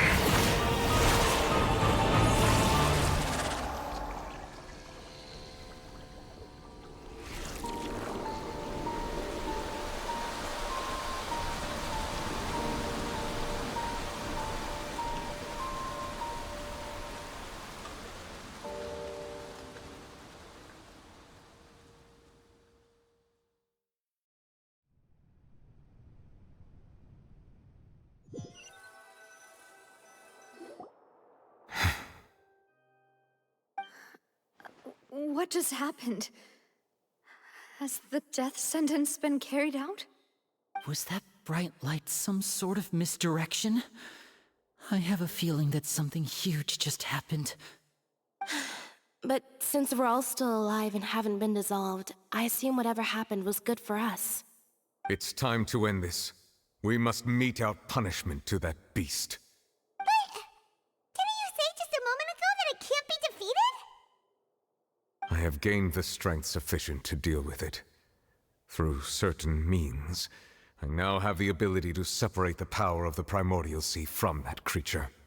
We should seize the opportunity to pursue our quarry.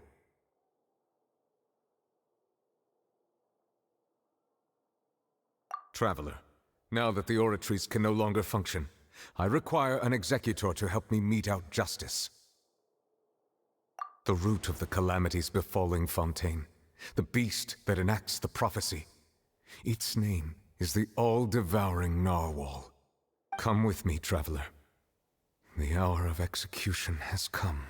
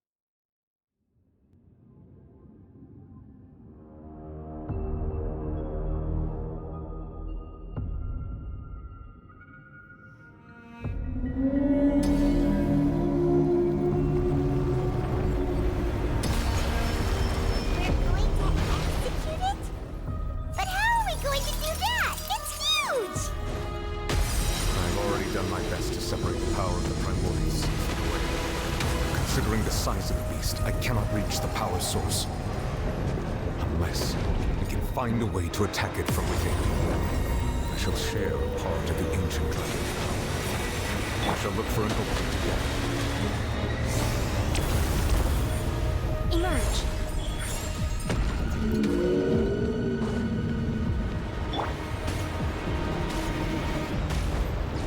I can feel its sorrow turning into hostility.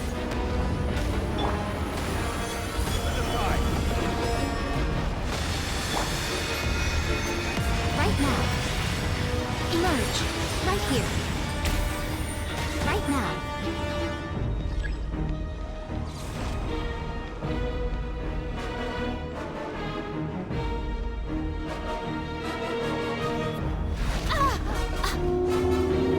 All-devouring narwhal cannot resist its instinct to devour. Continue to trigger its hostility.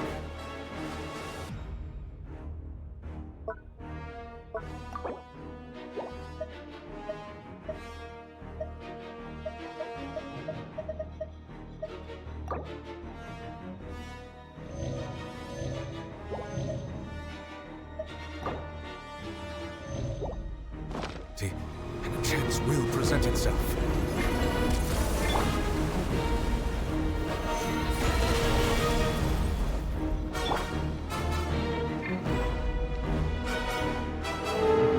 Emerge. Right now. Right here.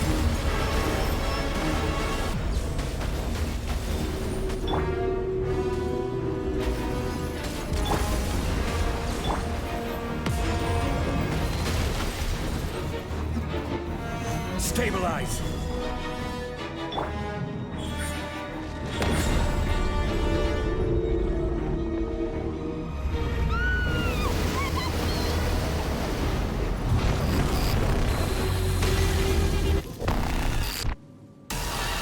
Why is there a hole being thingy over there? Very scary.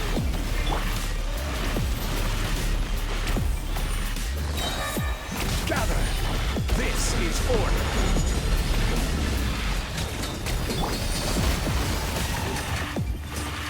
I have granted you my protection. Do not fear. Seize the moment and use my power to suppress its roots from within.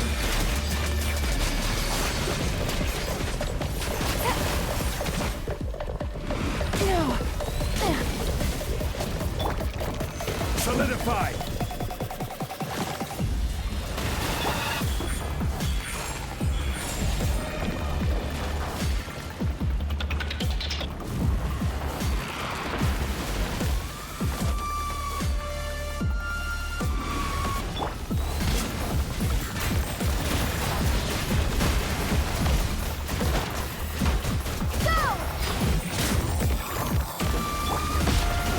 Stabilize!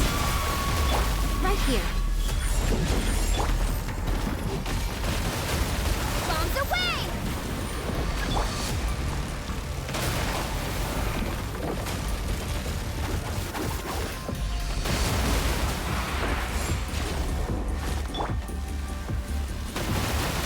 Solidify!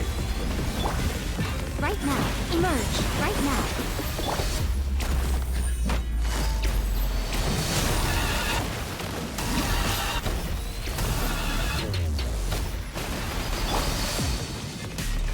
Stabilize!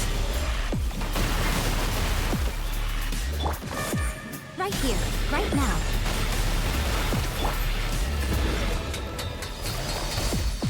Busted.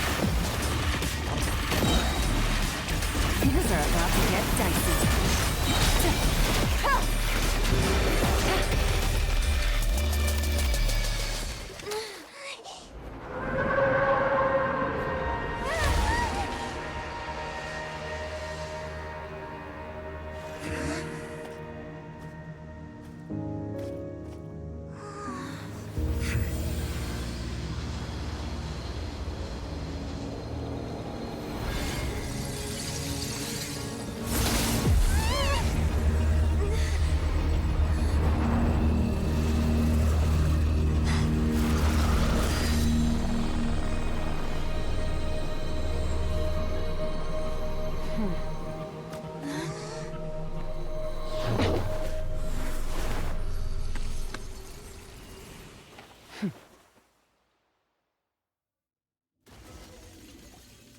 Thanks for helping with the cleanup. It should have been my job, but... oh well. It was just supposed to be a short private training session for me. I didn't think that my disciple and my master's pet would start brawling in the meantime. Well, actually, I had a feeling that it would happen at some point, but they bumped— That power. Who are you exactly? Paimon has an idea. From what she said earlier, she must be Child's master. Skirk, right? It's just that he gave us the impression that she was the less talkative person. I simply did not have anything to say to the weak. But you, on the other hand, managed to defeat the all-devouring narwhal without using power from beyond this world. So you may speak to me as equals. I have to agree. It's a strange use of a planet's primordial waters just to raise an all-devouring narwhal. That kind of power is wasted on it. It's not cooperative, it eats too much, and I have more important things to do with my time than pet sitting. The only thing that creature has going for it is its looks. All in all, it fails as a pet. Miss Skirk? I think you might have missed the point. The point being? Well, being that this pet almost destroyed an entire nation. So what sort of person is your master? Well, Child's master's master. Wait, is that right? Oh, right. So you don't know him. Sorry, I assumed you did. His name is Sir Tologi. Huh? I am unfamiliar with that name. Huh. So Master is insufficiently famous. How should I describe him then? Have you heard of the name The Fowl? The Fowl? Still nothing? Well, how about the Visionary? Vetterfulnir then? Or Gold Rhine-Daughter? Ooh, that one we've heard! Rhine-Daughter's part of the Hexen Circle. She's Albedo's mom, right? Oh, so you do know that name. To be honest, I also heard all of those names and titles from my master. I don't actually know them either. But I suppose you understand now, yes? My master is likely a similar sort to Rhine-Daughter. They are both pursuing some form of perfection. Wait! Didn't you also mention a visionary person? Paimon didn't quite catch their name. Actually, never mind that. I believe it expedient to inform you that the all-devouring narwhal used up nearly all its strength fighting you. Such roiling hydro energies will prove difficult for the planet's deep seas to digest. As such, the fontaine back on the surface has most likely been thrown into chaos. In other words, the prophecy that you've been fretting over should now be in full swing. What?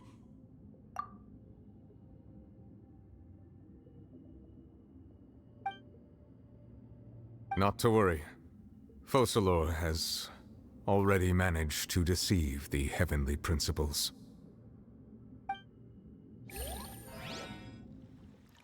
In the end, the people will all be dissolved into the waters, and only Farina will remain, weeping on her throne.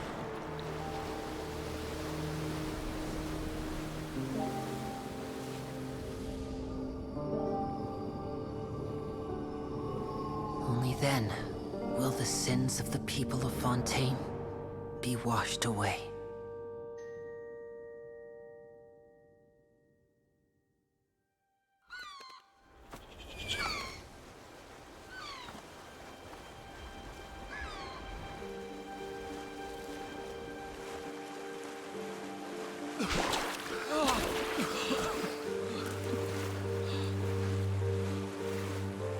Hey! Help! Over here!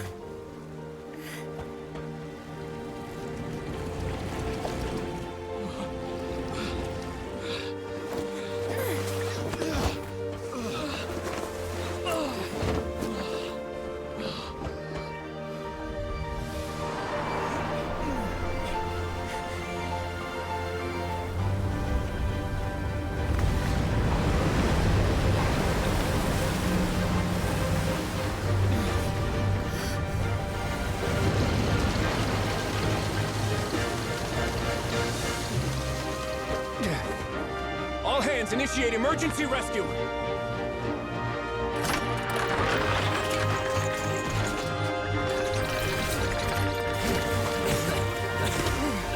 Hurry!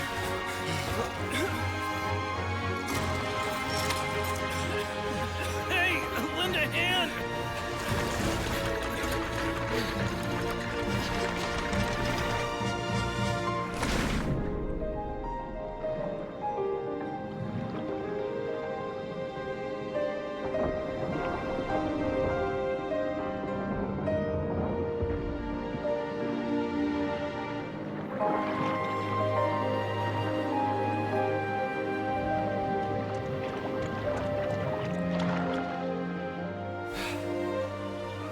Look! The water's receding!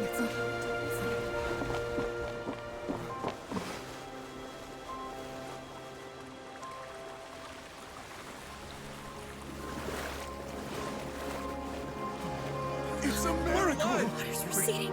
We didn't dissolve. The prophecy was wrong. The prophecy was wrong.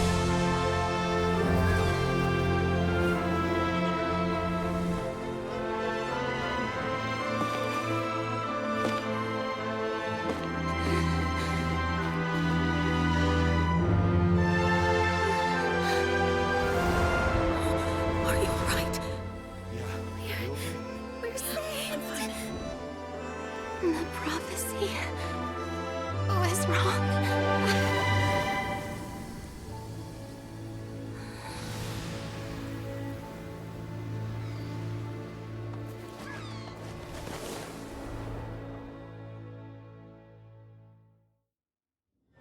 Navigate.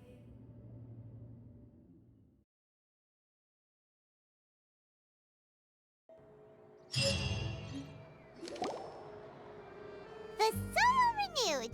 The Spina di Rosula talks post-disaster rebuilding. I recently visited Poisson to meet with Miss Navia, spokesperson of the Spina di Rosula, and we spoke about Poisson's present and future. Old soil can still give birth to new bloom, Miss Navia stated. Hope is like seeing a small cookie when you're starving late at night. You just need a little of it. Skyship Winglet, boon or bane of the Fontaine Research Institute.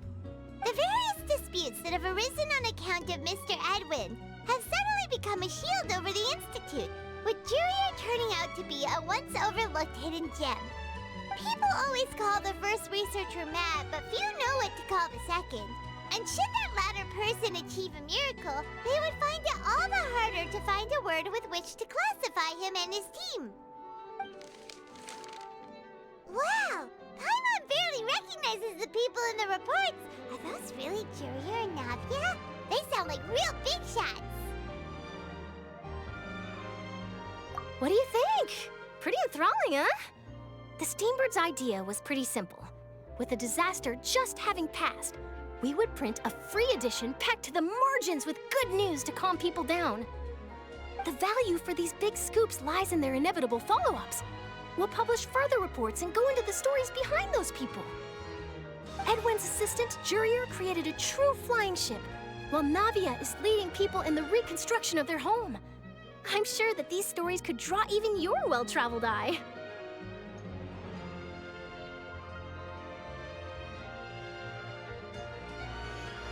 Paimon's curious too! Wait a minute. Didn't we watch everything happen from start to finish? What's there to be curious about? And that's exactly why I'd like you to come conduct interviews with me. You're the best incubators of news, if you haven't noticed. And also, with you around, I'm sure I'll get to see that Duke. Are you sure? Hasn't he turned you down several times already? Oh, this time will be different. Come on, let's head to Poisson first, and then make a trip to the fortress. There are some things you'll only know when you get there.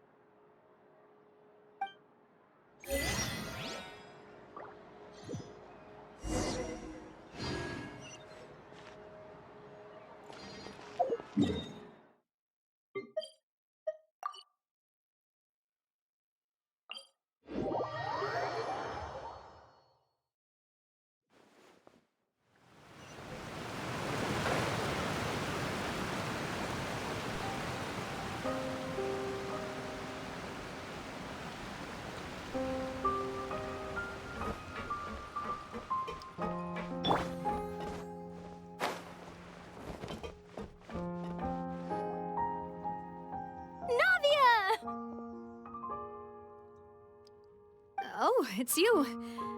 What brings you all here? Hey, we're just having a look around. I'm here to update myself on how things are going here. Oh, the Fatui are here too! Let me introduce you. This is Mr. Garunt Snežević. He represented the Knave in sending us a large amount of supplies, and is helping with our work. Our residents are hard at work as well. Thanks to everyone, work is progressing nicely. We've lost a lot of people, but we're moving forward.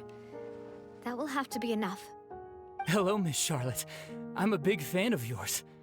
I especially like that article you wrote last year about Fontaine's stray cats. But if you don't mind, could you not emphasize our role too much in your report? It's not charity we're doing here. We just happen to share the same interests as the Spina. I get where you're coming from. I'll keep it as simple as possible. Or would you be willing to feature as friendly neighbors? That would be fine. Thanks! Oh, you're back too. How are things? We finished laying down the construction materials. It'll be another hour before the workers are able to go over there. Huh? You're here too, Clorinde? Well, her reputation's greatly risen after that whole duel business with Miss Farina. So she's here in Poisson to wait out the heat. All right. She really came here to help me out. There's too much to consider in the reconstruction of Poisson. The Spina has need of more decision-makers. And, well, I do already happen to be connected to Mr. Callis. Oh, wait just a moment. Do you mind me asking a few questions? You know, about how you felt before the duel, about what it was like facing down a god. There's lots of exciting material there, I bet. Forget it. I'm sure you can find a better theme than that, Miss Charlotte. I see you're the same as always. Couldn't you do me a favor, for Navia's sake? Well, if we're talking about doing things for my sake, you might as well just take a few more photos of me. Or of the Traveler. It's better than wasting time persuading Clorinde, at any rate. Of course I will. I'm not gonna let her off that easy. All right, then everyone who wants to be in the photo, gather up. And smile.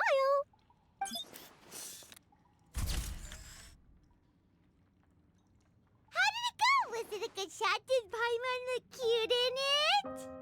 Not bad. Your addition really helped the composition of the picture. All right, hang on a moment. Let me snap a few more shots.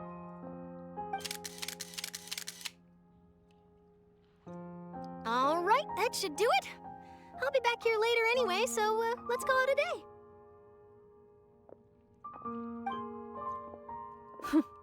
You're very quick. Speed is of the essence when it comes to the news, and freshness is the key. Also, not to brag, but I'm pretty good at building connections. Who knows? I might eventually get that interview with you after all, Miss Clorinde. Wow, you really do have that never say die spirit. I'm impressed.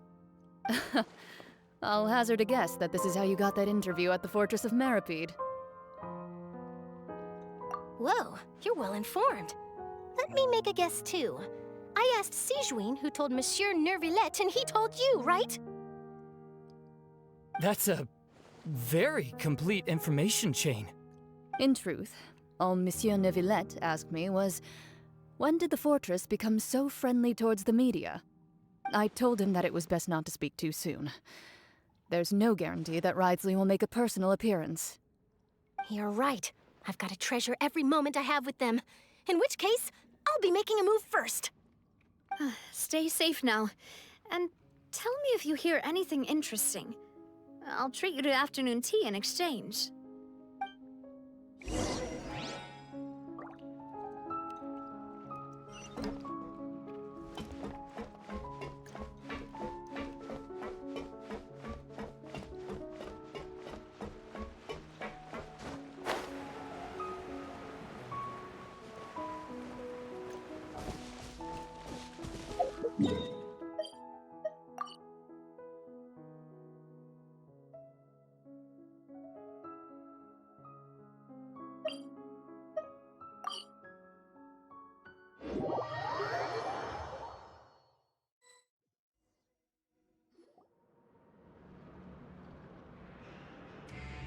Wow, guess we're here again, huh?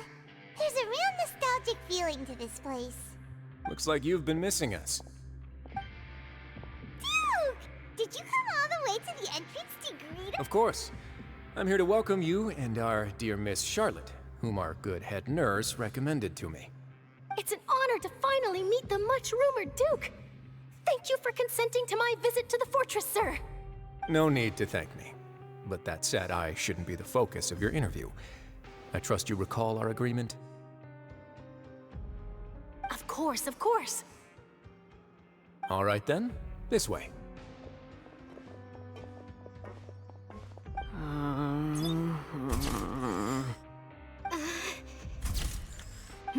Hey, no need to be so nervous. I've already taken all the photos we need. Miss Charlotte, do these pictures really need to be published on the cover of the Steambird? It would seem that Miss Lorvine doesn't want her face to appear beside that of Mr. Jurier, Sir, please don't say things like that. But it looks like dear Mr. Jurier denies it. Might this interview be very important to you then? No, I just... This is my first time being interviewed, and I'm very thankful to the Steambird for... Now, I might not look it, but I actually did meet Mr. Edwin once. And I'll be honest, I enjoyed chatting with you more. You've definitely got more of that genius vibe going on. The boat that brought about a miracle, the ark that saved the people. Why, you recreate... Still, if I might ask, where's that flying ship now? Huh! Looks like Charlotte's trying to get herself another I have to apologize, but that ship is presently in the bowels of our factory. I'm afraid it won't be easy for you to get a shot of it. Really? Well, then in that case, could I have an interview with you to make up for that? You already know my answer, I'm afraid. Best you interview our head nurse instead. Or perhaps you'd like to take another photo of this couple of researchers? Did you really have to use the word couple? Well, then, 2 solo photos will do. Is my hair messed up? Please, someone help me have a look. Things sure are getting pretty lively here. Oh, seems like everyone's here. Would any of you like to try the... Siegeween. Hey, Miss Charlotte. Sure. Come on, Miss Siegeween. Sure. Do I have to smile? So, how have things been? Same old, as you can see. Fontaine's undergone some changes, but this place is still more... Other than that flying ship. That's why I decided to let the interview go through. We should direct more public opinion... You're too kind, sir. I believe that you too should have your day in the sun. Not that you would want that, which is a pity. I'll just leave the spot... I see. Lots of things happened that day, huh? Anyway, regarding that Harbinger, I'm not sure... He sure did win them over, huh? I'll tell them that there's good news and bad news. The good... Oh, actually, what about you? Are things good? What change can there be? The fortress will keep chugging along. As to what Miss Farina's departure will mean for the nation, and if our laws and governance will be transformed, we'll leave those to the folks in the overworld. Hey, everyone. The photo shoot's done. Good. In that case, let's call it a day. Thanks for your cooperation. Come on, Traveler, let's go. There'll be a next time? Maybe. Who knows? I might write a story about the underwater All right. Last stop, the docks.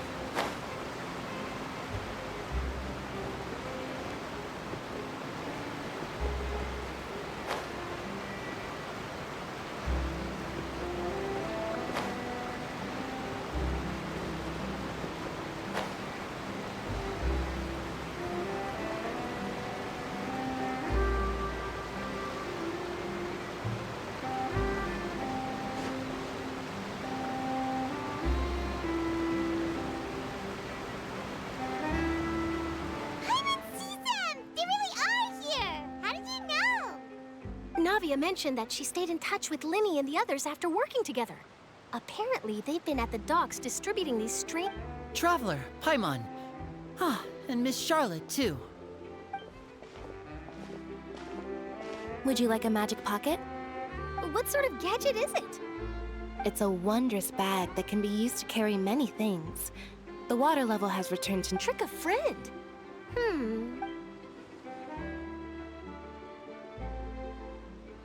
You could just make a friend like Fremine here. Isn't that right, Fremine? Is this what you meant by, I'll help you make some more friends? To be honest, that sounds pretty sweet. Could I... You sure are working hard to help Fremine socialize. He was the one who proposed doing this. He even wants to... Yes, I was planning to first introduce Pear as... That said, would anyone want to see a diver escape underwater? Oh, it'll work out. Lynette, could you come over? Miss Charlotte says she wants to take a... Got it. My, that Charlotte is rather perceptive. She got... Father says that... That's all right. Oh, I guess after Lady Farina... A diplomatic gift? Yes, I was... It could have been done as an... Furthermore... That's true. I would agree. I suspect you'll have to... But back to the... They say that he's returned to Snezhnaya. That's true. When you think about it, we've had loads... So shocked by such a simple switching of sides?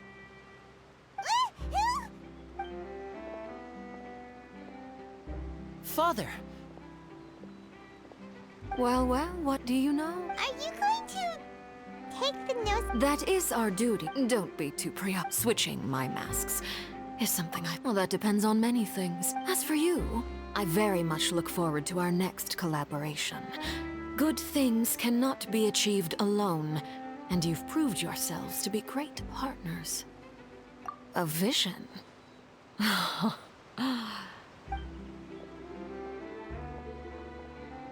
And that's a wrap for me. Huh? Greetings, Miss Journalist. That is correct. So forgive me, but I will not be able to serve as a subject in your article. However, feel free to write as much as you'd like. The sea breeze is quite pleasant. Farewell, Father. Oh, she has such an intimidating presence. I didn't even dare to take a picture. Thankfully, I've already wrapped up all my pre-scheduled... Don't be too nervous. Why don't you take a magic pocket before you go? Here, Traveler, Paimon. To move things about? That's right. I guess this must be... All right, then. Well, guess we sent Charlotte, huh? Shall we go see what Neverlette's doing? As long as he's not so busy that he just...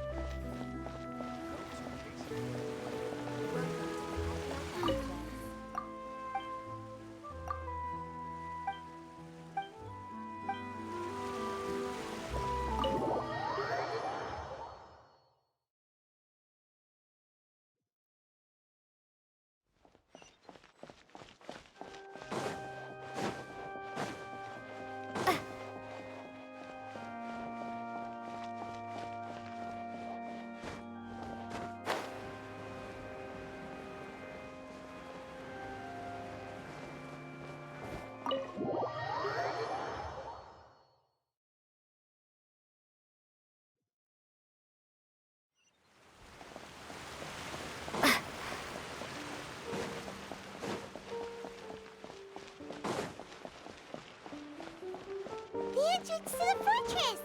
Ooh, he really is there!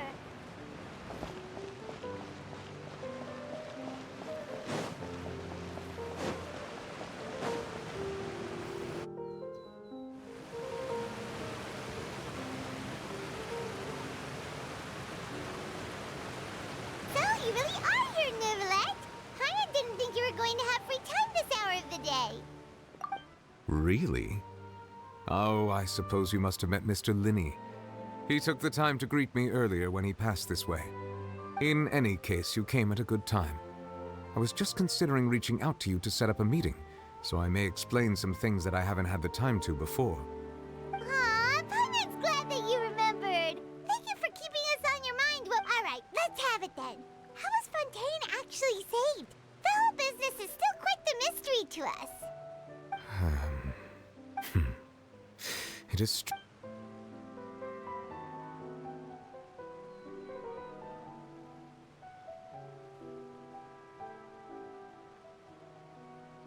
Whoa. So that's what happened? Focalor destroyed the divine throne of the Hydro Archon and restored your... But Paimon still doesn't quite get what you did to... For me, the authority of the ancient dragons refers to absolute control over the Hydro. Fontanians were incomplete humans born of Egeria's use of the power of the primordial. But so long as those primordial... In other words, when I gave my verdict... Focalor must have counted on you. Yeah, and in a manner of speaking... It seems from your expressions that you still have more things you wish to ask away. I will tell you the truth as I know it. Yeah, about the... Ah, Lady Farina. I related Focalor. She simply said that, having said that, You need not worry. In truth, I am somewhat... But now that she no longer... What about you then? After Focalor passed, this matter will directly affect... Looks like you're still As an elemental drag. As such, before I attend... Additionally, the Hydro... That's true. Wait, but the various... As I am now, Wow. Ask away. I will tell you the truth as I know it. Oh, that's right. Leaving aside their intention, their sole remaining goal in Fontaine, the Oratrice has ceased. As such, it has lost all... If the Fatui have... Ask away. I will tell you the truth as I know it. You will soon be heading to... I'm afraid that I have little talent. As far as I'm aware... A nation of dragons. No, I suspect that unlike ancient drag, Nathlon is also the... There is one other piece of it, the Harbinger known as the Captain. I suggest that you fully prepare yourself. Ask away. I will tell you the truth as I know it. Hang on. When we spoke to Linux, we guessed that there might be... No wonder the House of the Hearth is the Fatui's intelligence So regarding this specific issue, In truth, I exchanged some further words with that lady named Skirk after sending you two back to the surface. It went something like this.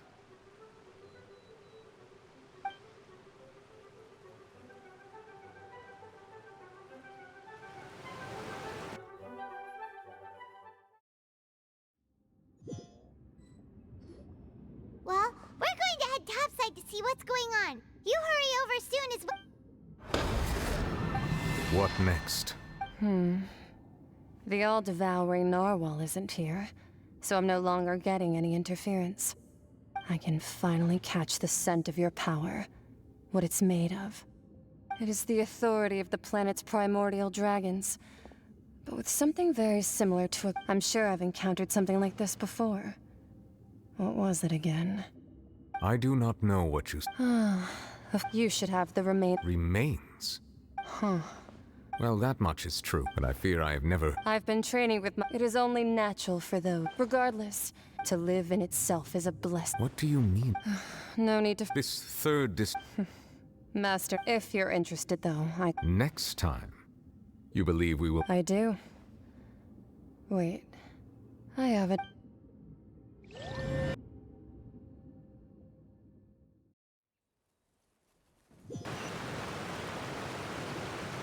That's what she told me.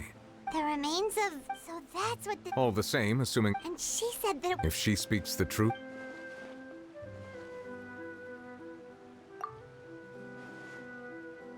I had guessed that you might already be... That means that the Gnosi... No, like comparing the Traveler to the Dead, that's what you say. I too believe it unwise to make too many blind... All right. Yes. But... I suppose that would be the mystery. I suspect not. But once in a while, I too would guess that if life flows like... And what ultimate...